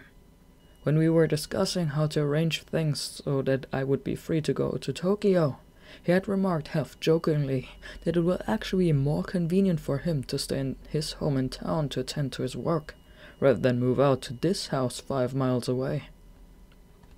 My family home was an old and important one in the area, fairly well known to the local people. As you probably know, to demolish or sell an old house with a history when there's an heir who could live there is a serious matter. Nowadays I would not let such things bother me, but I was still essentially a child. The problem of leaving the house empty while I was living in Tokyo was a great worry for me. My uncle grudgingly agreed to move into the empty house that now belonged to me, but he insisted he would need to keep his house in town and move to and fro between the two as the need arose. I was, of course, in no position to object. I was happy to accept any condition as long as I could get to Tokyo. Child as I still was, I looked back with a warm nostalgia on the house I had now left. I felt about it as a traveler feels about the home to which he will one day return. For all that I had longed to leave it for Tokyo, I had a strong compulsion to go back there when the summer holidays came, and I often had dreams of the house I would return to after the hard study and fun of the term were over. I do not know just how my uncle divided his time between the two places while I was away, but when I arrived in summer, the whole family was gathered there under a single roof. I imagine that the children were there for the holidays, although they would have lived in town for most of the year to attend school. Everyone was delighted to see me, and I was happy to find the house so much livelier and more cheerful than it had been in my parents' day. My uncle moved his eldest son out of the room that had been mine so that I could occupy it again. There were quite enough rooms to go around, and at first I demurred, saying I didn't mind where I slept. But he would not hear of it. "It's your house," he told me. Recollections of my dead mother and father were all that disturbed the pleasure of the summer I spent with my uncle's family before returning to Tokyo. But one event cast a faint shadow across my heart. Although I had barely begun my college life, my uncle and aunt both urged me to consider marrying. They must have repeated it 3 or 4 times. The first time they brought up the subject, it was so unexpected that I was no more than taken aback. The second time I made my refusal clear. When I brought it up a third time, I was forced to ask their reason for pressing marriage on me in this way. Their answer was brief and straightforward. They simply wanted me to make an early marriage so that I could come back to live in the house and become my father's heir. Personally, all I wanted to do was to come back during vacations. I was familiar enough with country ways to understand this talk of succeeding my father and the consequent need for a wife, of course, and I was not even really against the idea. But I had only just begun to Tokyo to pursue my studies, and to me, it was all in some distant future landscape, seen as it were through a telescope. I left the house without consenting to my uncle's wish. Chapter 60. I forgot all about this talk of marriage. None of the young fellows around me, after all, had the air of responsible householders. All seemed their own men, individual and free of constraints. If I had penetrated below the apparent happiness, I might have found some whom family circumstance had already forced to marry, but I was too young and innocent to be aware of such things then. Besides, anyone who found himself in that kind of situation would have kept it to himself as far as possible, considering it private and quite irrelevant to a student's life. I now realized that I was already in this category myself, but in my innocence, I continued to pursue my studies contentedly. At the end of the school year, I once packed my trunk and returned to the home that held my parents' graves. Once again I found my uncle and aunt and their children in the house where my parents used to live. Nothing had changed. I breathed again the familiar scent of my house, a scent still filled with nostalgic memories. Needless to say, I also welcomed being back there as a relief from the monotony of the year's studies. But even as I breathed this scent, so redolent of the air I had grown up in, my uncle suddenly thrust the question of marriage under my nose again. He repeated his line from a previous visit, giving the same reason as before. But while the summer before he had had no particular woman in mind, this time I was disconcerted to learn that the prospective wife had been selected for me. She was my uncle's daughter, in other words, my own cousin. Marrying her would suit both of us, he maintained, and furthermore, my father had actually spoken of it before he died.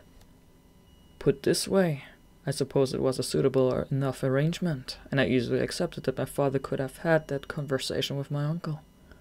I was certainly rather surprised, since this was the first time I had heard of it. My uncle's request seemed perfectly reasonable and comprehensible, however. No doubt I should not have taken his words on faith. But what primarily concerned me was that I felt quite indifferent to this younger daughter of my uncle. We'd been close ever since childhood, when I had been a cousin visitor at my uncle's house in town, not only on day visits, but also as an overnight guest. As you will know, romantic love never develops between siblings. I may be stretching the interpretation of this well-known fact, but it seems to me that between any male and female who have been close and in continual contact, such great intimacy rules out the fresh response necessary to stimulate feelings of romantic love. Just as you can only really smell incense in the first moments after it is lit, or taste wine in that instant of the first sip, the impulse of love springs from a single, perilous moment in life, I feel. If this moment slips casually by unnoticed, intimacy may grow as the two become accustomed to each other, but the impulse to romantic love will be numbed. And so, consider it as I might, I could not find in me to marry my cousin. My uncle said that if I wanted, I could put off the marriage until after my graduation. But, he went on, we should seize the day, as the saying goes, and perform the basic exchange of marriage cups as soon as possible. The question of when it should happen was of no concern to me, since I felt no interest in the bride. I reiterated my refusal. My uncle looked unsatisfied, and my cousin wept. Hers were no tears of regret that she could not take her place beside me. They were the tears of a humiliated woman who has sought marriage and been rejected. I knew perfectly well that she loved me as little as I loved her. I went back to Tokyo. Chapter 61. A year later, at the beginning of the following summer, I went back home for the third time. As always, I couldn't wait to finish final exams and get out of Tokyo, which indicates how much I longed for my home. I am sure you know this well too. The very color of the air in the place I was born was different. The smell of the earth was special, redolent with memories of my parents. To spend July and August nestled back inside that world, motionless as a snake in its hole, filled me with warm pleasure. My innocent and uncomplicated mind felt no need to bother itself much over the problem of the proposed marriage to my cousin. If you didn't want to do something, you simply said no, I believed, and there would be no further repercussions. So although I had not submitted to my uncle's will, I remained unperturbed. I returned home in my usual high spirits, after a year spent unworried by the question. But when I got home, I discovered that my uncle's attitude had changed.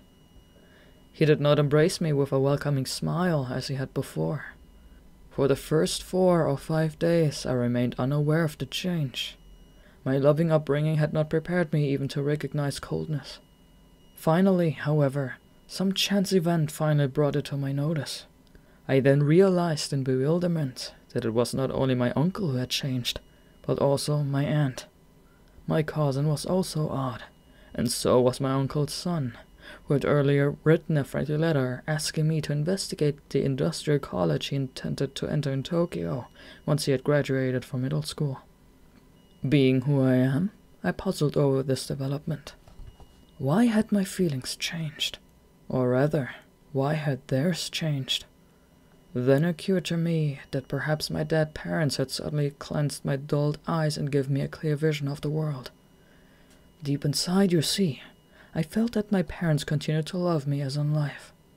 Even though I was already well acquainted with the real world by then, the strong superstitious beliefs of my ancestors coursed deep in my blood. No doubt they still do. I climbed a nearby hill alone and knelt before my parents' graves, half in mourning and half in gratitude. I prayed to them to watch over me, feeling as I prayed that my future happiness lay in those hands buried beneath the cold stone. You may laugh, and no doubt I deserve it, but that is who I was. In a flash, my whole world changed. This was not, mind you, my first such experience. When I was 16 or 17, my sudden discovery of beauty in the world had stunned me. Many times I rubbed my eyes in sheer disbelief, and doubted my own eyes, while my heart exclaimed, "Ah, how beautiful!" At that age, boys and girls alike attained what is commonly called sensuality. In this new state, I was for the first time able to see women as representative of the beauty that the world contains. My eyes, until then quite blind to this beauty of the opposite sex, sprang open, and from that moment my universe was transformed. It was with precisely the same sort of shock that I became conscious of the change in my uncle's attitude to me. I was stunned by the realization, which came upon me abruptly, without any premonition. Suddenly, my uncle and his family seemed to me completely different creatures. I was haunted by the feeling that I must make some move, or who knew what might befall me. Chapter 62. I decided that I owed it to my dead parents to obtain a detailed understanding of the house and property that I had until then left for my uncle to look after. My uncle presented himself as living a hectic life. He bustled endlessly between the townhouse and the Century estate, spending perhaps 1 in 3 nights in town. Forever on the move, he made a great fuss about how busy he was. I had always taken him at his word, although I sometimes cynically suspected that he was following the modern fashion to appear busy. But now, with my newfound desire to find the time to talk through the question of property, I could only interpret this endless rush as an excuse to avoid me. I never had a chance to pin him down. A friend from my middle school days told me that my uncle kept a mistress in town. Knowing the sort of man he was, I had no reason to doubt that he might have a mistress, but I had no memory of such talk when my father was alive, so the rumor startled me. The friend also passed to me various other rumors that were circulating about my uncle. Among them was the story that his business had been generally thought to be going under, but in the last 2 or 3 years it had suddenly revived and prospered. This tale heightened my own suspicions. I finally managed to open negotiations with my uncle. Perhaps the word negotiations is a little harsh, but as we talked, the tenor of our relations sank to such a low level that only this word can express what took place. My uncle persisted in treating me as a child, while I viewed him through the jaundiced eyes of suspicion. Under these circumstances, the chance of a peaceful resolution were nil. Unfortunately, my need to press on with my story prevents me from describing the details of those negotiations for you. To tell the truth, there's another, more important matter I have yet to speak of, one that I have with difficulty restrained my pen from writing all this time. I have lost forever the chance to talk quietly with you, and now I am also forced to omit some of what I would like to write. Not only because I lack the skill to express myself on the page, but also because time is precious to me. You may remember I once said to you that no one is inherently bad by nature, and I warned you to be careful, because the most honest folk will suddenly turn bad when circumstances prompt it.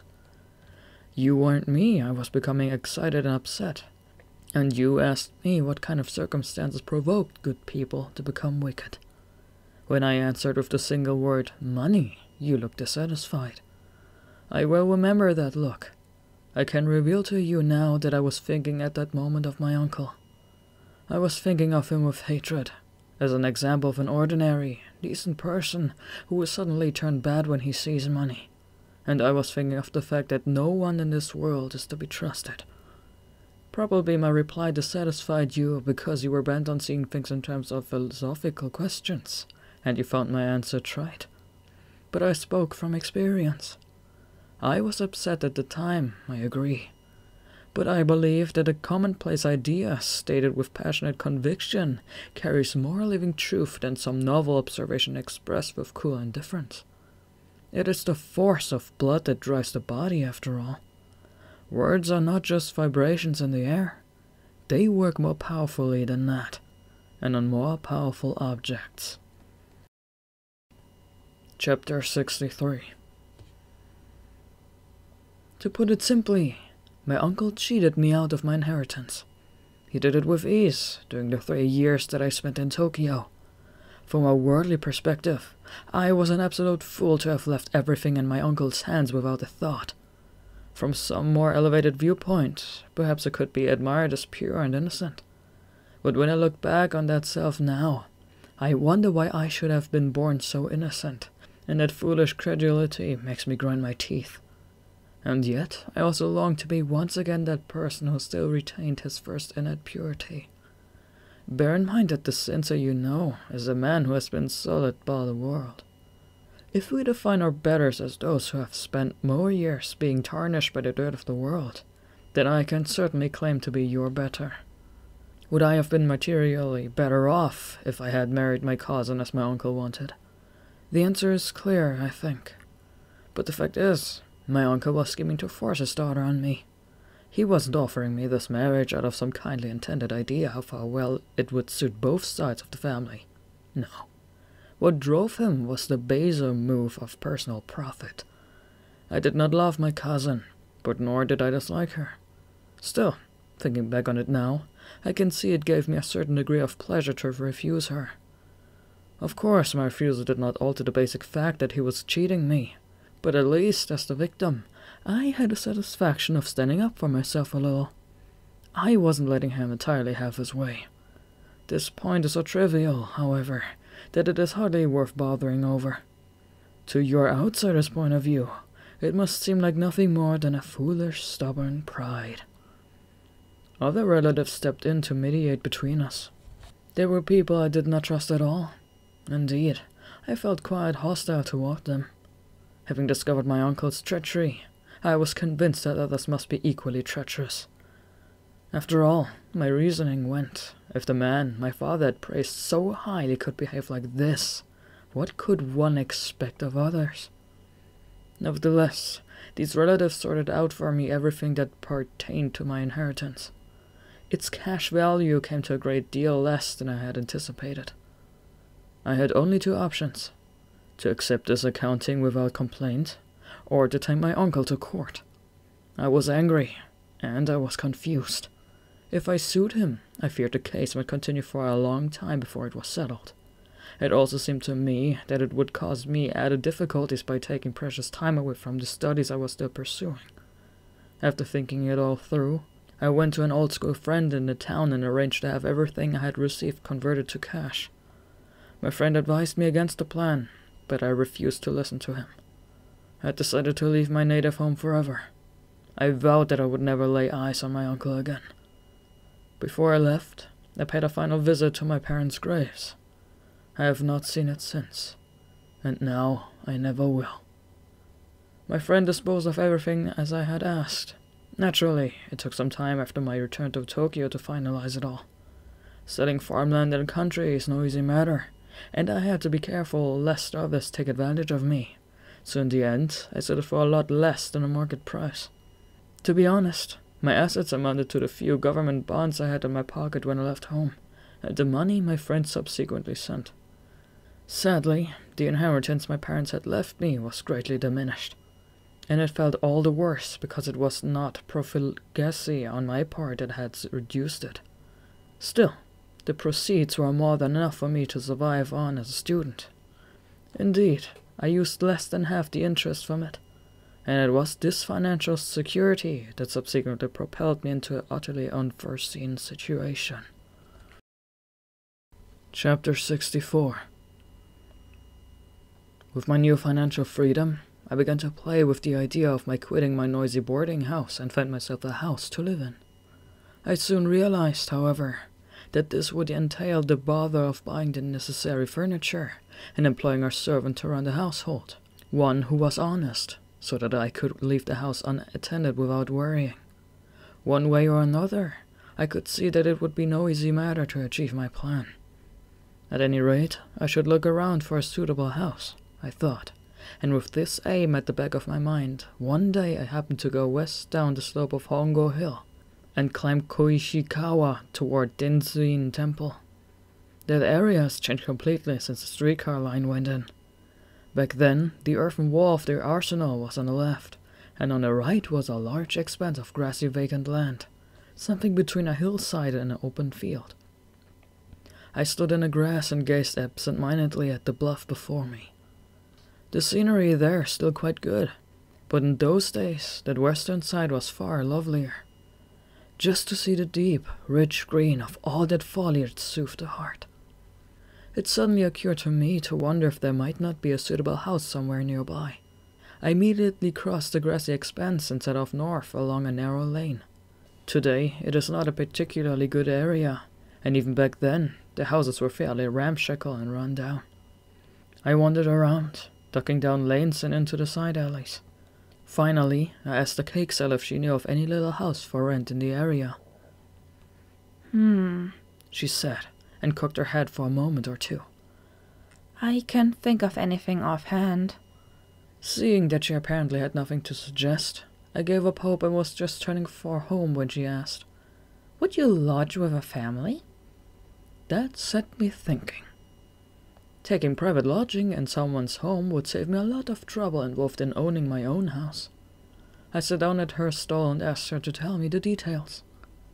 It was the house of a military man, or rather of his surviving family.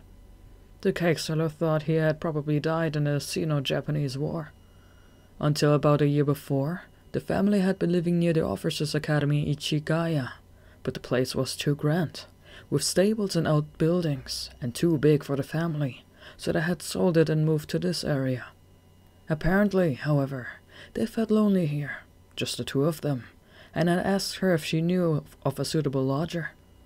She told me the household consisted solely of the widow, her daughter, and the maid. It sounded perfect for me, being so quiet and secluded, but I feared that if I were to turn up suddenly and offer myself, an unknown student, the widow might turn me down. Perhaps I should give up the idea then and there, I thought, but I was dressed quite respectably for a student, and besides, I was wearing my school cap. You would probably scoff at the idea that this was important. But in those days, unlike today, students had quite a good reputation, and my square cap invested me with a certain confidence. And so I followed the cake seller's directions and called in at the house unannounced. Introducing myself to the widow, I explained the purpose of my visit. She asked me numerous questions about my background, my school, and my studies. Something in my answers must have reassured her, for she said right away that I could move in whenever I wanted. I admired her thoroughly, a bright, plain-spoken air. A typical officer's wife, I decided.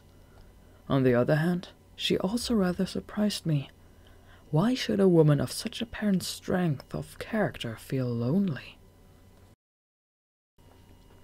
Chapter 65. I moved in immediately and was given the room where our initial interview had taken place. It was the best room in the house.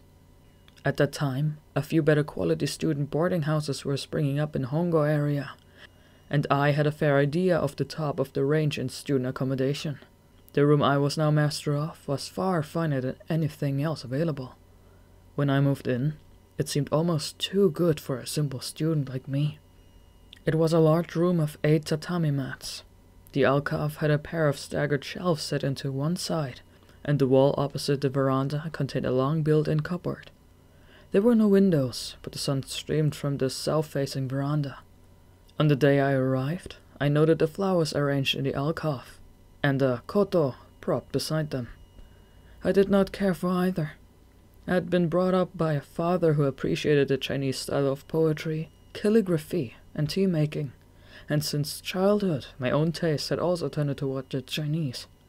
Perhaps for this reason I despised the sort of merely charming decorativeness. My uncle had squandered the collection of objects that my father had accumulated during his lifetime, but some at least had survived. Before I left home, I asked my school friend to care for most of them and carried 4 or 5 of the best scrolls away with me in my trunk. I intended to take them out as soon as I arrived and hang one in the alcove to enjoy it. But when I saw the flower arrangement and the koto, I lost my courage. Later I learned that these flowers had been put there especially to welcome me, and I smiled dryly to myself. The koto had been there all along, for want of someone else to store it.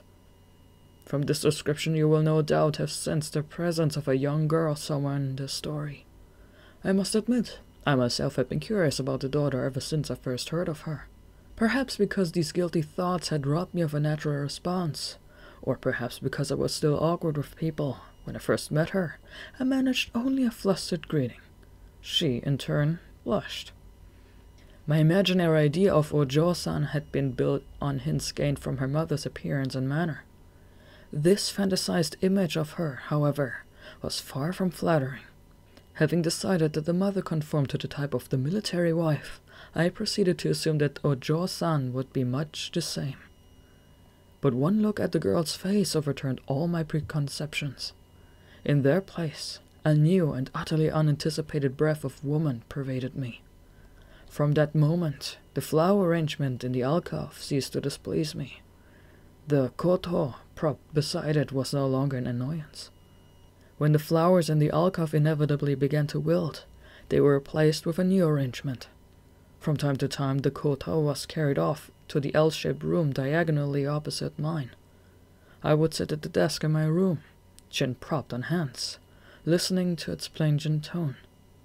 I had no idea whether the playing was good or bad, but the fact that the pieces were fairly simple suggested that the player was not very skilled. No doubt the playing was of a piece with her flower arranging skills. I knew something of flower arranging and could see that she was far from good at it.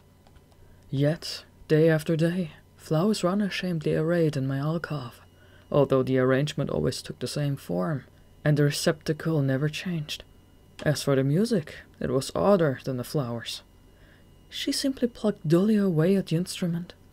I never heard her really sing the accompanying songs. She did murmur the words, it's true, but in such a tiny voice that she might have been whispering secrets. And whenever the teacher scolded her, the voice ceased altogether. But I gazed in delight at those clumsy flower arrangements, and I listened with pleasure to the koto's awkward twang. Chapter 66. By the time I left home, I was already thoroughly disenchanted with the world. My conviction that others could not be trusted had, you might say, penetrated me to the marrow. My despised uncle and aunt and relatives seemed representative of the whole of humanity. Even on the train I found myself glancing warily at my neighbors, and when someone occasionally spoke to me, my mistrust only deepened. I was sunk in depression. At times I felt a suffocating pressure, as if I had swallowed lead. Yet at the same time, every nerve was on edge. This sin of mine was largely what had prompted my decision to leave the noisy boarding house, I think. True, my financial security meant I could consider living in a place of my own, but my earlier self would never have thought of going to such bother, no matter how much money might be in my pocket. For some time after my move to Koishikawa, I continued in a high-strung state. I kept glancing furtively about, so much so that I unnerved even myself. Although my mind and eyes were abnormally active, my tongue grew less and less inclined to speak. I sat silently at my desk, observing those around me like a cat. Sometimes my keen awareness of them was so intense it shamed me to think of it. All that distinguished me from a thief was that I was stealing nothing, I thought in self-disgust. You must find all this most peculiar. How on earth did I have energy to spare to feel attracted to Ojo-san, to delight in gazing at her clumsy flower arrangements or listen with joy to her inept playing? I can only answer that these were the facts, and as such I must lay them before you. I will leave it up to your clever mind to analyze them, and simply add one thing. I distrusted the human race where money was concerned, but not yet in the realm of love. So despite the obvious contradiction, both states of mind happily coexisted inside me. I always called the widow by the polite title of Okusan, so I shall do the same here. Okusan apparently considered me a quiet, well-behaved person, and she was full of praise for my studious habits. She made no mention of the uneasy glances or the troubled, suspicious air. Perhaps she simply did not notice it, or maybe she was too polite to speak of it. At any event, it never seemed to bother her. Once she even admiringly told me I had a generous heart. I was honest enough to blushingly deny this, but she insisted. "You only say that because you're not aware of it yourself," she said earnestly. The fact is, she had not originally planned on having a student as a boarder. When she had asked around the neighborhood if anyone knew of a lodger, she had thought of terms of a government official or the like. I imagine she was envisaging some underpaid fellow who couldn't afford a place of his own. Compared with her impoverished imaginary lodger, I struck her as far more generous in my ways. I guess I was in fact more liberal with my money than someone in more straitened circumstances would have been. But this was a product of circumstance rather than any natural generosity, so it was hardly an indication of what kind of person I was. In her woman's way, however, Okusan did her best to view my liberality with money as an expression of my general character. Chapter 67. Okusan's warm perception of me inevitably started to influence my state of mind. After a while my glances became less mistrustful, and my heart felt more tranquil and settled within me. This new happiness I owed, in fact, to the way Okusan and the rest of the household turned a blind eye on all my wariness and shifty glances. No one reacted nervously to me, and so my own nerves grew steadily calmer. Perhaps she did indeed find me generous and open-hearted, as she claimed, but Okusan was a wise woman, and her treatment of me may well have been intentional, or she may simply not have noticed anything odd, since all my nervous activity was largely in my mind and may not have been evident to others. Gradually, as my inner turmoil subsided, I grew closer to the family. I could now joke with Okusan and her daughter. Sometimes they invited me to have tea with them, and on other evenings I would bring cakes and invite them to join me in my room. My social world had suddenly expanded, I felt. I constantly found my precious study time frittered away on conversation, but oddly, this disruption never bothered me. Okusan was, of course, a lady of leisure. Ojo-san not only went to school, but had her flower arranging and koto study, so she should by rights have been extremely busy. But to my surprise, she seemed to have all the time in the world. Whenever the three of us came across one another, we would settle down for a long chat. It was generally Ojo-san who arrived to fetch me. She would come by the veranda to stand in front of my room, or else approach through the sitting room and appear at the sliding doors that led to the room next to mine. She would always pause in front of my room. Then she would call my name and say, "Are you studying?" I was usually sitting staring at some difficult book lying open on the desk in front of me, so no doubt I looked impressively studious. But to tell the truth, I wasn't devoting myself to my books as much as it may seem. Though my eyes were fixed on the page, I was really just waiting for her to come for me. If she failed to appear, I would have to make a move. I would rise to my feet, make my way to her room, and ask the same question. "Are you studying?" Ojo-san occupied a 6-mat room beyond the sitting room. Okusan was sometimes in the sitting room, sometimes in her daughter's. Neither had a room she considered exclusively her own. Despite the partition between them, the two rooms formed a single space, with mother and daughter moving freely between them. When I stood outside and called, it was always Okusan who answered, "Come on in." Even if Ojo-san happened to be there as well, she rarely responded herself. In time, Ojo-san developed the occasional habit of coming to my room on some errand and then settling down to talk. Whenever this happened, A strange uneasiness beset my heart. I wasn't simply a nervous response to finding myself alone face to face with a young woman. Her presence made me oddly fidgety and ill at ease, and this unnatural behavior distressed me as a self-betrayal. She, however, was entirely at her ease. It was difficult to believe that this unabashed girl, and the girl who managed to produce only a timid whisper when practicing her koto singing, could be the same person. On occasion, she stayed so long that the mother called her from the sitting room. "Coming!" She would answer, but she continued to sit there. Yet she was far from a mere child. This much my eyes told me clearly, and I could see too that she was behaving in a way that let me know as much. Chapter 68. I would sigh with the relief after Ojo-san left my room, but I also felt a certain dissatisfaction and regret. Perhaps there was something girlish in me. I imagine a modern youth, such as you, would certainly think so. But in those days, this was the way most of us were. Okusan rarely left the house, and on the few occasions when she did, she never left me alone with her daughter. I can't judge whether this was intentional.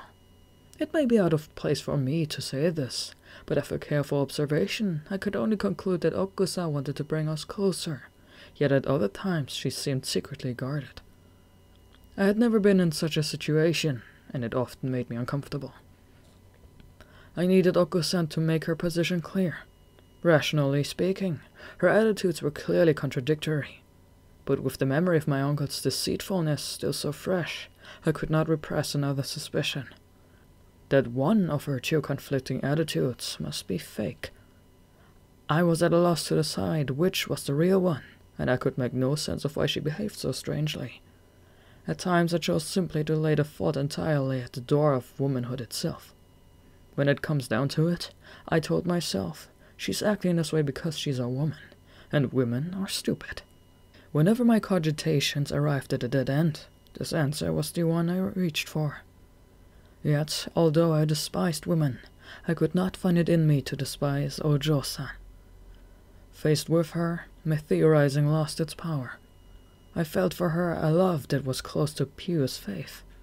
You may find it odd that I use a specifically religious word to describe my feelings for a young woman, but real love, I firmly believe, is not so different from the religious impulse. Whenever I saw her face, I felt that I myself had become beautiful. At the mere thought of her, I felt elevated by contact with her novelty. If this strange phenomenon we call love can be said to have two poles, the higher of which is a sense of holiness and the baser the impulse of sexual desire, this love of mine was undoubtedly the grip of love's higher realm. Being human, of course, I could not leave my fleshly self behind, yet the eyes that beheld her, the heart that treasured thoughts of her, knew nothing of the reek of the physical. My love for the daughter grew as my antipathy toward the mother increased, and so the relationship among the three of us ceased to be the simple thing it had once been. This change was largely internal, mind you. On the surface, all was the same. Then some little thing made me begin to wonder if I had misunderstood Okusan. I now revised my idea that one of her two contradictory attitudes toward me and her daughter must be false. They did not inhabit her heart by turns, I decided. They were both there together.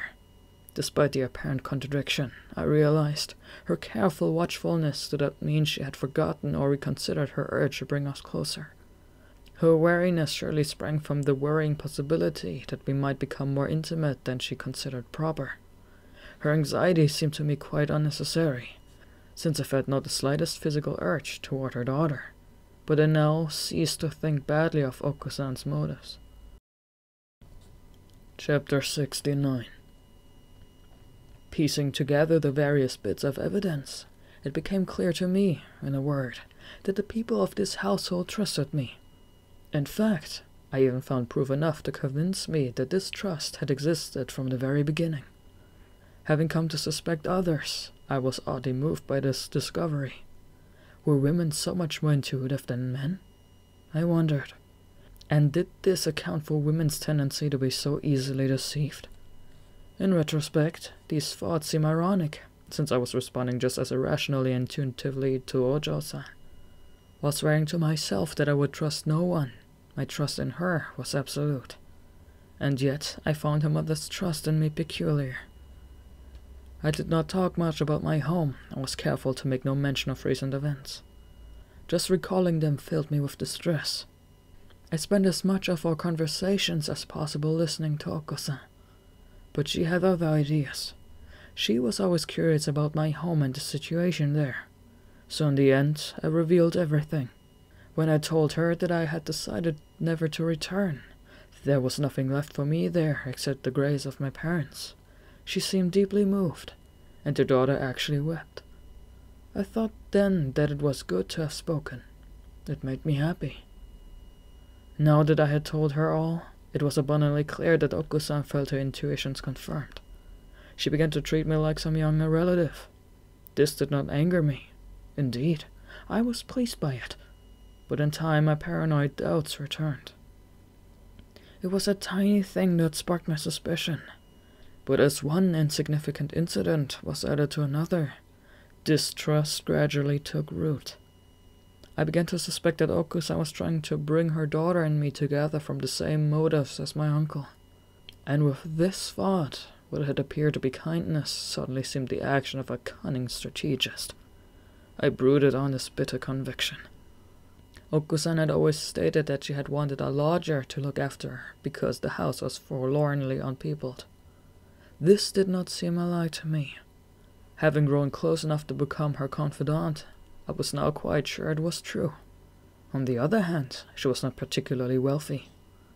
From the point of view of her own interest, she certainly had nothing to lose by cultivating the relationship. And so I grew wary again. Still, at times I scoffed at my own foolishness. What use was all my caution about her mother, when I still loved Ojo-san as deeply as ever? But no matter how foolish I recognized myself to be, this contradiction was hardly a source of much pain. My real anguish began when it occurred to me that Ojo-san might be as devious as her mother. The instant it occurred to me that everything was a result of plotting behind my back, I was racked with agony. This was not mere unhappiness. I was in a grip of utter despair. And yet, at the same time I continued to have unwavering faith in Ojo-san. Thus I found myself paralyzed, suspended between conviction and doubt. Both seemed to me at once the product of my imagination and the truth. Chapter 70. I kept up my attendance in college, but the professor's lecture sounded distant in my ears. It was the same with my own study. My eyes took in the print on the page, yet its meaning vanished like a wisp of smoke before it really penetrated. I grew taciturn. Several friends, misinterpreting this, reported to others that I seemed as if deep in meditation. I made no attempt to correct them. In fact, I was delighted to be provided with this convenient mask, but at times some inner dissatisfaction would produce an outburst of high-spirited romping, astonishing my friends. Not many visitors came to the house. The family seemed to have few relatives. Once in a while, Ojo-san's friends stopped by, but generally they would spend the time making in such low voices that one could scarcely tell they were in the house. For all my heightened sensitivity, I did not realize that they spoke quietly out of deference to my presence. My own friends who came calling, though hardly rowdy, were not inclined to feel constrained by the presence of others. Thus, where guests were concerned, all roles were essentially reversed. I seemed the master of the house, while Ojo-san behaved like a timorous guest. I write this simply because it is something I recall, not because it bothered me. One thing did bother me, though. One day I heard the startling sound of a male voice coming from somewhere in the house, either the sitting room or Ojo-san's room. It was a very quiet voice, unlike that of my own visitors, and the more I tried and failed to catch the words, the more it provoked my straining nerves. A strange sense of mounting frustration seized me as I sat in my room. I began by wondering whether it was a relative or only some acquaintance. Then I tried to guess if he was a young man or someone older. I had no idea to tell from where I sat. Yet I could not get up and open the door to look. My nerves were not so much trembling as afflicting me with strong waves of painful tension. Once the man left, I carefully inquired his name. They gave a simple and straightforward answer. Though I made it clear I was still not satisfied, I lacked the courage to ask further. Nor, of course, did I have the right to do so. I had been taught to maintain dignified self-respect, but a blatant greed for information undermined it. Both were evident on my face. They laughed. So perturbed was my state that I was unable to judge whether their laughter was scornful or well-intentioned. Even once the incident had passed, I continued to mull over the thought that they might have been jeering at me. I was quite free. I could leave college at any time if I chose, go or live anywhere I liked, or marry any girl I wished, without having to console anyone. Many times I had reached a decision to come right out and ask Oko-san if I could marry her daughter, but each time I hesitated, and in the end said nothing. It wasn't that I was afraid of a refusal. I could not imagine how life might change for me if she turned me down, but I could at least see myself with the thought that a refusal might give me the advantage of a new perspective on the world. No, what irked me was the suspicion that they were luring me on. The thought that I could be innocently playing into their hands filled me with resentful rage. Ever since my uncle's deception, I was determined that come what may, I would never again become such easy prey.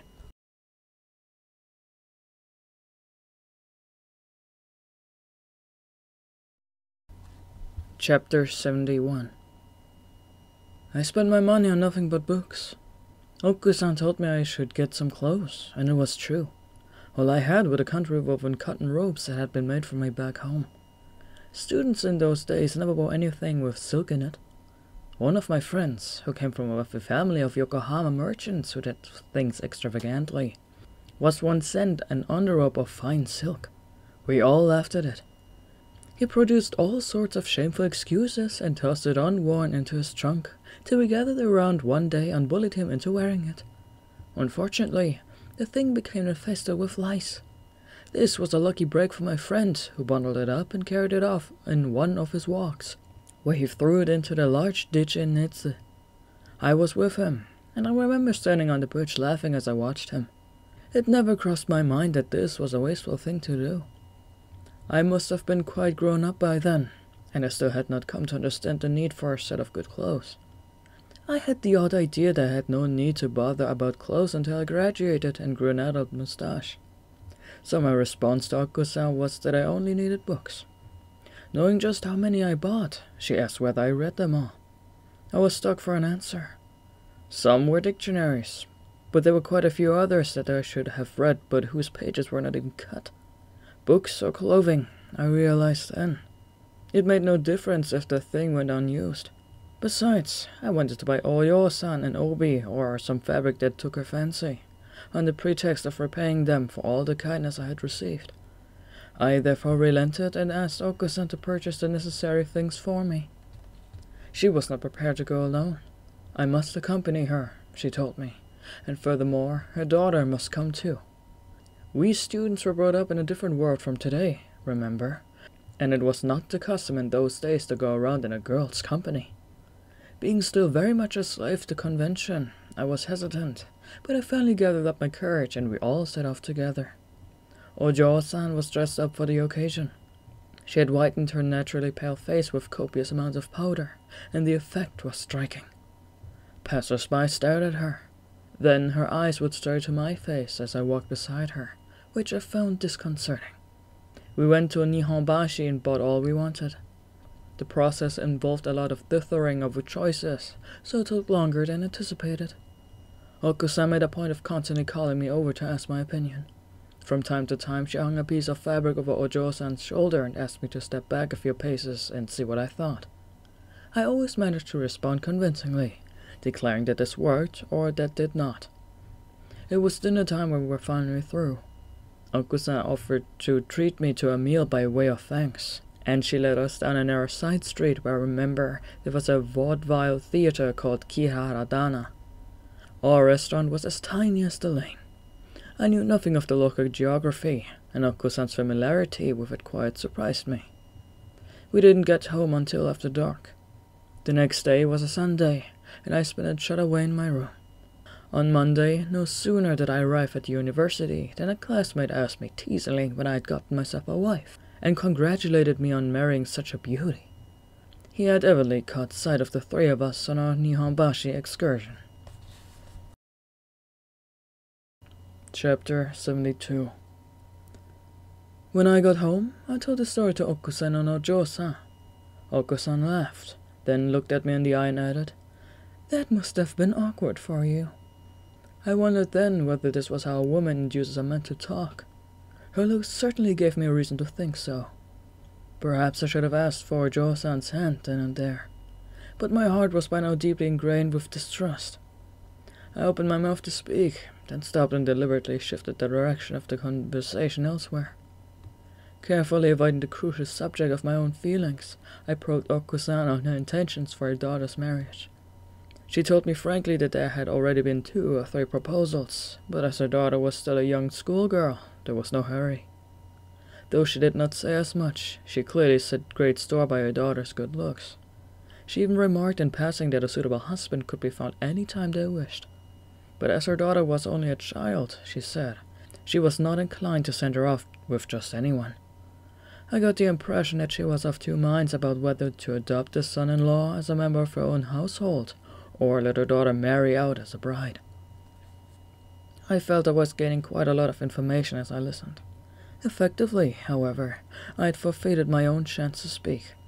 I couldn't say a word on my own behalf now.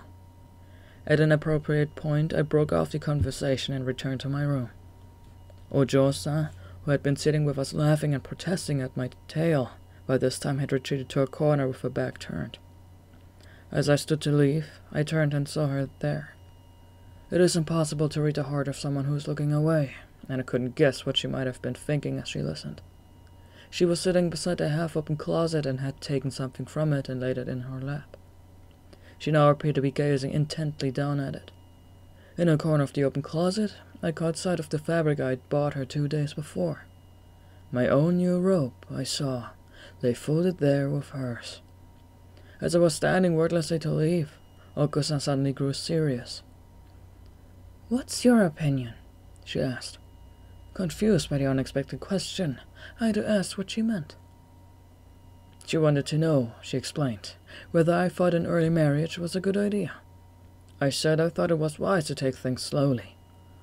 "I think so too," she replied.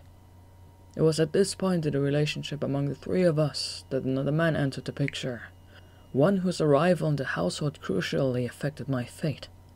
If he had not crossed my path, I doubt that I would need to write this long letter to you now. It was as if I stood there oblivious as the devil brushed by me, unaware that he cast a shadow upon me that would darken my whole life. It was I who brought this man into the house, I must confess. Naturally, I needed Okusan's consent, so I told her his story and asked if he could move in with me. She advised against it, but had no convincing argument to offer. For my part, I could see there's every reason why I must bring him into the household, and so I persisted in following my own judgment and did what I believed was right. Chapter 73. I recall this friend of mine, Kay. We had been friends since childhood. As you will no doubt realize from this, our native place was a bond between us. Kay was the son of a Pure Land Buddhist priest, but not the eldest son and heir, I should add, which is how he came to be adopted by a doctor's family. The Hongan subsect had a very powerful presence in my home district, and its priests were better off than others. If the priest had a daughter of marriageable age, for instance, one of his parishioners would help to find her a suitable match, and the wedding expenses would of course not come of his own pocket. Pure Land temple families were thus generally quite wealthy. Kay's home temple was a prosperous one. Even so, the family may not have had the funds to send him to Tokyo for his education. Did they decide to have him adopted into the other family because the other family had the means to educate him? I have no way of knowing. I only know that the doctor's family adopted him while we were still middle school students. I still remember the surprise I felt when the teacher called the roll one day and I realized Kei's name had suddenly changed. His new family was also fairly wealthy, and they paid for him to go to Tokyo for his studies. I left before he did, but he moved into the same dormitory when he arrived. Kei and I shared a room.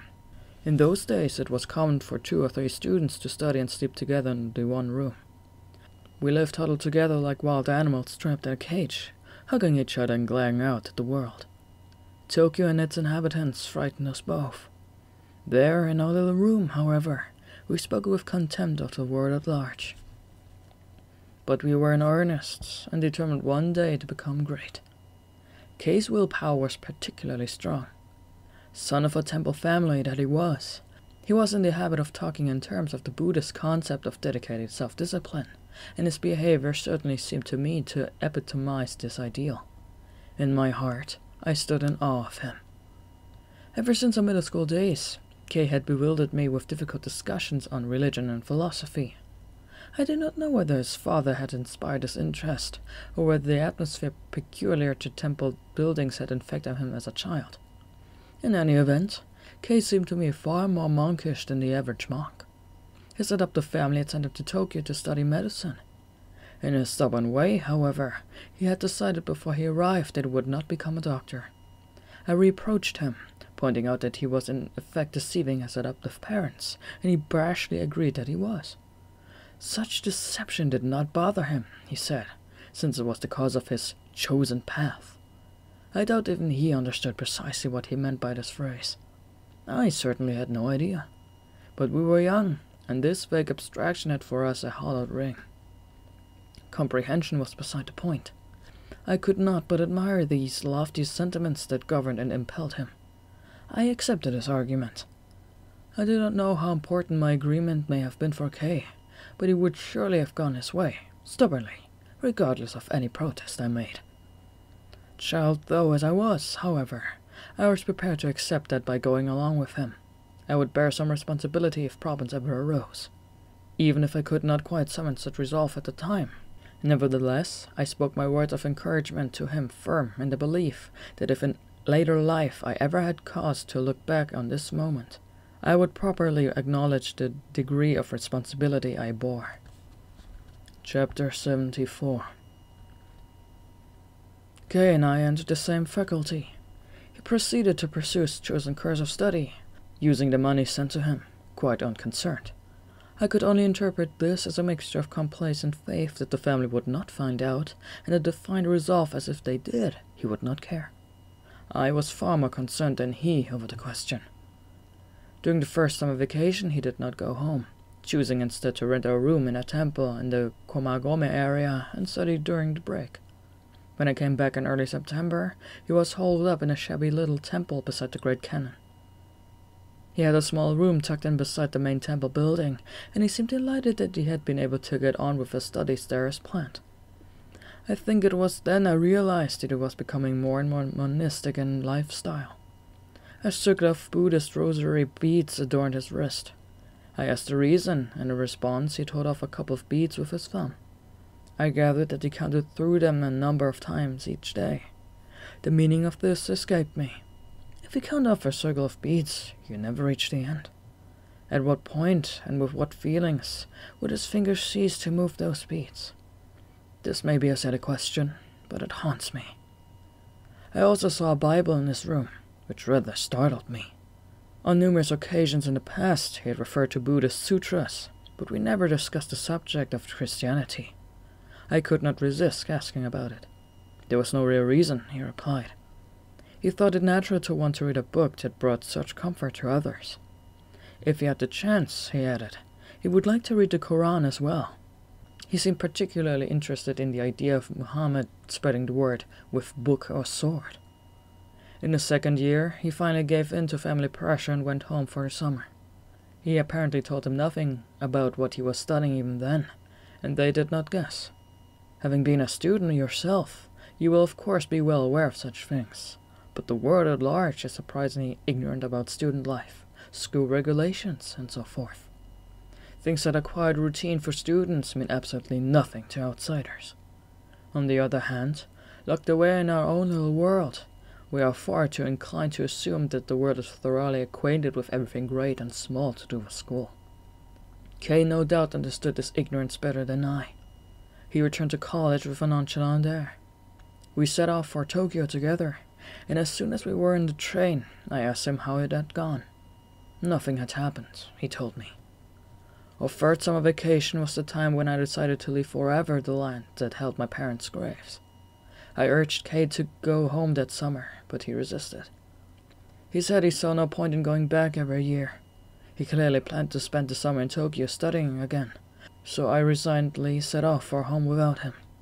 I have already written of the deep turmoil into which my life was thrown by those 2 months at home. When I met Kay again in September, I was under the grip of anger, misery, and loneliness. In fact, his life had undergone an upheaval rather like my own. Unknown to me, he had written a letter to his adoptive parents confessing his deceit. He had intended all along to do so, he said. Perhaps he was hoping that they would react by grudgingly accepting the change, and decided it was too late to argue, so he could have his way. At any rate, it seemed he was not prepared to continue deceiving them once he entered university. No doubt he realized that he would not get away with it much longer. Chapter 75. His adoptive father was enraged when he read Kay's letter, and immediately sent off a forceful reply to the effect that he could not finance the education of a scoundrel who had so deceived his parents. Kay showed me the letter. He then showed me the one he had received from his own family, which condemned him in equally strong terms. No doubt an added sense of fate obligation to the other family reinforced their decision to refuse to support him. He was faced with the dilemma of whether to return to his own family or consent to compromise with his adoptive family to stay on their family register. His immediate problem, however, was how to come up with the money he needed to stay at college. I asked if he had found a solution, and he replied that he was thinking of taking work teaching at an evening school. Times were far easier back then. It was not as difficult as you might think to find part-time work of this sort. I thought it would see him through very well, but I also bore responsibility in the matter. I had been the one to agree with his decision to ignore his adoptive family's plan for him and tread a path of his own choosing, and I could not now stand idly by. I immediately offered Kay financial assistance. He rejected it absolutely. Given how he was, no doubt financial independence gave him far greater satisfaction than the prospect of living under a friend's protection. Now that he was a university student, he declared, he must be a man enough to stand on his own 2 feet. I was not prepared to hurt Kay's feelings for the sake of satisfying my own sense of responsibility, so I let him have his way and withdrew my offer of a helping hand.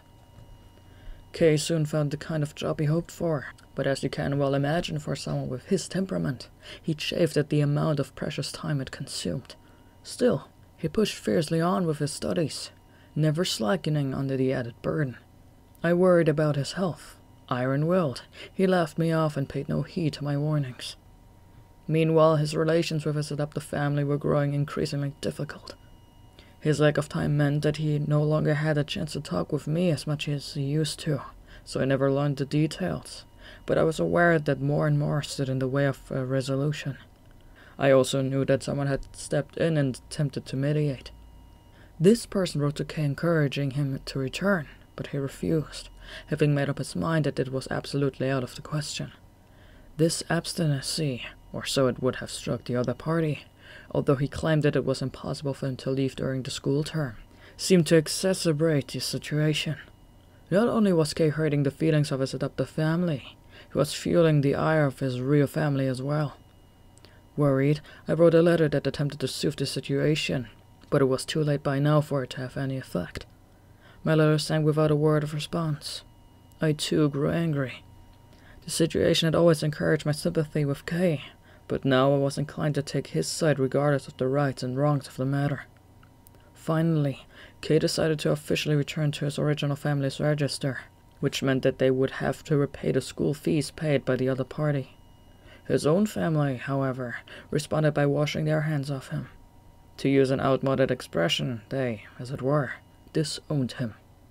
Perhaps it was not quite so radical as that, but that was how he understood it. Kei had no mother, and certain aspects of his character were perhaps a result of his being brought up by a stepmother. If his mother had not died, I feel, this distance between him and his family might never have risen.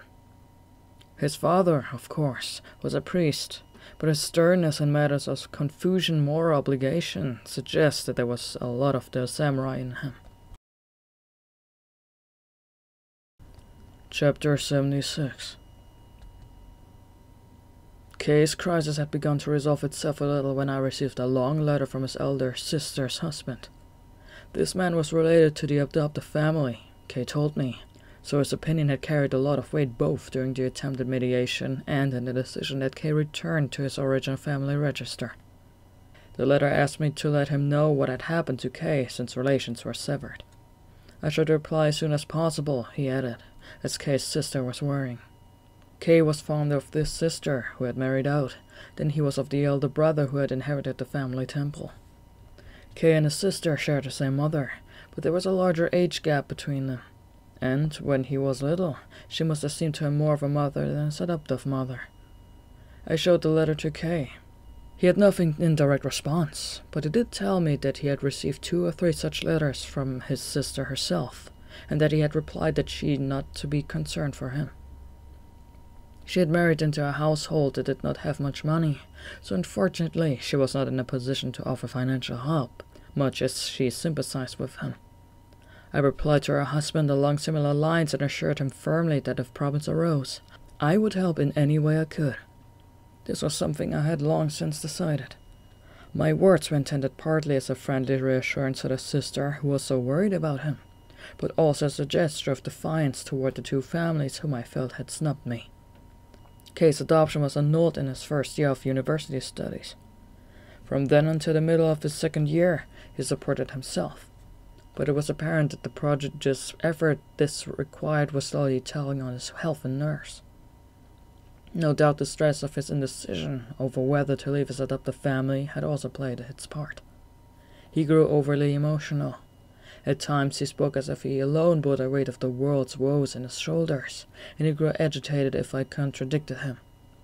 Or he would threat that the light of future hope was receding before his eyes. Everyone, of course, at the beginning of their studies is full of fine aspirations and dreams. But 1 year passes and then another, and as graduation draws near, you realize you are plodding. At this point the majority inevitably lose heart, and Kei was no exception. His feverish anxiety was excessive, however. My sole concern became to somehow calm him. I advised him to give up all unnecessary work, and added that for the sake of that great future of his, he would be wise to relax and enjoy himself more. I knew it would be difficult to get this message through to my stubborn friend, but when the time came for me to say my piece, it took even more persuasion than I had anticipated, and I struggled to hold my ground. He countered me by asserting that scholarship was not his primary aim. His goal was to develop a toughness of will that would make him strong, and to this end his circumstances must remain as strict as possible. From any normal point of view, this determination was wildly eccentric. Furthermore, the situation to which he chose to cling was doing nothing to strengthen his will. Indeed, it was rapidly driving him to nervous collapse. All I could do was present myself as deeply sympathetic. I declared that I too intended to pursue a similar course in life. In fact, these were not empty words. Kei's power was such that I felt myself increasingly drawn by his views. Finally, I proposed that he and I should live together and work to improve ourselves. In effect, I chose to give in to him in order to be able to bend his will.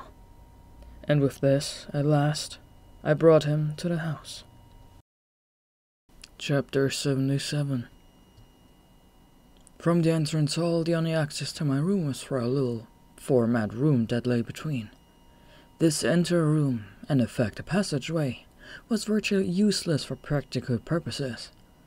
This is where I put Kei. At first, I recreated a previous arrangement, placing 2 desks side by side in my own larger room, with the idea that it would also share the small one. But Kei chose to make the small room exclusively his, declaring that he was happier alone no matter how cramped the space. As I mentioned, Okusa initially opposed my plan to bring Kei in at all. In an ordinary lodging house, she agreed, it made sense for two to share, and still better free. But she wasn't doing this as a business, she said, and urged me to reconsider. I told her Kei would be no trouble. Even so, she replied, she did not like the idea of housing someone she didn't know. In that case, I pointed out, she should have objected to me as well. But she countered with the statement that she had known and trusted me from the beginning. I smiled wryly. At this point, she changed her tactics. Bringing in someone like Kei, she said, would be bad for me. When I asked why, it was her turn to smile. To tell the truth, there was no real necessity for me to live with Kei.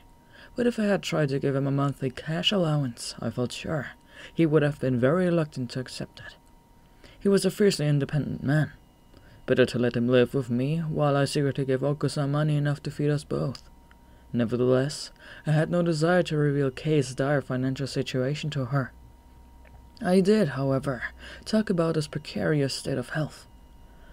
If left to himself, I told her, he would only grow more perverse and eccentric. I went on to describe his strained relations with his adoptive parents and his severance from his original family. While attempting to help him, I said, I was grasping a drowning man, desperate to infuse in my own living heat. I begged Okusan or Ojo-san to help by warmly accepting him. Okusan finally relented. Kei knew nothing of this discussion, and I was satisfied that he remained ignorant. When he came solidly into the house with his bags, I greeted him with an innocent air.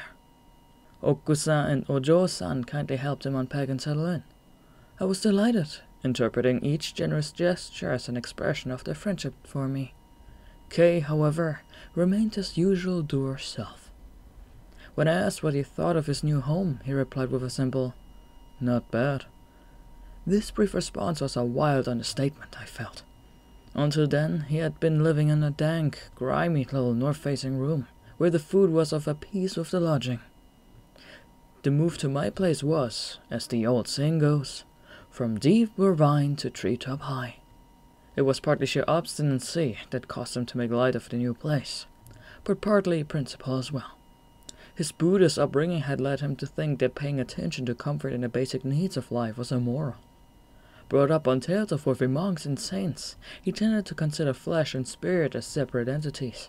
In fact, he may well have felt that to mortify the flesh was to exalt the soul.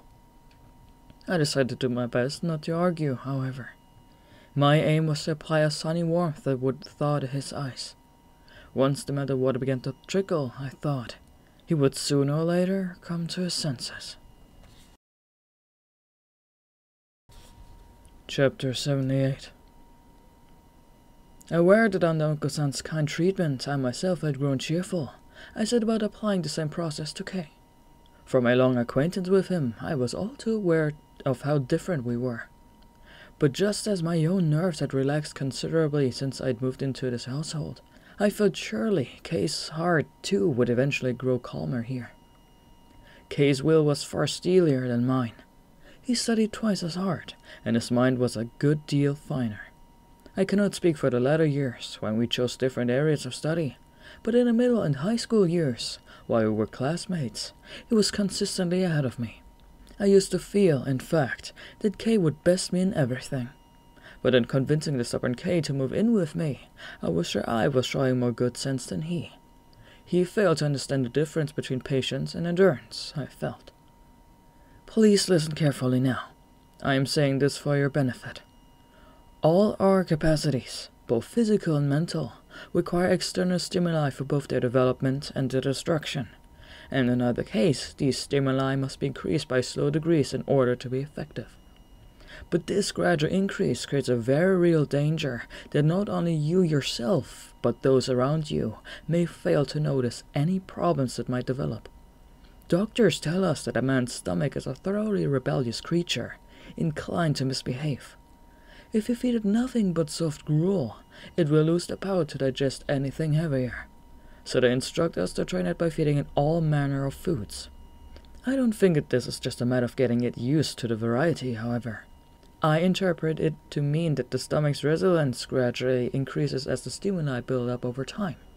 Now imagine what would happen if the stomach instead grew steadily weaker under this regimen. Kay was in just such a situation. Now Kay was a greater man than I, but he failed to comprehend what was happening to him. He had decided that if he accustomed himself to hardship, then pain would sooner or later cease to register. The simple virtue of repetition of pain, he was sure, would bring him to a point where pain no longer affected him. In order to bring about a change of heart in Kay, it was this above all that I would have to clarify to him. But if I spelled it out, he would doubtless resist. He would bring up the example of those Stoics and saints of old in his defense, I knew, and I would then have to point out the difference between them and him. That would be worthwhile if he were of a mind to listen to me, but by nature, once an argument reached that point, he would stick to his guns. He would simply assert his own position more vehemently, and having once spoken, he would feel obliged to follow through with action. In this respect, he was quite intimidating. He was grand in his convictions. He would stride forward to meet his own destruction. In retrospect, the only thing that had any kind of grandeur was the resilient ruin of any hope of success.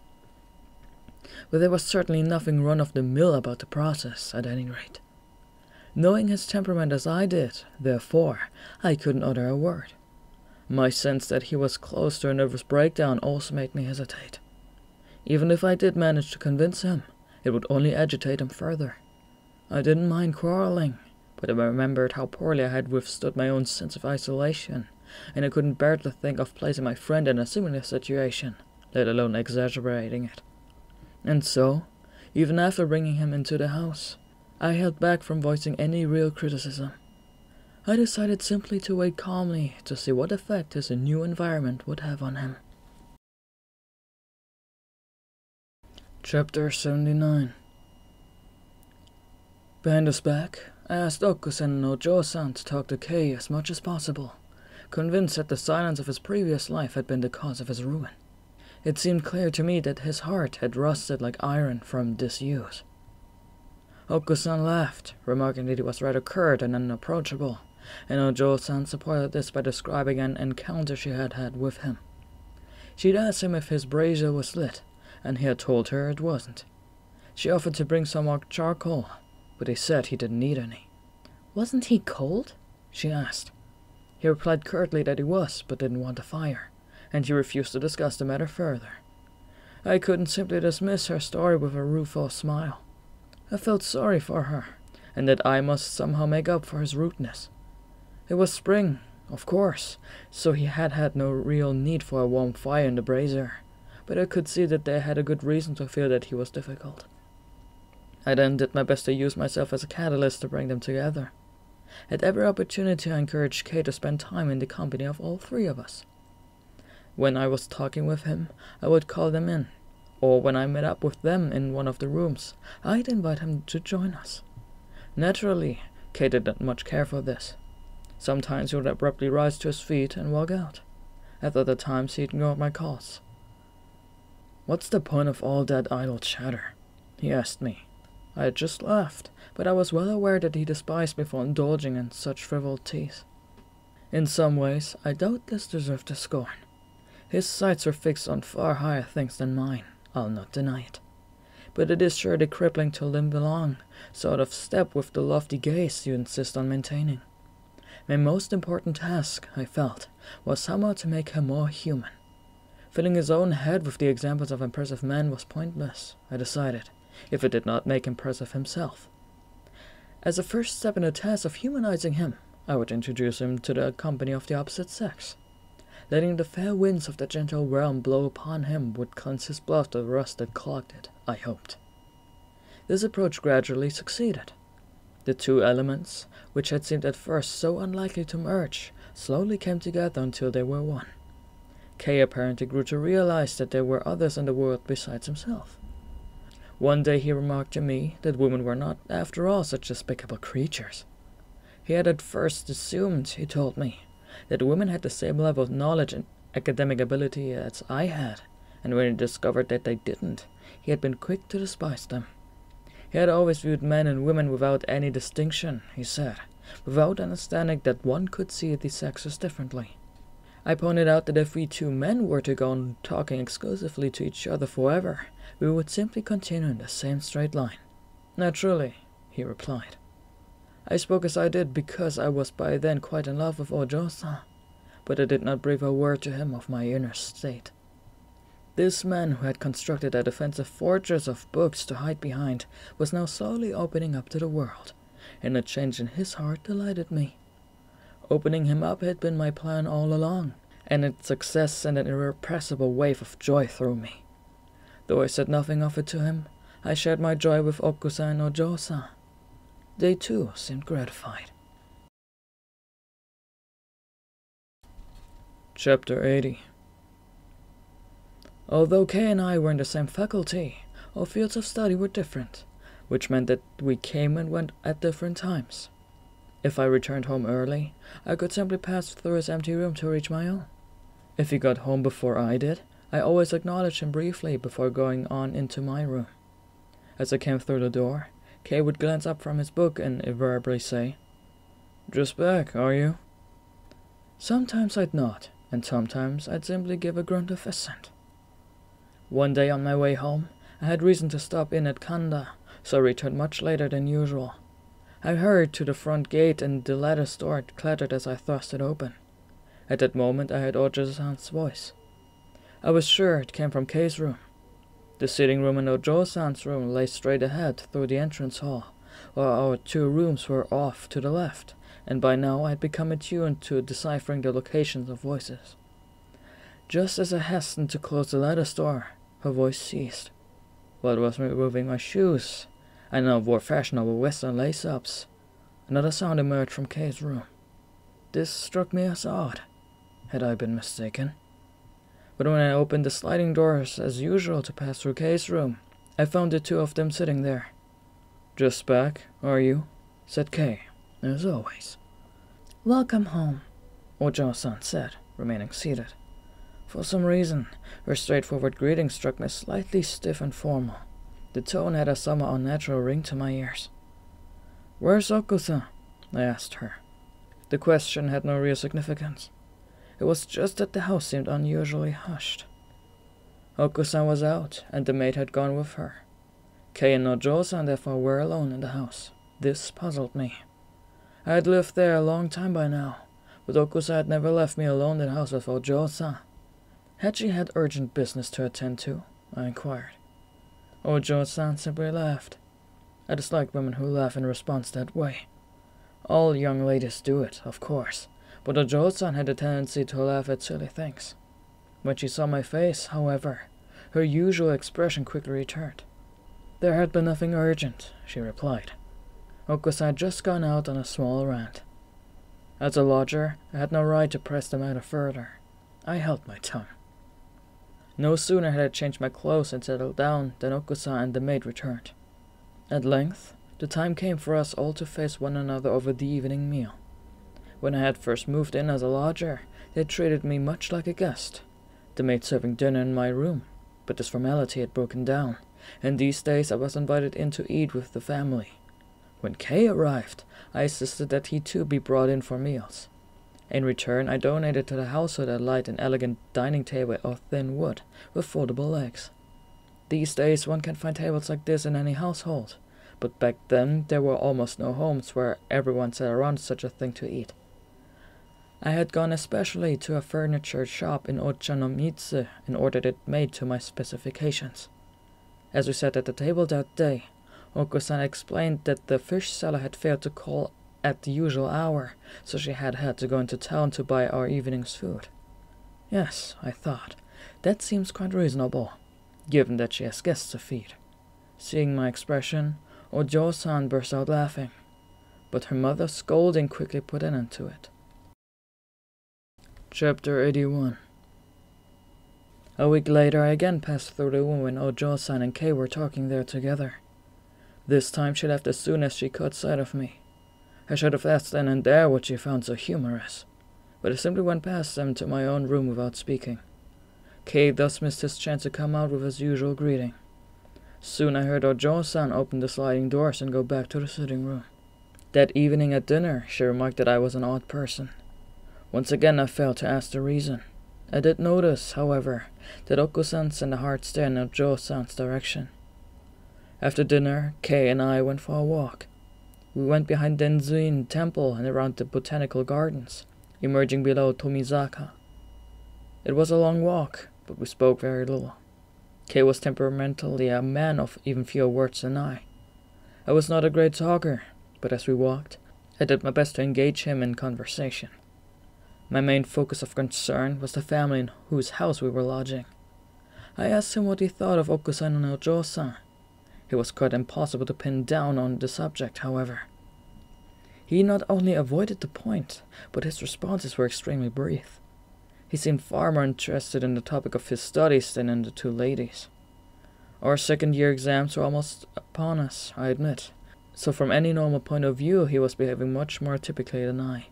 He launched into a disquisition on Swedenborg that made my uneducated mind reel. We both passed our exams successfully, and Oko-san congratulated us on entering our final year. Her own daughter, her sole pride and joy, was soon to graduate as well. Kei remarked to me that girls emerge from their schooling knowing nothing. Clearly he chose to completely overlook Ojo-san's extracurricular study of sewing, koto playing, and flower arranging.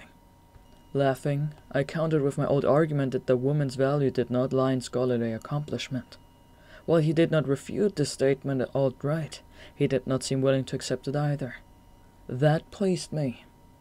I interpreted this casual dismissal of my ideas as an indication that his former scorn of women had not changed. Ojo-san, whom I thought the embodiment of womanly excellence, was evidently still beneath his notice. In retrospect, I see that my jealousy of Kei was already showing its horns. I suggested that the two of us go away together somewhere during the summer vacation. He responded with apparent reluctance. It's true that he could not afford to go wherever he wanted, but on the other hand, nothing prevented him from accepting an invitation to travel with me. I asked why he didn't want to come.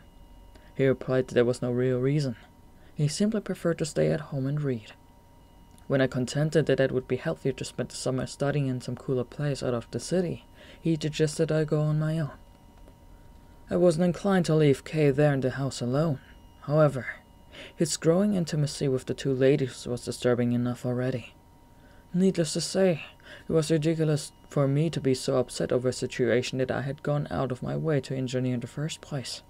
I was clearly being foolish. Oko-san, tired of seeing us endlessly at cross purposes, stepped in to mediate.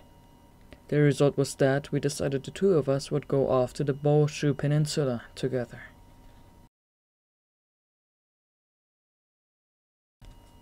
Chapter 82. Kei seldom took trips, and I had never been to Boshu, so we both disembarked at the boat's first port of complete ignorance of the place. Its name was Hota, I remember. I did not know what it might be like today, but in those days it was a dreadful little fishing village. For one thing, the whole place stank of fish.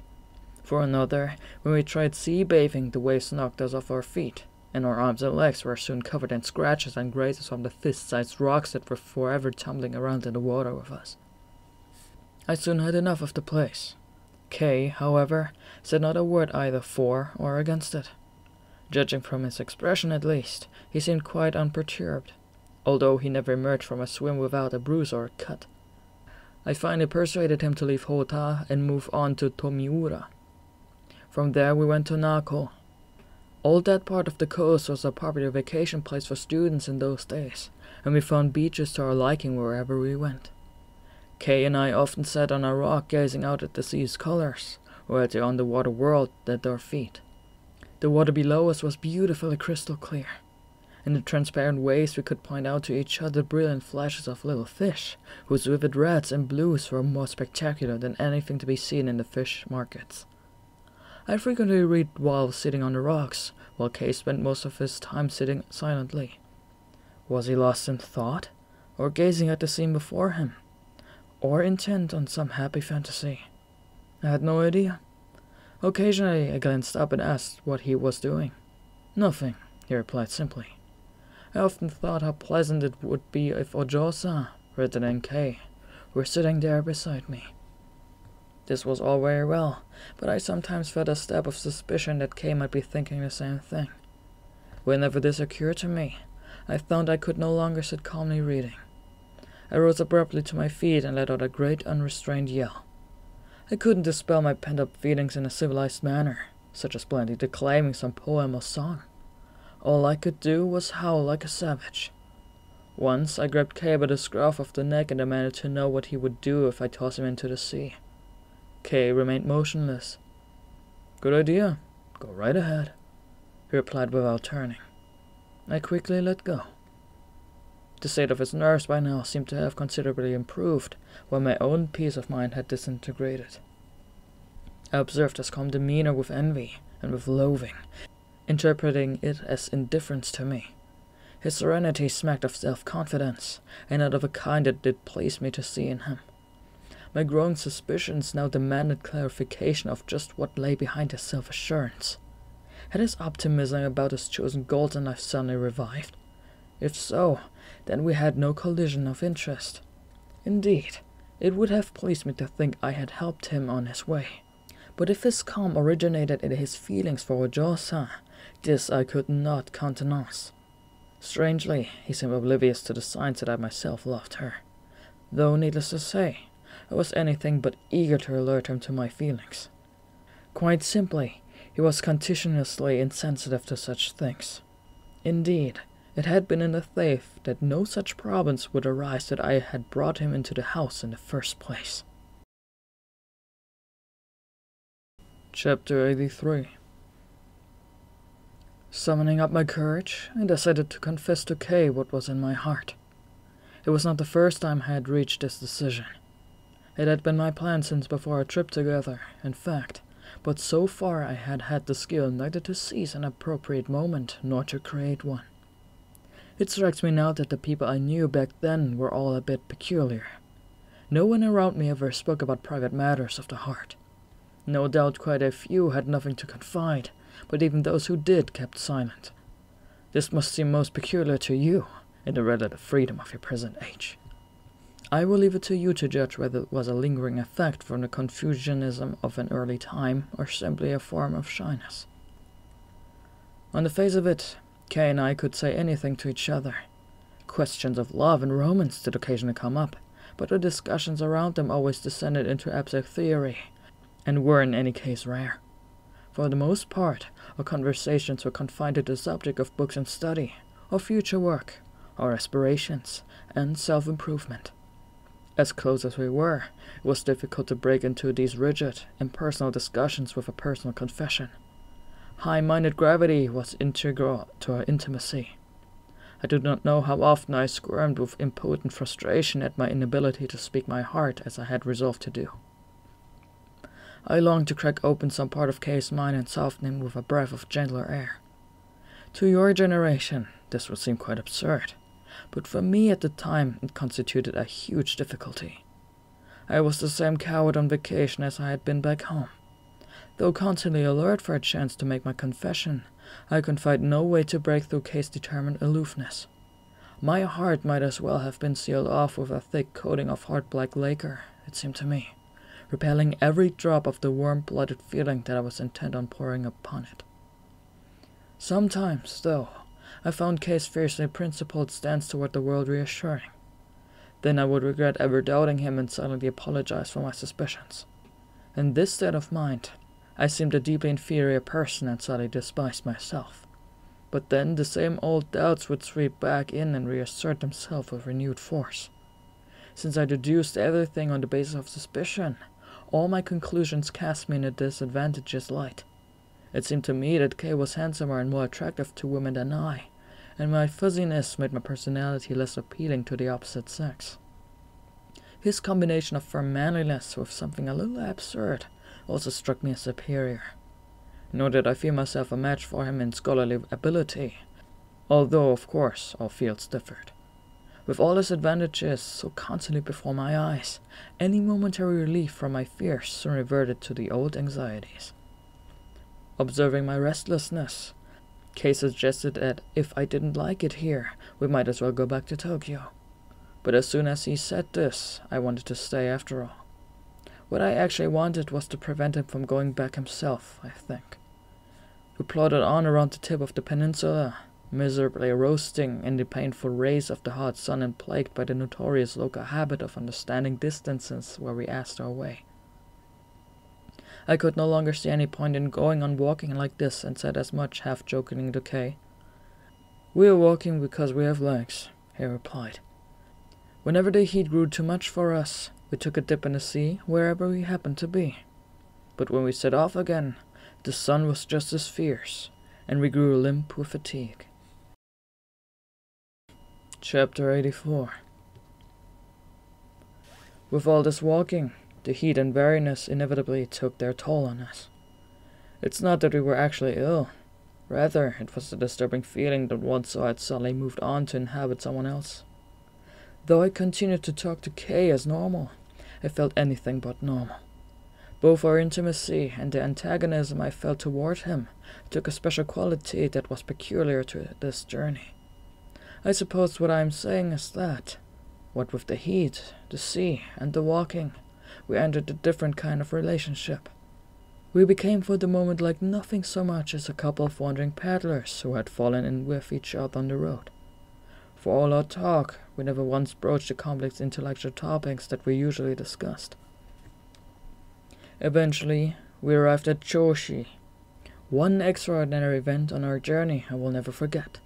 Before leaving the peninsula, we paused at Kaminato to take a look at the famous Sea Bream Inlet. It was many years ago, and besides, I was not particularly interested, so the memory is vague, but I seem to remember that this village was supposed to be the place where the famous Buddhist priest Nichiren was born. On the day of his birth, 2 sea bream were said to have been washed up on the beach there, and the local fishermen have avoided catching bream ever since, so the sea there is thronged with them. We hired a boat and went out to sea. I was intent on the water, gazing entranced at the remarkable sight of all the purple-tinted sea bream milling below the surface. Kei, however, did not appear as interested. He seemed preoccupied with thoughts of Nichiren rather than fish.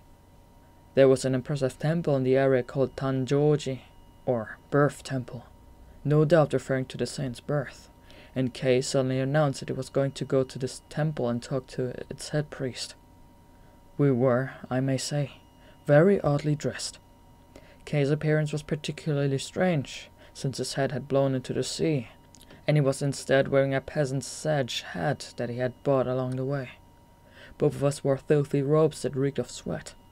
I urged Kei to give up the idea of meeting the priest, but he stubbornly persisted, declaring that if I didn't like it, I could wait outside. Since there was no arguing with him, I reluctantly went along as far as the temple's entrance hall.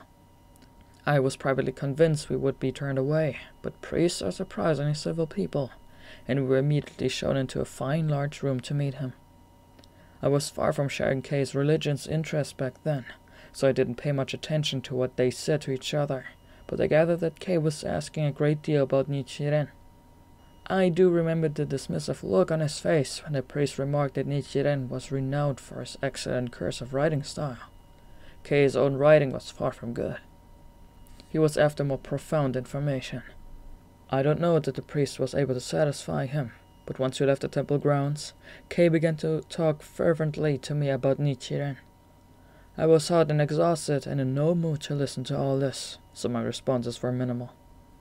After a while, even this became too much of an effort, so I simply remained silent and let him talk. It must have been the following evening, when we had arrived at our night's lodging, eaten, and were on the point of returning in, that things suddenly grew difficult between us. Kei was unhappy with the fact that I had not really listened to what he'd said to me about Nichiren the previous day.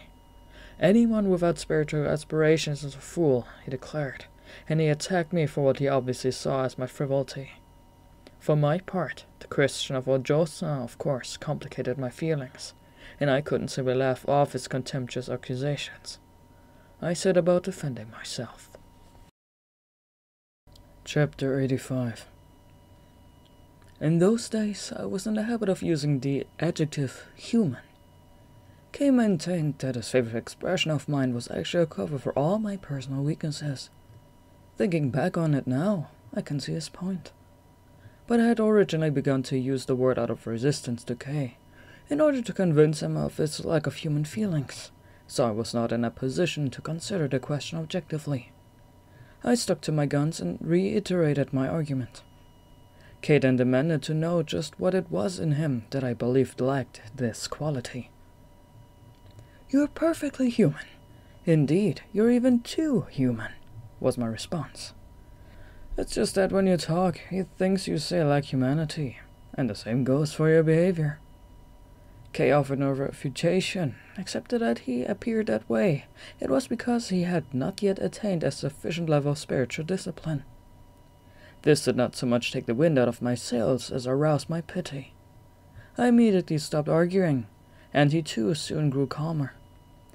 "If only I shared his knowledge of the lies of the ancients," he remarked mournfully, "I wouldn't be attacking him this way." When Kay spoke of the ancients, of course, he was not referring to men of legendary daring and courage. His heroes were the fierce ascetics of old, those mortifiers of the flesh who lashed themselves for the sake of spiritual attainment.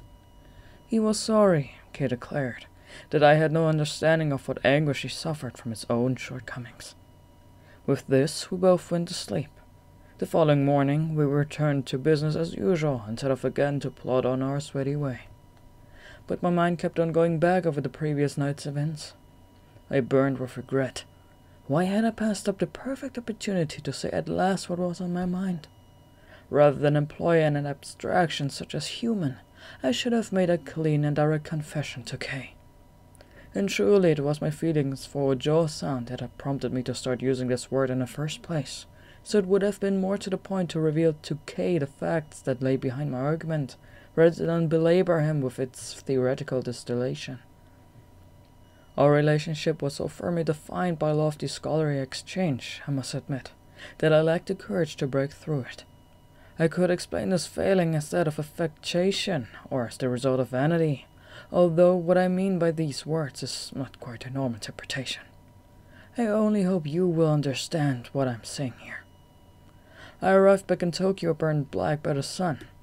By this time I was in yet another frame of mind. Concepts such as humans and other futile abstractions had all but vanished from my head. Kay, for his part, showed no more traces of the religious ascetic. He too, I am sure, was no longer troubling himself with the question of the spirit and the flesh. We gaped about us at the swirling life of Tokyo, like two visitors from another world. Then we set off for the Ryokoku district, where we had a chicken dinner. So fortified, Kay suggested we walk back home to Koishikawa. I was physically the stronger, so I readily agreed. Okasan was taken aback at our appearance when we arrived. Not only were we black from the sun, we were gaunt from the long, exhausting walk.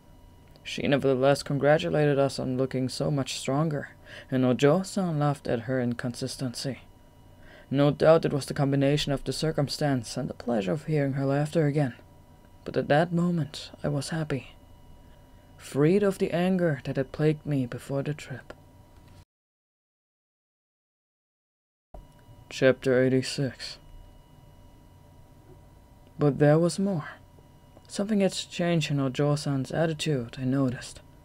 Both Okusan and Ojo-san set about providing us with the female care and attention that we needed to regain normalcy after our journey. But it seemed to me that Ojo-san was far more attentive to me than to Kay. If it had been blatant, it might have made me uncomfortable, even irritated. But I was delighted at how decorously she behaved. She devoted the greater part of her innate kindness to me in a way that only I would notice. Kay therefore remained oblivious and unconcerned. A gleeful song of victory sang in my heart. Summer ended at last, and mid-September arrived, the time when lectures would resume. Our schedule meant that once more we came and went from the house at different hours. 3 times a week I returned later than Kay, but I never detected any sign of Ojo-san's presence in his room. Kay went back to turning as I entered and remarking, "Just back, are you?" And I answered with my usual mechanical and meaningless response. It would have been the middle of October. I had overslept and rushed off to classes without changing out of the Japanese clothing I wore around the house. Rather than waste time with laced shoes, I hastily slipped on a pair of straw sandals. Our schedules meant that I would get back home before Kay did. When I arrived, I flung open the latter's door, assuming he wouldn't be there, and caught the sound of his voice within. I also heard Ojo-san's laughter. Not needing to spend time unlacing my shoes at the door as usual, I stepped straight out of my sandals and into the house and opened the sliding doors to our rooms. My eyes took in the sight of Kay, seated as usual at his desk. Ojo-san, however, was no longer in the room. All I caught was a glimpse of her retreating form, obviously making a hasty exit. I asked Kay why he had returned early. He had stayed home that day because he felt unwell, he replied. No sooner was I back in my room and seated than Ojo-san appeared with tea, and now at last she greeted me. I was not the sort of person who could ask with an easy laugh why she had run away just then. Instead, the matter nagged at my mind. She stood up and went off down the veranda, but she paused a moment before Kay's room and exchanged a few words with him. They seemed to be a continuation of the previous talk, but as I had not heard what had gone before, I could make no sense of them. Over time, Ojo-san grew increasingly nonchalant. Even when we were both at home, she would go to Kay's room via the veranda and call his name. Then she would go in and make herself at home. Sometimes, of course, she was bringing him mail or delivering his washing, the kind of interaction that could only be considered normal to those living under the same roof. But my fierce and single-minded desire to have her all to myself drove me to read more into it. At times I felt she was going out of her way to avoid my room and visit only his. So why, you may ask, did I not ask Kay to leave the house? But that would have defeated the very purpose of bringing him there in the first place. It was beyond me to do it. Chapter 87. It was a cold, rainy day in November. Sodden in my overcoat, I made my way as usual past the fierce Enma image that stands in Genkaku Temple and up the hill to the house.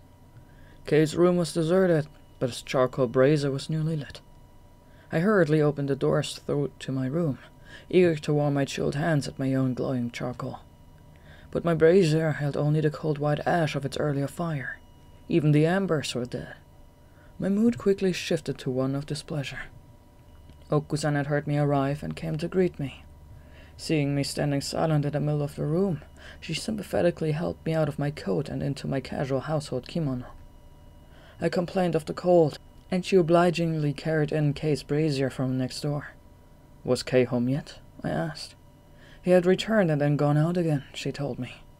This puzzled me, as it was a day when his class schedule meant he came home later than I.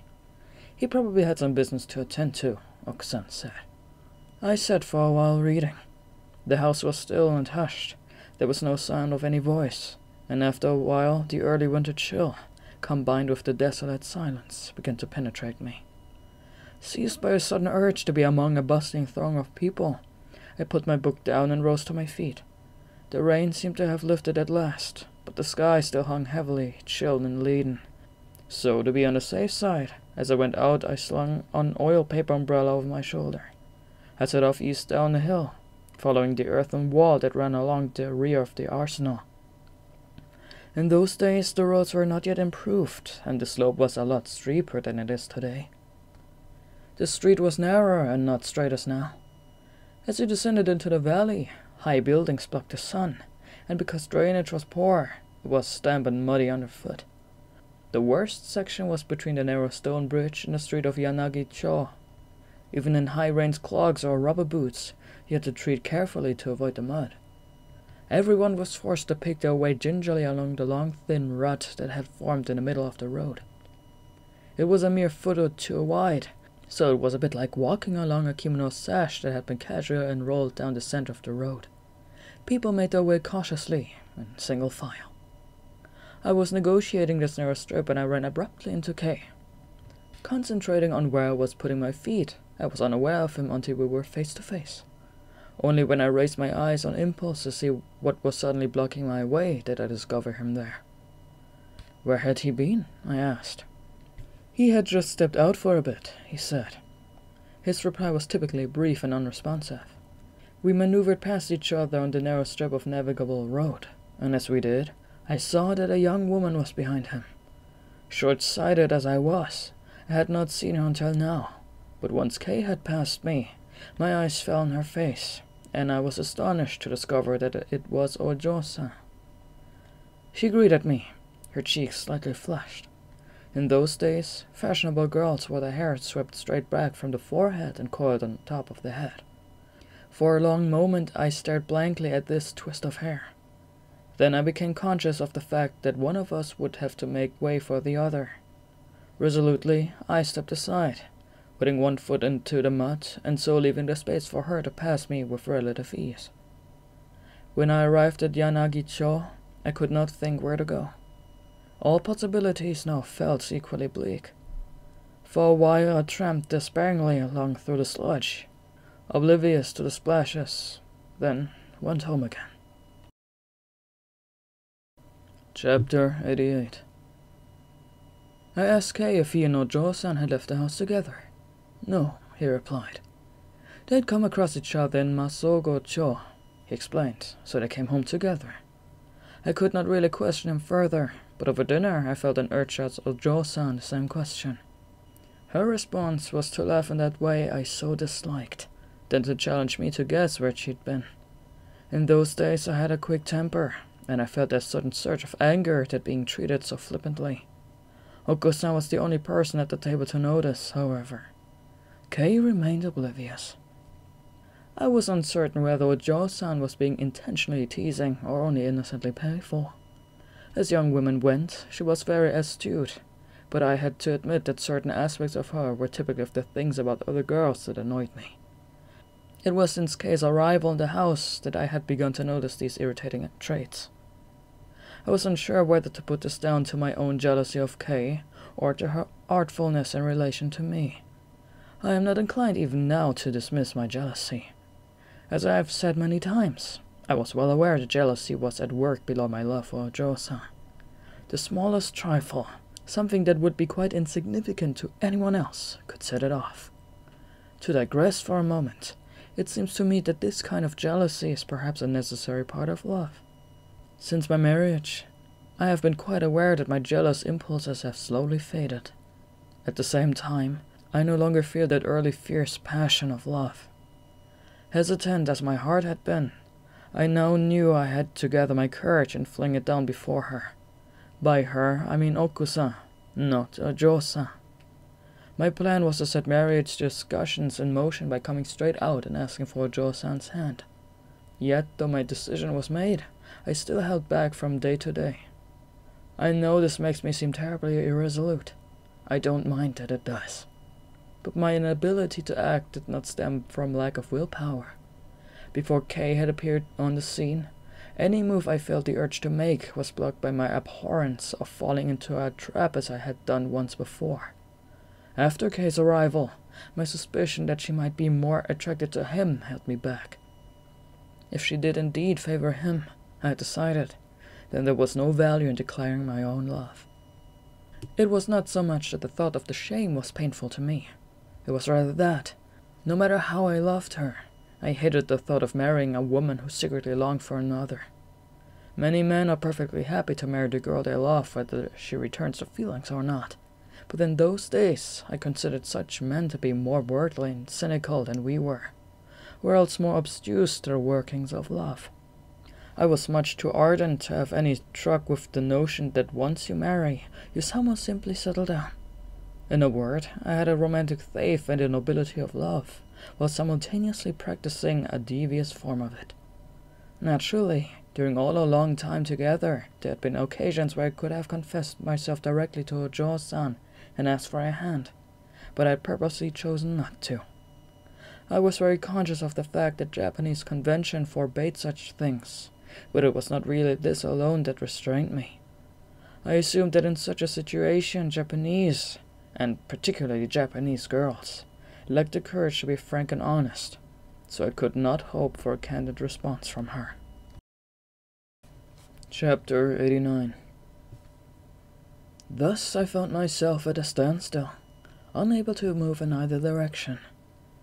Maybe you know the feeling of lying there snoozing, perhaps when you are ill, and suddenly you find that your limbs are paralyzed, although you're perfectly aware of everything around you. This was how it sometimes felt to me then, unknown to those around me. The year ended and spring came. One day Okusan suggested to Kei that he invite some friends over so we could play the New Year game of poem cards. She was astonished that Kei responded that he had no friends. Indeed, it was true. No one in Kei's life really fit the description. He had a number of acquaintances who would pass the time of day with him when they came across each other, but they were hardly the kind of people to ask over for a game of cards. Okusan then turned to me and asked if I knew of anyone to invite, but I was not in the mood for such jolly games, so I gave a non-committal reply. When evening came, however, Ojo-san dragged us both off to play. With just the four of us, it was a very subdued game. Unused to such frivolities as he was, moreover, Kei remained reserved and standoffish. I demanded to know whether he even knew the Hyokunin Ishi poems. Not really, he replied. Ojo-san apparently took my word to be contemptuous, for she then began to lend him her obvious support, and in the end, the two of them were more or less aligned against me. With any encouragement, the situation could easily have escalated into a quarrel as far as I was concerned. But luckily, Kei steadfastly maintained his earlier aloof indifference. I could detect not the slightest hint of triumph in him, so I managed to finish the game without incident. It would have been 2 or 3 days later that Okusan and Ojo-san set off in the morning to visit some relatives in Ichigaya. Classes had not yet started, so Kei and I were in effect left to look after the house for today. I felt no urge either to read or to take a walk, and instead sat up beside the brazier, chin propped on an elbow, daydreaming. Next door, Kei was equally quiet. Such silence reigned that for each of us, the other could as well not have been there. There was nothing unusual in the silence, of course, and I paid no particular attention. Around 10 o'clock, Kei suddenly opened the doors between our rooms and stood in the doorway. What was I thinking? He asked. I had not really been thinking anything, or if I had, then I was probably mulling over the usual problem of Ojo-san. Okusan was a necessary part of my conundrum, of course, but lately, Kei's inseparable involvement had complicated it further. He had been vaguely present in my mind as a kind of obstacle, but now that I was face to face with him, I couldn't come out and say so. I simply looked at him silently. Kei then strode into my room and sat down in front of my brazier. I took my elbows off the edge and pushed the brazier slightly toward him.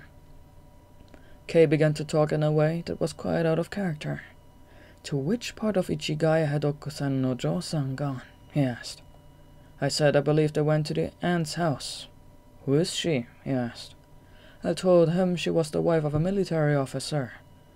Why had they gone out so early in the year, when the round of New Year visits traditionally did not begin for women until after the 15th of January? I could only reply that I did not know. Chapter 90.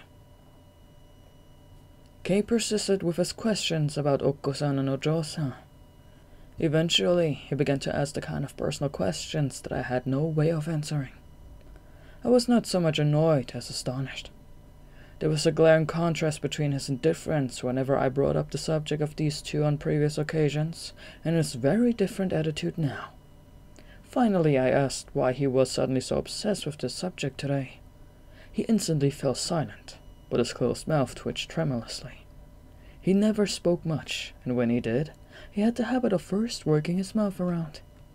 The weight of his utterances was no doubt evidenced in the way the lips resisted his will and opened only reluctantly. The voice that finally broke through was twice as strong as that of an average man. Seeing his mouth working now, I knew that something was coming, but I had no clue what was in store. You can imagine my amazement when Kei launched into a ponderous confession of his agonized love for Ojo-san.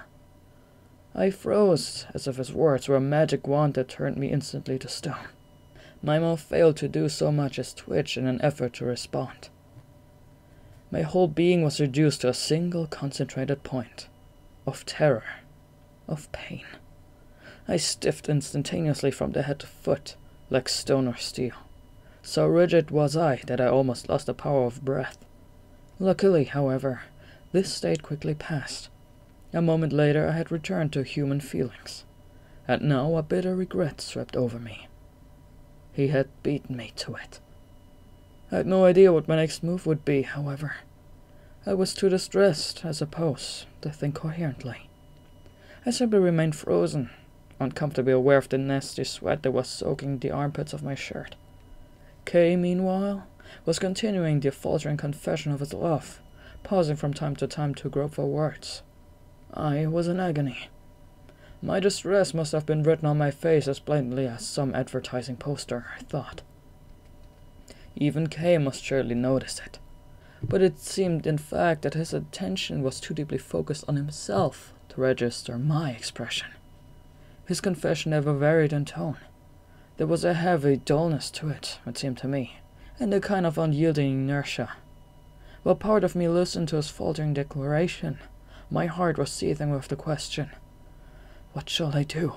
Oh, what shall I do?" So that I scarcely comprehended the details of what Kay was saying. The overall tone of his words, however, struck me to the core. So my pain was now mixed with a kind of terror, the beginnings of a horrified recognition that he was stronger than I. When Kay finished, I could say nothing. I was not struck dumb by any internal debate about whether it would be wiser to make the same confession to him or to keep my secret to myself. It was simply that I could not speak, nor did I wish to. At lunch, Kay and I faced each other across the table. Served by the maid, we ate what seemed to me an unusual tasteless meal. We spoke barely a word during the meal. We had no idea when Okusan or Josan would return. Chapter 91. We returned to our separate rooms and did not see each other again. Kay was as silent as he'd been that morning. I too sat quietly, deep in thought. It seemed clear to me that I should reveal my heart to Kay, but I also felt that my chance had already passed. My silence had been a terrible mistake, it seemed to me now. I should have cut across his words with a counter-offensive. At the very least, I would have been wiser to follow his confession by frankly telling him my own feelings. At this stage, no matter how I looked at it, with Kay's confession over and done with it would be awkward to come back to the subject and express my own feelings. I could see no way to bring it up naturally. I felt dizzy with remorse.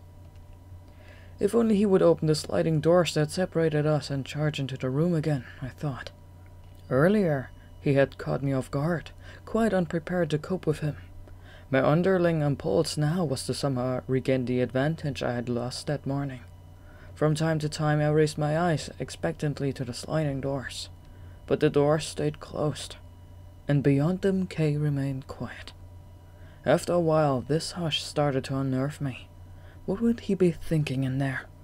No sooner had the question entered my head than it began to obsess me. It was perfectly normal for us to maintain separate silences on either side of the doors, and usually the quieter Kay was, the more likely I was to forget he was there. In my present state, however, I was clearly a bit mad. Yet, despite my urgent need to confront him, I could not take the offensive and open the doors myself. Having missed my chance to speak, I now could only wait for his next move. At length, I could stay still no more. The longer I forced myself to remain motionless, the more urgently I longed to leap up and burst into Kay's room. There was nothing for it but to get up and go out onto the veranda. From there I moved on into the sitting room, where I absently poured myself a cup of hot water from the kettle and drank it. Then I went out of the entrance hall, and from there, having carefully avoided Kay's room, I found myself out on the road. Needless to say, I had no destination in mind. I simply needed to keep moving. I wandered aimlessly through the streets that were bright with New Year decorations. Walk as I might, Kay continued to fill my mind. In fact, I was not even attempting to rid myself of such thoughts by walking. As I prowled the streets, my mind was intent on chewing over and digesting the image of him that hung before me. Above all, he puzzled me. Why should he have unburdened himself to me out of the blue like that? Why had his passion reached such a pitch that he felt he must confess it to me? And where had his normal self disappeared to? I could find no answers. I knew how strong he was and how intensely earnest. I was convinced that there was a lot more I needed to know before I could decide on my own attitude. On the other hand, the thought of having anything more to do with him was strangely repugnant. As I strode about the town in a daze, Kay's face, as he sat quietly in his room, was constantly before my eyes, while a voice seemed to be telling me that no matter how I walked, he would remain impervious to me. In short, I had begun to feel an almost magical power in him. Perhaps I even found myself thinking he had cast an evil spell that would last the rest of my life. When at length I came home, exhausted, there was still no sound of life from Kay's room. Chapter 92. Soon after I returned, I had a rickshaw approaching. In those days the wheels were not yet lined with rubber, and you could hear the noisy clatter from quite a distance. The vehicle eventually pulled up in front of the gate. About 30 minutes later, I was summoned for the evening meal. The room next door was still scattered with the bright disorder of the former visiting kimonos that the two ladies had just taken off. They apologized to us for being late. They had hurried home, Okusan said, to be in time to prepare supper. This thoughtfulness, however, was quite lost on both Kay and me. At the table, my responses were brief and curt, as if begrudging each word. Kay was even more taciturn. The two ladies were still in fine high spirits from their rare excursion together, so our black mood was starkly evident in contrast. Okusan asked me what had happened. I said I wasn't feeling very well. This was no more than the truth. Then Ojo-san addressed the same question to Kay. He gave a different reply. He simply said he didn't feel like talking. Why not? She demanded. On a sudden impulse, I raised my reluctant eyes to his face, curious to know how he would respond. Kay's lips were trembling in that way he had. Anyone who did not know him would judge that he was lost for an answer. Ojo-san laughed and said he must be thinking those difficult thoughts of his again. He reddened slightly. That evening I went to bed earlier than usual. Concerned at my statement that I was feeling unwell, Okusan arrived around 10 with some buckwheat soup. My room was already dark, however. She slid the door open a fraction and peered in consternation. As she did so, the lamplight from Kay's desk cast a soft diagonal beam into my room. It seemed he was still up. Okusan came in and sat at my pillow, setting the bowl down beside me. "Do have this," she said. "It'll warm you up. You must have caught a cold." Grudgingly, I drank the glutinous liquid, while she sat watching. I lay in the dark thinking until late in the night. What this amounted to, of course, was fruitlessly going over and over the same problem without arriving at any conclusion. At one point, I suddenly wondered what Kay was doing right then in the room next door. "Hey," I called out, only half aware of what I was doing. "Hey," he immediately responded. He was still up. "Haven't you gone to bed yet?" I asked through the doors. He was just about to, he replied. "What are you doing?" I asked. This time there was no reply. Instead, 5 or 6 minutes later, I heard as clearly as if it were happening beside me the rasp of a cupboard being opened and the dull thump of bedding being laid on the floor. "What time is it?" I asked. 20 past 1, he replied. Then I heard him softly blow out the flame of his lamp, and blackness and silence fell upon the house. As I lay in the dark, my staring eyes only grew clearer. Again, without really thinking, I called to Kay once more. Once more he responded. At length, I brought myself to say I wanted to talk more about what he had told me that morning. "Is it okay to talk now?" I asked. I did not, of course, intend to have this conversation through closed doors. I was just hoping for a simple answer. But although Kay had responded willingly enough to my earlier calls, he now resisted. Well, he muttered softly.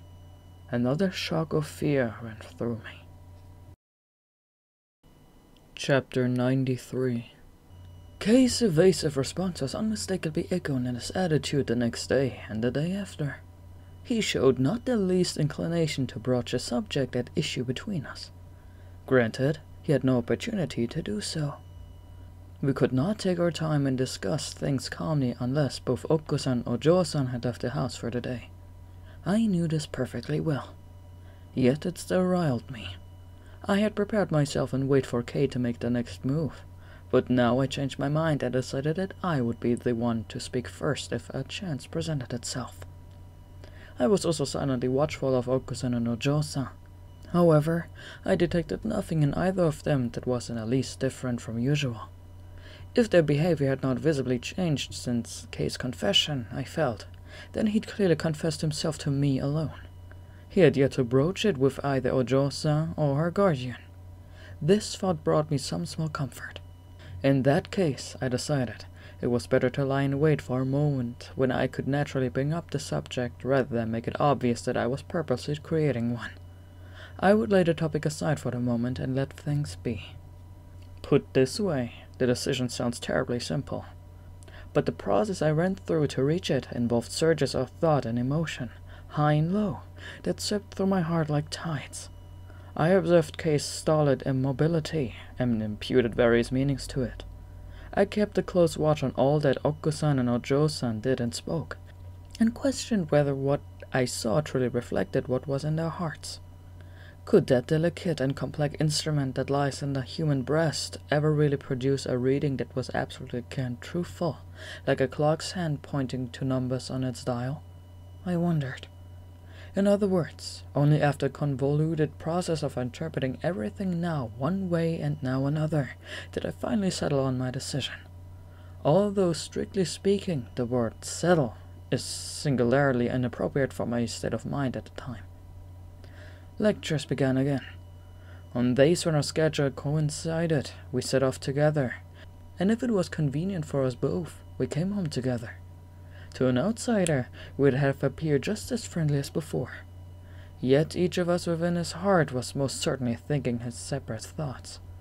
One day as we were walking along together, I chose my moment and suddenly took the offensive.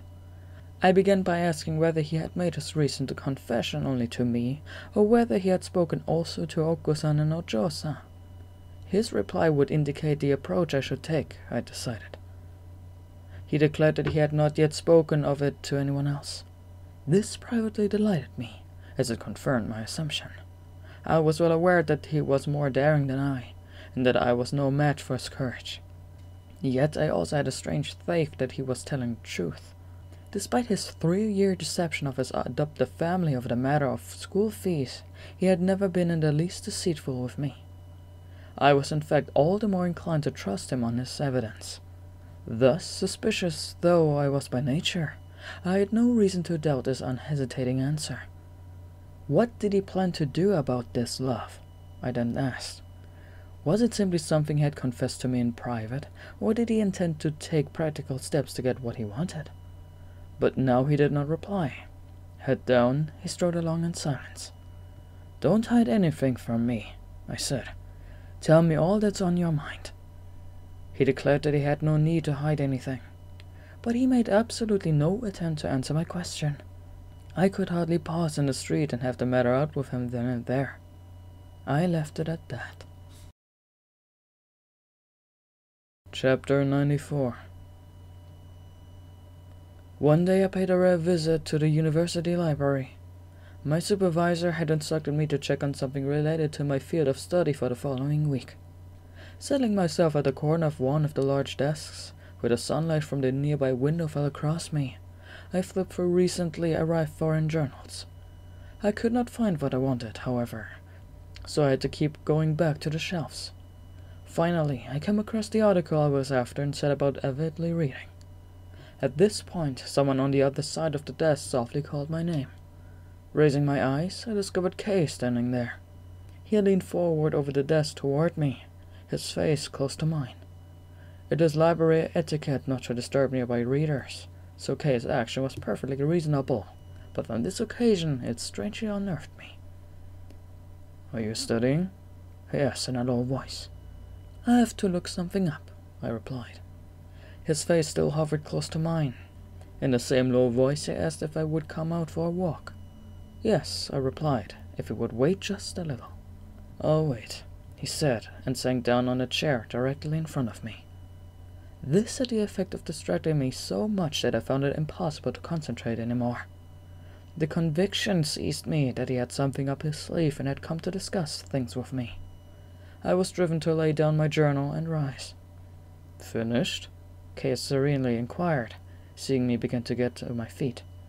"It's not important," I answered. I returned the journal, and we left the library together. We had no particular destination in mind, so we walked through Tatsuoka-cho to Okinohata and on to Ueno Park. There, Kay suddenly broached a subject that lay between us. All things considered, it seemed obvious that he had invited me out for a walk for this purpose, but he still showed no evidence of moving toward a plan of action. "What do you think?" he asked. What he wanted to know was how I saw him, knowing the depth of love to which he had succumbed. He was, in other words, seeking a critical evaluation of his present state. I could tell from this how unlike his usual self he was. Let me remind you that he had none of that weakness of character that makes most people concerned with what others are thinking. He had the kind of daring and courage that would simply press ahead once he decided something. I had all too vivid memories of this characteristic from the time of his family troubles, so the difference in his present behavior was quite clear to me. Why was my opinion so important now? I asked him. The fact was, he was ashamed of his weakness, he replied in an unusually dejected voice. He was at a loss, no longer had a clear sense of things, so all he could do was to get a fair assessment from me. I cut in with a question. What did he mean by at a loss? He didn't know whether to proceed or retreat, he explained. I pressed in another step and asked whether he thought himself capable of retreat, if that was what he decided. Words now failed him. "It's agony," was all he managed. And indeed he looked wrecked. If the person at issue had not been Ojo-san, I could have poured such a balm of soothing reassurance upon those poor tortured features. I flatter myself that I was born with a compassionate sympathy for others. Just then, however, I was a different person. Chapter 95. I watched Kay's every move, vigilant as a man putting himself against someone trained in a different school of combat. My eyes, my heart, my body, every atom of my being was focused on him with unwavering intent. In his innocence, Kay was completely unwary. He was not so much poorly defended as utterly vulnerable. It was as if I could lift from his very hands the map of a fortress that was in his charge and take all the time I wanted to examine it as he watched. Now I understood that he had lost his way in a labyrinth between his ideals and reality. I felt with conviction that I could knock him down with a single blow. My eyes fixed on this purpose, I stepped straight into the breach. I grew instantly solemn. It was part of my strategy, but in fact I was tense enough for it to feel perfectly natural, so I was in no position to notice that I was behaving shamefully, even comically.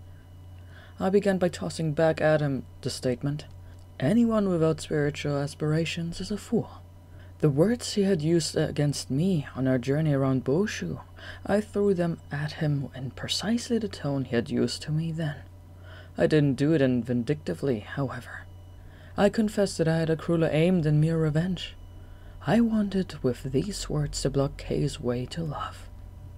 Kay had been born into the Pure Land sect, which encourages its priests to marry, but once he reached his teenage years, he develops beliefs that were somewhat different.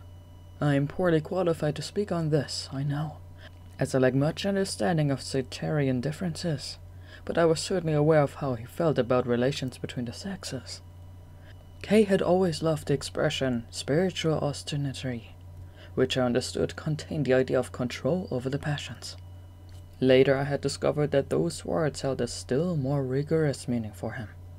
His prime article of faith was the necessity to sacrifice everything in pursuit of the true way. Following the path was not only a question of self-denial and abstinence, even selfless love, beyond the realms of desire, was conceived as a stumbling block. I had often heard him declaim about this in the days when he was self-supporting. I was already in love with Ojo-san back then, so naturally I threw myself into defending the realms of desire. He had looked at me pityingly, with much more contempt than sympathy in his eyes. Now, with all that lay between us, the words I had just thrown back at Kay would certainly have struck home painfully. But as I have said, I was not using them to strike at the philosophy he had so rigorously cultivated. I wanted instead for him to stay true to his old convictions. Whether he attained his spiritual aspirations was beside the point. He could reach enlightenment itself, for all I cared. My single fear was that he would change the direction he had chosen for his life and thereby come into conflict with my own interests. In other words, blatant self-interest lay behind my words. Anyone without spiritual aspirations is a fool, I repeated, watching to see what effect these words would have on Kay. A fool, Kay responded at length. I'm a fool. He came to an instantaneous halt and stood rooted to the spot, staring at the ground. This startled me. He seemed to me like a cornered thief who will suddenly turn threatening. Then I realized that he presented no danger. All the power had left his voice. I longed to read his eyes, but they remained averted.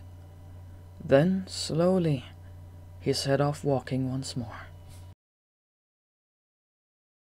Chapter 96. I walked along beside him, ready, or perhaps better to say lying in wait, for what he would say next. I felt quite prepared to spring an underhanded attack on him if need be, but I also had the conscience that education had instilled in me. If someone had appeared at my side and whispered, "Coward," I would surely have come to myself with a start, and if that man had been Kay, I would have blushed before him. But Kay was far too honest to reproach me, far too pure-hearted, too good. In the blind urgency of the moment, however, I failed to honor this in him. Instead, I struck home. I used his own virtue to defeat him. After a while, Kay spoke my name and turned to look at me. This time it was I who stopped in my tracks. Kay halted too. At last I was able to look him directly in the eye. His superior height forced me to look up at him, but I did so with the heart of a wolf crouching before an innocent lamb. "Let's not talk about it anymore," he said. There was a strange grief both in his voice and in the expression in his eyes. I could say nothing in reply. "Please stop," he said again, pleading now. My answer was cruel. I leaped like a wolf upon the lamb's throat. "I wasn't the one who brought it up, you know. You began it. If you want to stop, that's fine by me. But there is no point in just shutting up. You have to resolve to put a stop to it in your heart as well. What about all those fine principles of yours? Where's your moral fiber?" At these words, his tall frame seemed to shrink and dwindle before my eyes. He was, as I have said, incredibly obstinate and headstrong, yet he was also far too honest to be able to shrug it off if his own inconsistency was forcefully brought home to him. Seeing him cowed, I at last breathed a sigh of relief. Then he said suddenly, "Resolve?" Before I could respond, he went on, "Resolve? Well, I'm not without resolve." He spoke as if to himself, or as if in a trance. Our conversation came to a halt, and we turned toward home. It was a fairly warm and windless day, but nevertheless it was winter, and the leafless park felt desolate. I turned once to look back at the rusted shapes of the frost-burned cedars, the tips nearly aligned against the gloomy sky, and felt the cold sink its teeth into my back. We hurried on in the dusk of a Hongo hill and dipped into the valley below Koishikawa. Only now did I at last feel the beginnings of a glow of warmth inside my overcoat. We barely spoke on our way home, though our haste might explain the silence. When we were back and seated at the dinner table, Okusan asked why we had been late. I replied that Kay had invited me out, and we had gone to Ueno. "On such a cold day?" said Okusan in surprise. Ojo-san wondered what had taken us there. "Nothing," I replied simply. "We had just gone for a walk." Always taciturn, Kay now spoke even less than usual. He failed to make the slightest response to Oko-san's casual links and Ojo-san's smiles. He gulped down his food and retired to his room, while I was still at the table. Chapter 97. These were the days before the new awakening, or the new way of life, as modern slogans have it. But if Kei failed to toss away his old self and throw himself into becoming a new man, it was not for want of such concepts. Rather, it was because he could not bear to reject a self and a past that had been so noble and exalted. One might even say that it had been his reason for living. So his failure to rush headlong in pursuit of love must not be read as proof that his love was lukewarm. No matter how fierce was the passion that gripped him, the fact is he was paralyzed, transfixed by the contemplation of his own past. Only something so momentous as to drive from his consciousness all thoughts of before and after could have propelled him forward. And with his eyes fixed on the past, he had no choice but to continue along its trajectory. Also, there was in Kei a kind of obduracy and power of endurance lacking in modern men. In this respect, I was confident that I knew him well. For me, that evening was relatively peaceful. I followed Kei to his room, settled myself beside his desk, and deliberately chattered on for a while about nothing in particular. He looked annoyed. No doubt the light of victory glinted in my eye, and my voice had a note of triumph. After I'd spent some time warming my hands over his brazier, I returned to my room. Just for that moment I felt that, though Kei was in every way superior to me, for once I had nothing to fear from him. Soon I drifted into a calm sleep, but I was awakened by the sudden sound of my name. Turning to look, I saw that the sliding doors were partly open, and Kei's dark shape was standing there. The desk lamp still glowed in the room beyond. Stunned by the sudden change in my world, for a long moment I could only lie there, speechless and staring. "Are you in bed already?" Kei asked. He always stayed up late. "What is it?" I said, addressing Kei's shadowy phantom shape. "Nothing really," he replied. "I just dropped in on my way back from the bathroom to check on if you were asleep yet." With the lamplight behind him, I could make out nothing of his expression. His voice, however, was if anything calmer than usual. After a moment, he slid the doors carefully closed. Darkness instantly returned to my room. I closed my eyes again, to shut out the blackness and dream in peace. I remember nothing more. But the next morning, when I recalled the incident, it struck me as somehow strange. Had I perhaps dreamed it? I wondered. Over breakfast, I asked him about it. Yes, he said. He had opened the doors and called my name. "Why did you do that?" I asked, but he gave only a vague reply. We lapsed into silence. Then he abruptly asked if I was sleeping well lately. The question struck me as rather odd. That day our lectures would begin at the same time, so we set off together. The previous night's incident had been bothering me all morning, and I brought up the subject again as we walked. He still gave no satisfactory answer, however. "Did you want to continue our earlier conversation?" I asked. He vehemently denied it. This firm response seemed like a curt reminder that he had said he wouldn't talk about it anymore. He always had a fierce pride in his own consistency, I reminded myself. Then I found myself recalling how he had spoken of resolve. Suddenly, this simple word, until that moment quite insignificant, began strangely to oppress me. Chapter 98. I was well aware that Kei usually acted decisively, but I also could see perfectly well why he was being so astonishingly irresolute now. I proudly believed, in other words, that my knowledge of the norm gave me a clear grasp of the present exception. But as I slowly digested the word resolve, my confident pride teetered and finally began to crumble. Perhaps he was not behaving so out of character after all. Perhaps, in fact, he held carefully tucked away within his breast the means by which to solve and stroke all his doubts, anguish, and torment. When I considered the word resolve in this fresh light, a shock ran through me. I would probably have been wiser to turn this astonishment to good account and coolly reconsider just what this resolve might constitute. Sadly, however, I was blinded by my own single-minded preoccupation. The only interpretation I could imagine was that he was resolved to act in relation to Ojo-san. I leaped to the conclusion that this decisiveness would be exercised in the pursuit of love. A voice whispered in my ear that it was time for me too to be decisive, and I unhesitatingly complied. I gathered my courage for a final resolve. I must act before Kay did, and without his knowledge, I decided. Silently, I awaited my chance. 2 or 3 days passed, however, and no opportunity presented itself. I was waiting for a time when Kay was out and Ojo-san had also left the house, when I could approach Okusan in private. But day after day, either he or she was always there to stymie my plan. The longed-for moment never arrived. I seethed with impatience. A week later I could finally wait no longer, and I faked illness to attain my end. I lay in bed until around 10, grunting a vague response when Okusan, Ojo-san, and Kei himself told me it was time to get up. When Kei and Ojo-san had both left and a hush had fallen on the house, I finally left my bed.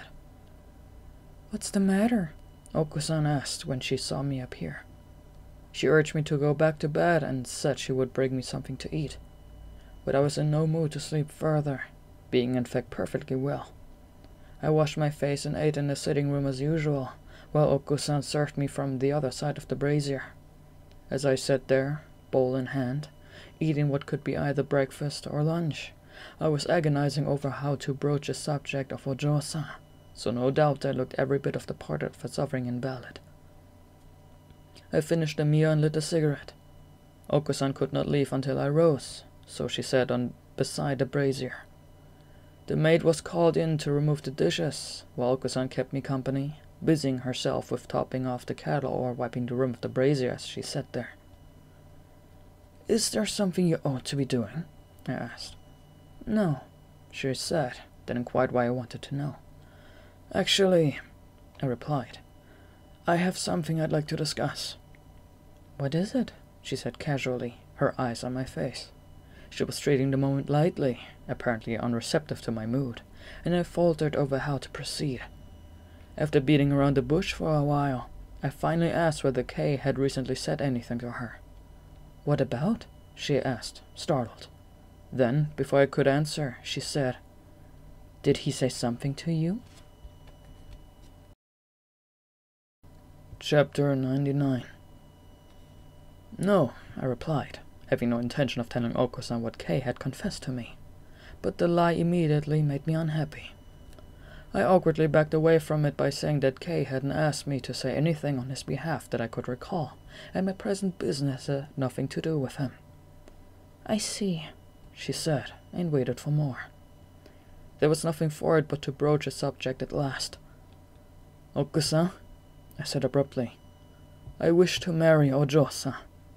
She took this more calmly than I had anticipated, although she stared at me in silence, apparently at a loss how to respond. But I had gone too far now to let her gaze disconcert me. "Please, Okusan, please let me marry her," I said. "Let me make her my wife." Okusan's mature years lent her far greater calm than I could muster. "That's all very well," she replied, "but isn't this rather hasty?" "It's now I want to marry her," I said, which made her laugh. "Have you thought this through properly?" she went on. I earnestly assured her that although the request was sudden, the impulse behind it was anything but. A few more questions followed, which I have forgotten. Okusan had quite a masculine clarity and directness that made her far easier to talk to than the usual woman in this kind of situation. "Very good," she finally said. "You may have her, or rather," she corrected herself, "since I am not in a position to speak so patronizingly, let me say, please take her for your wife. As you know, the poor girl has no father to give her away." And so the question was settled, straightforwardly and without fuss. It would have taken no more than 15 minutes to beginning to end. Okusan demanded no conditions. It would not be necessary to consult the relatives, she maintained. All she had to do was to inform them of the decision. She even stated that there was no need to consult the wishes of Ojo-san herself. Here I balked. Educated man though I was apparently the more conventional in such matters. As for the relatives, I said, I would leave that up to her, but surely the right thing to do next was to gain the girl's consent. Please don't worry, Oko-san replied. I wouldn't make her marry anyone she didn't want to. Once back in my room, I felt somewhat unnerved at how remarkably smoothly the discussion had gone. I even found myself almost doubting that it could all really be as safely settled as it seemed. At the same time, however, my whole being was swept with a sense of renewal at the thought that the future was now decided. Around noon, I went into the living room and asked Oko-san when she planned to tell Ojo-san the news of our conversation. Since she had already agreed, she said, it didn't matter when she told her daughter. I turned to go back to my room with the uncomfortable feeling that she was playing the male far better than I was in all this. But Oko-san had me back. If I wished, she said, she would tell her daughter right away, as soon as she came back from her lessons that day. That would be best, I agreed, and returned to my room. But the idea of sitting mutely at my desk listening at the two of them murmur together in the distance made me jittery. At length I put on my hat and went out. And now, once again, on the road below the house, I crossed paths with Ojo-san coming up. Quite innocent of all that had happened, she looked surprised to see me. "You're back, are you?" I said politely, raising my hat. Are you better now? She asked in a rather puzzled tone. Yes, much better. Thanks, I replied, and stepped briskly around the corner towards Suido Bridge. Chapter 100. I walked through Sarugaku-cho, out into the main street of Shinbo-cho, and turned toward Ogawamachi. This was the route I usually took when I wanted to browse among the second-hand bookshops, but today I could not summon any interest in tattered old volumes. As I strode along, it was the house I had left that filled my thoughts. I thought of what Oko-san had said that morning, and I imagined what would follow once Ojo-san arrived back. My legs seemed propelled forward by these two thoughts. From time to time, I found myself halting in the middle of the road at the thought that Oko-san would at this moment be talking to Ojo-san. When my feet would pause again when it struck me that by now the conversation would probably be over. At length I crossed the Mansei Bridge, climbed the hill to Kanda Myojin Shrine, then from Hongo Hill made my way down to Kikusaka to the foot of the road leading up to Koishikawa. Throughout the long walk, in essence a kind of elliptical course through the city wards, I had scarcely thought once of Kei. Looking back now, I asked myself why, but there are no answers. I can only marvel that it was so. I could simply say that my heart was so intensely focused on the scene at home that it drove him from my mind, but it astonished me to think that my conscience could let that happen. My conscience sprang to life again the moment I opened the lattice door at the entrance and stepped into the house, to follow my usual course through Kei's room into mine. He was, as always, seated at his desk reading. As always, he raised his eyes from the book and looked at me. But he did not say the habitual words. "Just back, are you?" Instead, he said, "Are you better now? Have you been to the doctor?" In that instant I had the urge to kneel before him and ask his pardon. Nor was this some mere feeble impulse. I believed that if Kei and I had been standing in the wilderness together just then, I would have followed the dictates of my conscience and begged his forgiveness. But there were others in the house. My natural instinct was quickly curbed, and to my sorrow, it never returned. We saw each other again over the evening meal. Innocent of what had happened, Kei was merely subdued. He cast no suspicious glance my way. Oku-san, of course, understood nothing of how things stood and was markedly cheerful. Only I knew everything. The food was a lead in my mouth. Ojo-san did not join us at the table as she usually did. "I won't be long," she called from the next room when Oku-san urged her to join us. Kei looked surprised and finally asked Oku-san what was wrong. "She's probably feeling shy," replied Okusan, sending a glance in my direction. Why would she? Kei persisted, increasingly puzzled. Okusan looked at me again, with a little smile. As soon as I came to the table, I had been able to guess from Okusan's face more or less what had transpired. But the thought of sitting there where everything was explained to Kei was intolerable. Okusan was the kind of person who could all too easily do this without a second thought, and I was cold with trepidation. Luckily, however, Kei sank back into silence, and Okusan, though more jovial than usual, did not after all move the conversation in the direction I dreaded. With a sigh of relief, I returned to my room. But I was haunted with worry over how to deal with Kei. I prepared an arsenal of justifications for my defense, but none would hold up when I was face to face with him. Coward that I was, I had no stomach for the explanation I would have to give. Chapter 101. 2 or 3 days passed, and I still said nothing. All that time, needless to say, constant anxiety about Kei weighed me down. I must at least make some sort of move just to ease my conscience, I told myself. Okusan's high spirits and Ojo-san's manner with me were a further painful go to action. In her forthright and unreserved way, Okusan might all too easily let something slip at the dinner table at any moment. I could never be sure, either, that Kei's heart would not find cause for suspicion in the way Ojo-san had begun to behave toward me, which seemed to me worryingly obvious. All told, it was imperative to let Kei know how matters now stood between me and the family. Yet making such a move felt next to impossible. I was all too aware what shaky moral ground I stood on. Perhaps there was nothing for it, I thought, but to ask Okusan to reveal the situation to Kei, needless to say at the time when I was out. But simply having the facts told to him indirectly would do nothing to alter my shame. On the other hand, if I asked her to tell him some made-up story, she would certainly demand an explanation. And if I were to confess the whole thing to her, I would be choosing to reveal my failings to the girl I loved and her mother. I was an earnest young man, and it seemed to me that such a confession would compromise the trust that marriage depended on. I could not bear the thought of losing so much as a particle of my beloved's belief in me before we had even married. In short, I was a fool whose foot had slipped from the straight and narrow path of honesty that I had set myself to walk. Or perhaps I was really just cunning. For now, only heaven and my own heart understood the truth. But I was cornered. In the very act of regaining my integrity, I would have to reveal to those around me that I had lost it. I was desperate to cover my deceitfulness, yet it was imperative that I act. I was paralyzed, transfixed by my dilemma. 5 or 6 days later, Okusan suddenly inquired whether I had told Kei about it. Not yet, I replied. Why not? She asked reproachfully. I froze. The shock of her next words had seared them into my memory. So that's why he looked so odd when I mentioned it.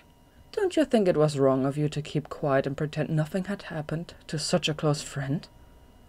I asked if Kei had said anything in response.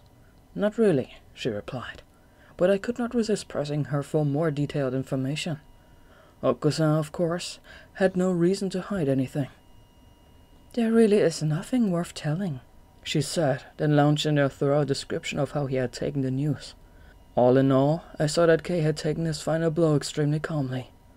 His first reaction to the news of my new relationship with Ojo-san had been simply to say, Is that so? I hope you rejoice with us, Okusan had said, and at this he looked at her in the eye for the first time. Congratulations, he said with a little smile, and stood up. Before he opened the door to leave the sitting room, he turned to her again and asked when the wedding would be. I wish I could give them a wedding gift, he apparently said, but I'm afraid I haven't the money. As I sat before her hearing these words, my heart clenched tight with pain. Chapter 102. I realized that those 2 days or more had passed since Okusan had told Kei about our engagement. Nothing in Kei's manner toward me had hinted that he knew anything, so I had remained unaware of it. I was now filled with respect for his composure, even though it was no doubt only superficial. By any standard, he was by far the better man. Though I've won through cunning, the real victory is his, was the thought that spun in my head. How he must despise me, I said to myself, and I blushed with shame. Yet it mortified me to imagine going to Kay after all this and submitting to the inevitable humiliation. Floundering in indecision, I finally put off the question of what to do until the next day. This was Saturday evening. That night, however, Kay killed himself. I still shudder at the memory of finding him there. I usually slept with my head facing east, but for some reason, fate perhaps, that evening I had laid out my bedding to face the opposite direction. I was awakened in the night by a chill draft blowing in on my face. Opening my eyes, I saw that the sliding doors between the two rooms, which are normally closed, stood slightly ajar, just as they had when he appeared there some nights earlier. This time, however, Kay's dark figure was not standing in the doorway. As if with a sudden presentiment, I propped myself on one elbow and peered tensely into his room. The lamp had burned low. The bedding was laid out, but the edge of the quilt was thrown back, and there was Kay, slumped forward with his back to me. I called out to him. There was no response. Is something wrong? I called again, but his body remained motionless. I leaped up and went to the doorway. Standing there, I surveyed his room by the lamp's faint light.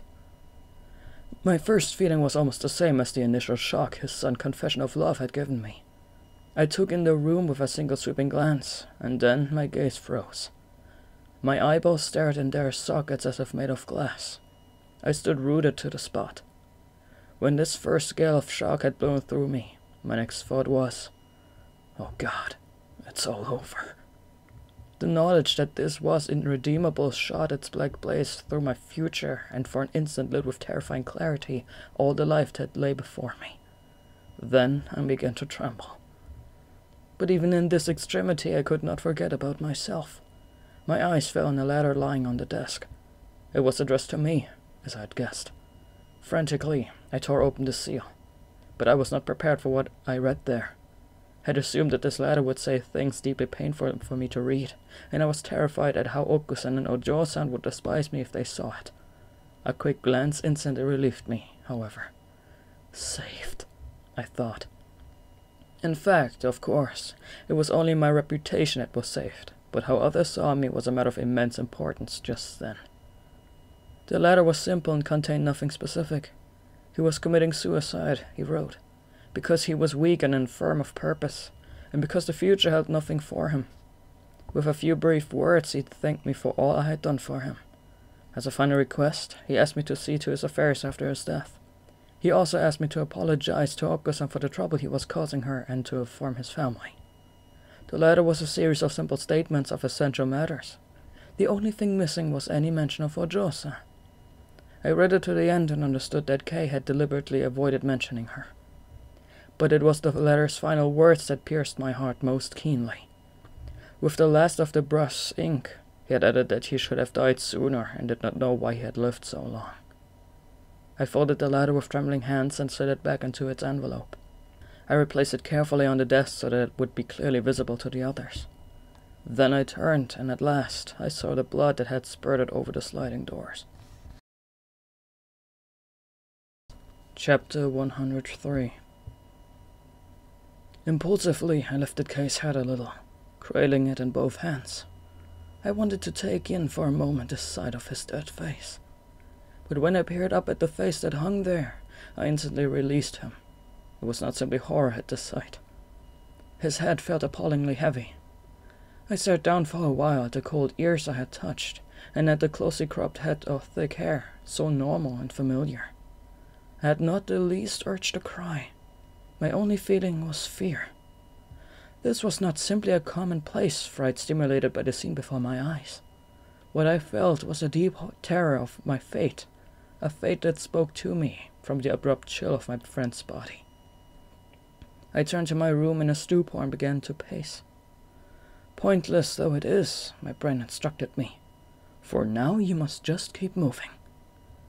I had to do something, I thought, and simultaneously I was thinking, there's nothing I can do. I could only turn and turn in the room, like a caged bear. A few times I had the impulse to go in and wake Okusan, but this was quickly checked by the thought that it would be wrong to show a woman such a horrifying sight. I was paralyzed by a fierce resolve that I must not shock either her or, above all, her daughter, and so would I return to my pacing and circling. At some point I lit my lamp, and from time to time I glanced at the clock. Nothing was more tediously slow than the clock. I had no idea exactly when I had woken, but it was definitely sometime close to daybreak.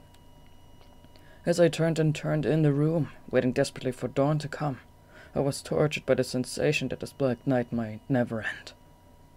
We were in the habit of rising before 7, since many of our lectures began at 8. This meant that the maid got up around 6. It was not yet 6 when I went to wake her that day. My footsteps woke Okusan, who pointed out to me that it was Sunday. "If you are awake," I said to Okusan, "perhaps you could come to my room a moment." She followed me, a kimono coat draped over her nightdress. I quickly closed the 4 doors to Kei's room. Then I said in a low voice, "Something dreadful has happened." "What is it?" she asked. "Don't be shocked," I said, indicating the next door room with my chin. She turned pale. "Kei has committed suicide." Okusan stood as though paralyzed, staring mutely at me. I suddenly found myself sinking to my knees before her, head lowered in contrition. "I'm so sorry. It's all my fault," I said.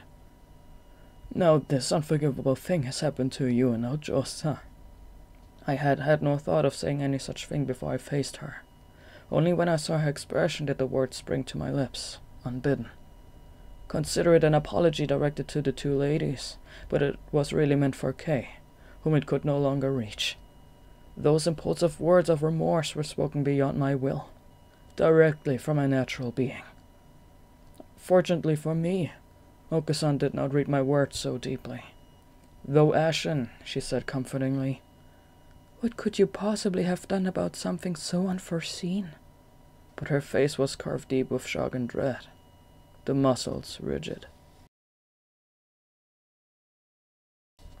Chapter 104. Though I pitied Okusan, I now stood again and opened the sliding doors that I had so recently closed. Kei's lamp had burned out, and the room was sunk in almost total darkness.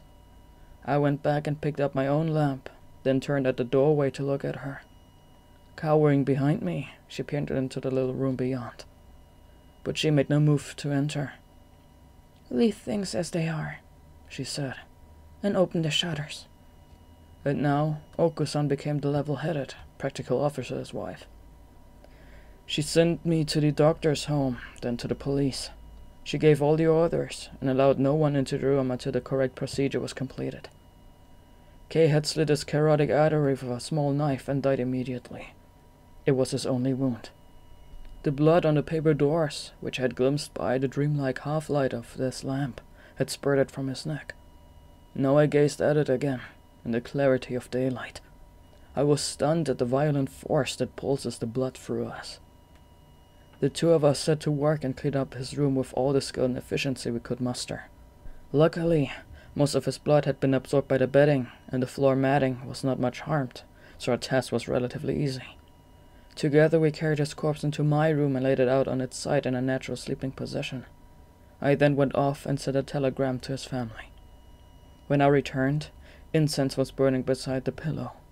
As I entered the room, that funeral scent assailed my nose, and I discovered mother and daughter sitting there wreathed in its smoke. This was the first time I'd seen Ojo-san since the night before. She was weeping. Okusan's eyes too were red. I had had no thought of tears until that moment, but now at last I was able to let a sensation of sorrow pervade me. Words cannot express what a comfort that was. Thanks to this grief, a touch of balm momentarily soothed my poor heart, which had been clenched tight around its fear and pain. Wordlessly, I seated myself beside them. Okusan urged me to offer incense before the corpse. I did so, then returned to sit quietly again. Ojo-san did not speak to me. Occasionally, she exchanged a few words with her mother, but they concerned only the immediate situation. She did not yet have the wherewithal to speak of Kay as he had been in life. I was glad at least that she had been spared the horrible scene of the night before. I trembled to imagine how such a horrible sight could destroy the loveliness of one so young and beautiful. This thought haunted me, even when my own fear raised the very hairs on my head. It brought the kind of shudder one would feel on setting mercilessly upon a beautiful, innocent flower with a whip. When Kay's father and brother arrived, I told them my own views on where I thought he should be buried. Kay and I had often walked around the Soshigaya cemetery together, and was extremely fond of the place. I had once promised him half-jokingly that if he died, I would bury him there. I did ask myself what good it would do me to fulfill this pledge to him now, but I wanted him buried close by, for I was determined to return to his grave every month for the rest of my life, and kneel before it in renewed penitence and shame. They let me have my way, no doubt acknowledging the important role I had played in the care of their estranged brother and son. Chapter 105. On the way back from Kay's funeral, one of his friends asked me why I thought he had killed himself. This question had been dogging me ever since his suicide. Okusan, Ojo-san, Kay's father and brother, acquaintances whom I had informed, even unknown newspaper reporters, all had asked me the same thing. Every time someone asked, my conscience smarted painfully, and I heard behind the words a voice say, "Quick, confess that it was you who killed him." My answer to everyone was the same. I simply repeated the words of his final letter to me and made no further statement. The fellow who had asked me on our way back from the funeral and received the same answer now took from his pocket a newspaper cutting and handed it to me. I read the piece he indicated as we walked on. It said that Kay had killed himself from despair at being disinherited. I folded the page and returned it to him without comment. He told me that another paper had reported that Kay had gone mad and killed himself. I had been too preoccupied to look at newspapers and so was quite ignorant of all this, although I had all along been concerned about what they might write. Above all, I feared that something unpleasant or disturbing for Okusan and Ojo-san might appear there. It particularly tortured me to think that Ojo-san might be so much as mentioned in passing. I asked this friend if anything else had been written in the papers. These two references were all he had seen, he told me. Soon after this, I moved into the house where I still live. Both Okusan and Ojo-san disliked the thought of staying in their old house, where every evening I felt myself reliving the memory of that night. After some discussion, therefore, we decided to find somewhere else. After 2 months, I graduated from the university. 6 months later, Ojo-san and I finally married. On the face of things, I could congratulate myself on all having gone according to plan. Both Okusan and Ojo-san seemed wonderfully happy, and so indeed was I. But a black shadow hovered behind my happiness. This very happiness, it seemed to me, could well be a fuse that drew the flame of my life toward a bitter fate. Once married, Ojo-san, but I should now begin to call her my wife for some reason suggested that we visit Kay's grave together. This jolted me. Why had she suddenly come up with such an idea? I inquired. She replied that I would surely please Kay if we visited him together. I stared hard at the guileless face, until she asked why I was looking at her like that. I agreed to her request, and together we went to Soshigaya. I poured water over Kay's fresh grave and washed it. My wife placed incense and flowers before it. We both bowed our heads and placed our hands together in prayer. No doubt she wished to receive Kay's blessing from beyond the grave by conveying to him the news of our marriage. As for me, the words, I was to blame, were going around and around in my head. My wife stroked Kay's headstone and declared it a fine one. It was not particularly impressive, but she probably felt the need to praise it because I had personally gone to the stonemason and chosen it. Privately, I balanced in my mind the images of this new grave, my new wife, and Kay's new white bones lying buried at my feet, and a sense of the old mockery of fate crept over me. I vowed then that I would never come here with her again. Chapter 106. My feelings toward my dead friend remained unchanged. I had feared all along that this would be so. Even my wedding, that longed-for event, was not without a secret disquiet. We humans cannot know what lies ahead, however, and I hoped that our marriage might perhaps be the key to a change in my state of mind that would lead to a new life. But as I faced my wife day after day, my fragile hope crumbled in the face of cold reality. When I was with her, Kay would suddenly loom threateningly in my mind. She stood between us, in effect, and her very presence bound Kay and me decidedly together. She was everything I could have wanted, yet because of this unwitting role she played, I found myself withdrawing from her. She, of course, immediately registered this. She felt it, but could not understand it. From time to time she would demand to know why I was so morose, or whether I was somehow displeased with her. As a rule, I managed to reassure her by dismissing her doubts with a laugh, but occasionally it led to some outburst. "You hate me, don't you?" she would cry, or I would have to suffer reproachful accusations of hiding something from her. This was always torture for me.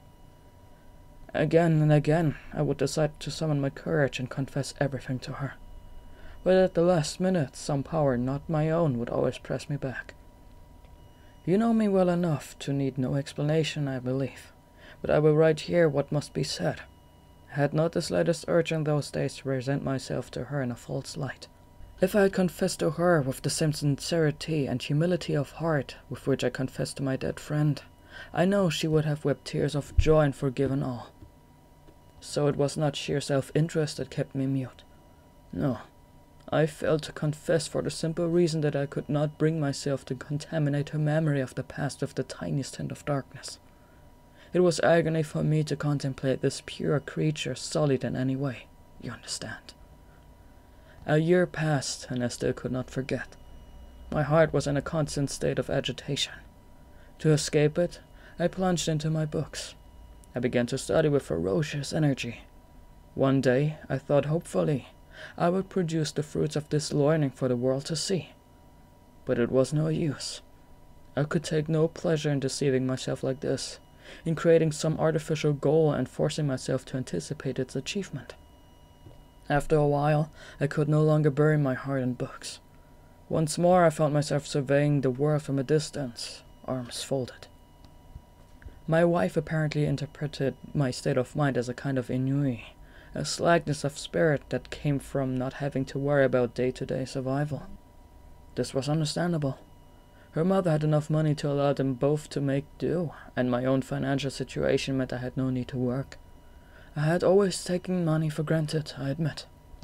But the main reason for my immobility lay quite elsewhere. True enough, my uncle's betrayal had made me fiercely determined never to be beholden to anyone again. But back then, my distrust of others had only reinforced my sense of self. The world might be rotten, I felt, but I at least am a man of integrity. But this faith in myself had been shattered on account of Kay. I suddenly understood that I was no different from my uncle, and the knowledge made me reel. What could I do? Others were already repulsive to me, and now I was repulsive even to myself. Chapter 107. No longer able to forget myself in a living tomb of books, I tried instead to drown my soul in drink. I cannot say I like alcohol, but I am someone who can drink if I choose to, and I set about obliterating my heart by drinking all I could. This was a puerile way out, of course, and it very quickly led to an even greater despair with the world. In the midst of a drunken stupor, I would come to my senses and realize what an idiot I was to try to fool myself like this. Then a vision and understanding grew clear, and I sat shivering and sober. There were desolate times when even the poor disguise of drunkenness failed to work, no matter how I drank. And each time I sought pleasure in drink, I emerged more depressed than ever. My darling wife and her mother were unavoidably witness to all this, and naturally did their best to make sense of it if they could. I gathered that my wife's mother sometimes said some rather unpleasant things about me to her, although she never passed them on to me. My wife could not resist being critical herself, however. She never spoke strongly, of course, and I very rarely became provoked to the point where I lost my temper. She would simply ask me from time to tell honestly if there was something about her that bothered me. "Stop drinking," she would say. "You'll ruin yourself." Sometimes she wept and declared, "You've become a changed person." But worst of all was when she added, "You wouldn't have changed like this if Kay were still alive." I agreed that might well be true, but I was filled with sorrow at the gulf that lay between our separate understandings of this remark, and yet I still felt no urge to explain everything to her. Sometimes I apologized to her, the morning after I had come home late and drunk. She would laugh, or else fall silent, and occasionally she wept. Whatever her reaction, I hated myself. In apologizing to her, I was actually apologizing to myself. Finally, I gave up drinking, less because of my wife's admonishments than because of self-disgust. I gave up drink, but I remained disinclined to do anything else. I resorted to books again, to pass the time, but my reading was aimless. I simply read each book and tossed it aside. Whenever my wife asked what the point of my study was, I responded with a bitter smile. In my heart, though, I was saddened that the person I loved and trusted most in the world could not understand me. But it's within your power to help her understand, I thought, and yet you're too cowardly to do so, and I grew still sadder. Desolation filled me. There were many times when I felt I lived utterly alone, remote and cut off from the world around me. All this time the cause of Kay's death continued to obsess me. At the time it happened, the single thought of love had engrossed me, and no doubt this preoccupation influenced my simplistic understanding of the event. I had immediately concluded that Kay killed himself because of a broken heart. But once I could look back on it in a calmer frame of mind, it struck me that his motive was surely not so simple and straightforward. Had it resulted from a fatal collision between reality and ideals? Perhaps, but this was still not quite it. Eventually, I began to wonder whether it was not the same unbearable loneliness that I now felt that had brought Kay to his decision. I shuddered. Like a chill wind, the presentiment that I might be treading the same path as Kay had walked began from time to send shivers through me. Chapter 108. Time passed, and my wife's mother became ill. The doctor who examined her told us it was incurable. I nursed her devotedly, both for her own sake and for the sake of the wife I loved. In longer terms, however, I did so also for the sake of humanity itself. I had long felt an urgent need to act in some way, but I remained at an impasse, sitting idle as the years passed. Isolated I was from the human world. I felt for the first time that I was doing something of real worth. I was sustained by what I can only describe as a sense of atonement for past sin. In due course, my wife's mother died, leaving my wife and me alone together. I was all she had left in life to trust and depend on, she said to me. At these words, tears filled my eyes to think that she had to trust someone who had fortified all trust in himself. Poor thing, I thought, and I even said as much to her. "Why?" she asked, uncomprehending. But I could not explain. She cried then. "You're always so cynical and watchful of me," she said bitterly. "That's why you say such things." After mother's death, I did my best to be kind and gentle to her, and not simply because I loved her. No, because my solicitous attention lay something larger, something that transcended the individual. My heart was stirring, just as it had when I nursed her mother. This change seemed to make her happy. Yet behind her happiness I sensed a vague uneasiness that sprang from puzzlement. Even if she had understood, however, she would hardly have felt reassured. It seems to me that women are more inclined than men to respond to the sort of kindness that focuses exclusively on themselves, even if it is morally questionable from stricter perspective, and that they are less able to fully appreciate the kind of love that derives from the larger claims of humanity. Once she wondered aloud to me whether a man's heart and a woman's could ever really become one.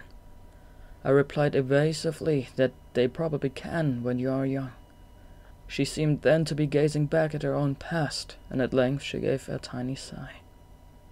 From around this time, a horrible darkness would occasionally grip me. At first, the force that would suddenly overwhelm me seemed external, but as time went by, my heart began to stir of its own accord in response to this fearful shadow. In the end, I came to feel that it was no external thing, but something secretly nurtured all along deep within my own breast. Whenever the sensation came upon me, I questioned my own sanity. But I had no inclination to consult a doctor, or anybody else for that matter. What this feeling produced was, quite simply, a keen awareness of the nature of human sin. That is what sent me back each month to Kay's grave. It is also what lay behind the nursing of my dying mother-in-law, and what bade me treat my wife so tenderly. There were even times when I longed for some stranger to come along and flog me as I deserved. At some stage, this feeling transformed into a conviction that I should be who hurt myself. And then the thought struck me that I should not just hurt myself, but kill myself. At all events, I resolved that I must live my life as if I were already dead. How many years has it been since I made that decision? My wife and I have lived in peace together all that time. We have in no way been unhappy, quite the opposite. But this one thing in me, this thing that for me is so vital, has always been for my wife a place of incomprehensible darkness. This thought fills me with pity for her. Chapter 109. Though I had resolved to live as if I were dead, some external stimulus would occasionally set my heart dancing.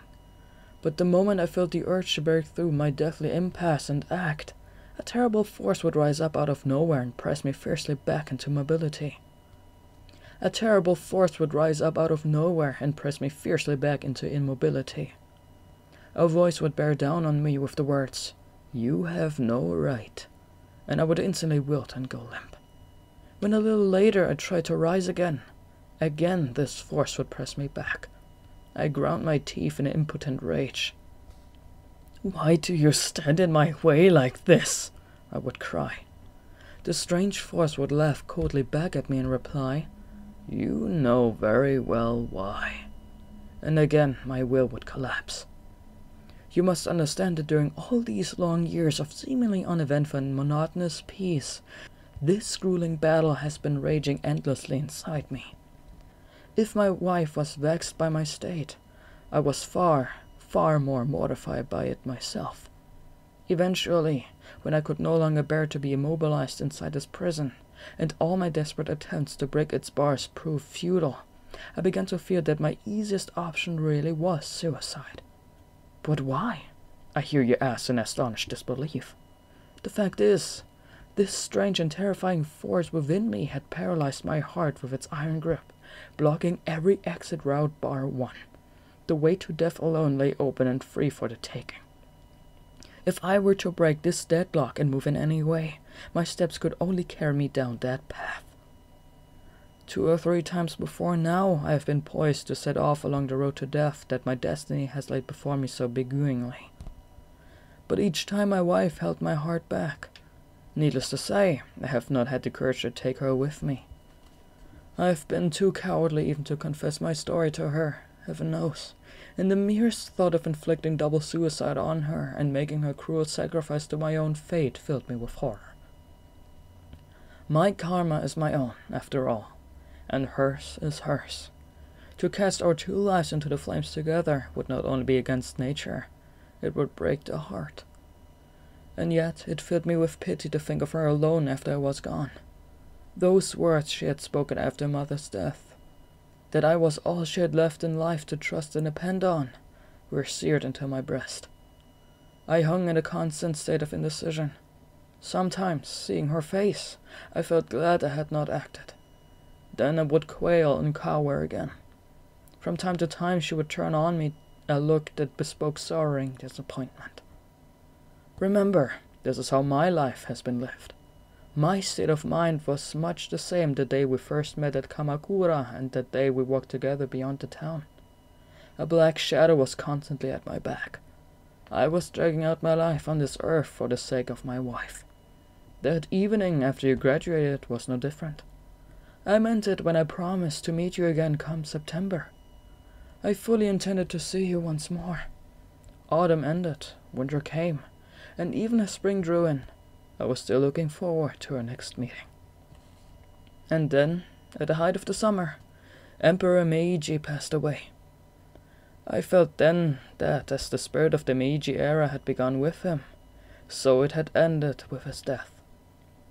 I was struck with an overwhelming sense that my generation, we who had felt Meiji's influence most deeply, were doomed to linger on simply as anachronisms as long as we remained alive. When I said this in so many words to my wife, she laughed it off. But then, for some reason, she added teasingly, "Well, then, you could follow the old style and die with your lord, couldn't you?" Chapter 110. I had almost forgotten the expression, "to die with your lord." It's not a phrase that is used in normal life these days. It must have lain there deep in my memory all these years, decaying slowly. Reminded of it by my wife's jest, I replied that if I were to die a loyal follower's death, the lord I was following to the grave would be the spirit of the Meiji era itself. I was joking too, of course. But as I spoke, it seemed to me that this old, disused expression had somehow gained a new meaning. About a month passed. On the night of the cremation, I sat as usual in my study. As the imperial coffin emerged from the palace, I heard the boom of the funeral cannon. To me, it sounded the Meiji era's end. Later I read in the newspaper that it also signaled the end of General Nogi. When my eyes fell on this news, I seized the paper and waved it at my wife. "He died with his lord!" I felt myself exclaiming. There I read the letter that the general had written before he died. He had been longing all this time, he wrote, to die in expiation for his failure in the Satsuma rebellion. I paused to count on my fingers the years he must have lived with this resolution in his heart. 35 years had passed since the Satsuma rebellion. By his own account, General Nogi had spent those 35 long years yearning to die without finding the moment to do so. Which had been more excruciating for him, I wondered? Those 35 years of life, or the moment when he thrust his sword into his belly? 2 or 3 days later, I finally decided to kill myself. I would guess that my reasons will be as hard for you to fully grasp as I found General Nogi's reason to be. If so, it must simply be put down to the different eras we belong to, I think. Or perhaps, after all, our differences spring from the individual natures we were born with. At any rate, I have done my best in these pages to explain to you my own strange nature. I will be leaving my wife behind, but fortunately she will not want for the necessities of life. I do not want her to witness any horror. I intend to die in such a way that she will not have to see blood. I will leave the world quietly, without her knowing. I would like to have her believe that I died instantaneously. I would be content if she decided I had gone mad. It is now 10 days since I decided to die. You should know that I have spent most of that time writing this long memoir to leave for you. I was planning to see you again and tell you all this in person, but having written it, I am now glad I chose this method, since it has allowed me to describe myself more clearly to you. I have not written from mere personal whim.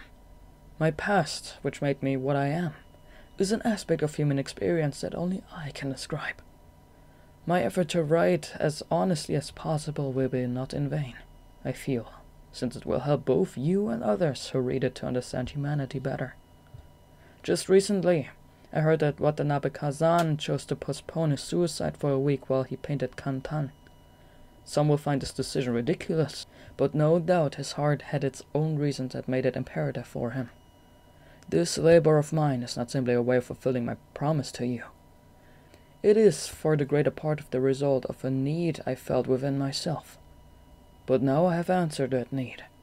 There is nothing left for me to do. When this letter reaches your hands, I will no longer be in this world. I will be long dead. 10 days ago, my wife went to her aunt's place over in Ichigaya. Her aunt was ill and help was short, so I urged her to go. I wrote most of this long letter while she was absent. I hastily hid it whenever she returned to the house. My aim has been to present both the good and bad in my life, for others to learn from. I must make clear to you, however, that my wife is the sole exception. I want her told nothing. My one request is that her memory of my life be preserved as untarnished as possible. While she remains alive, I therefore ask that you keep all this to yourself, a secret intended for your eyes alone.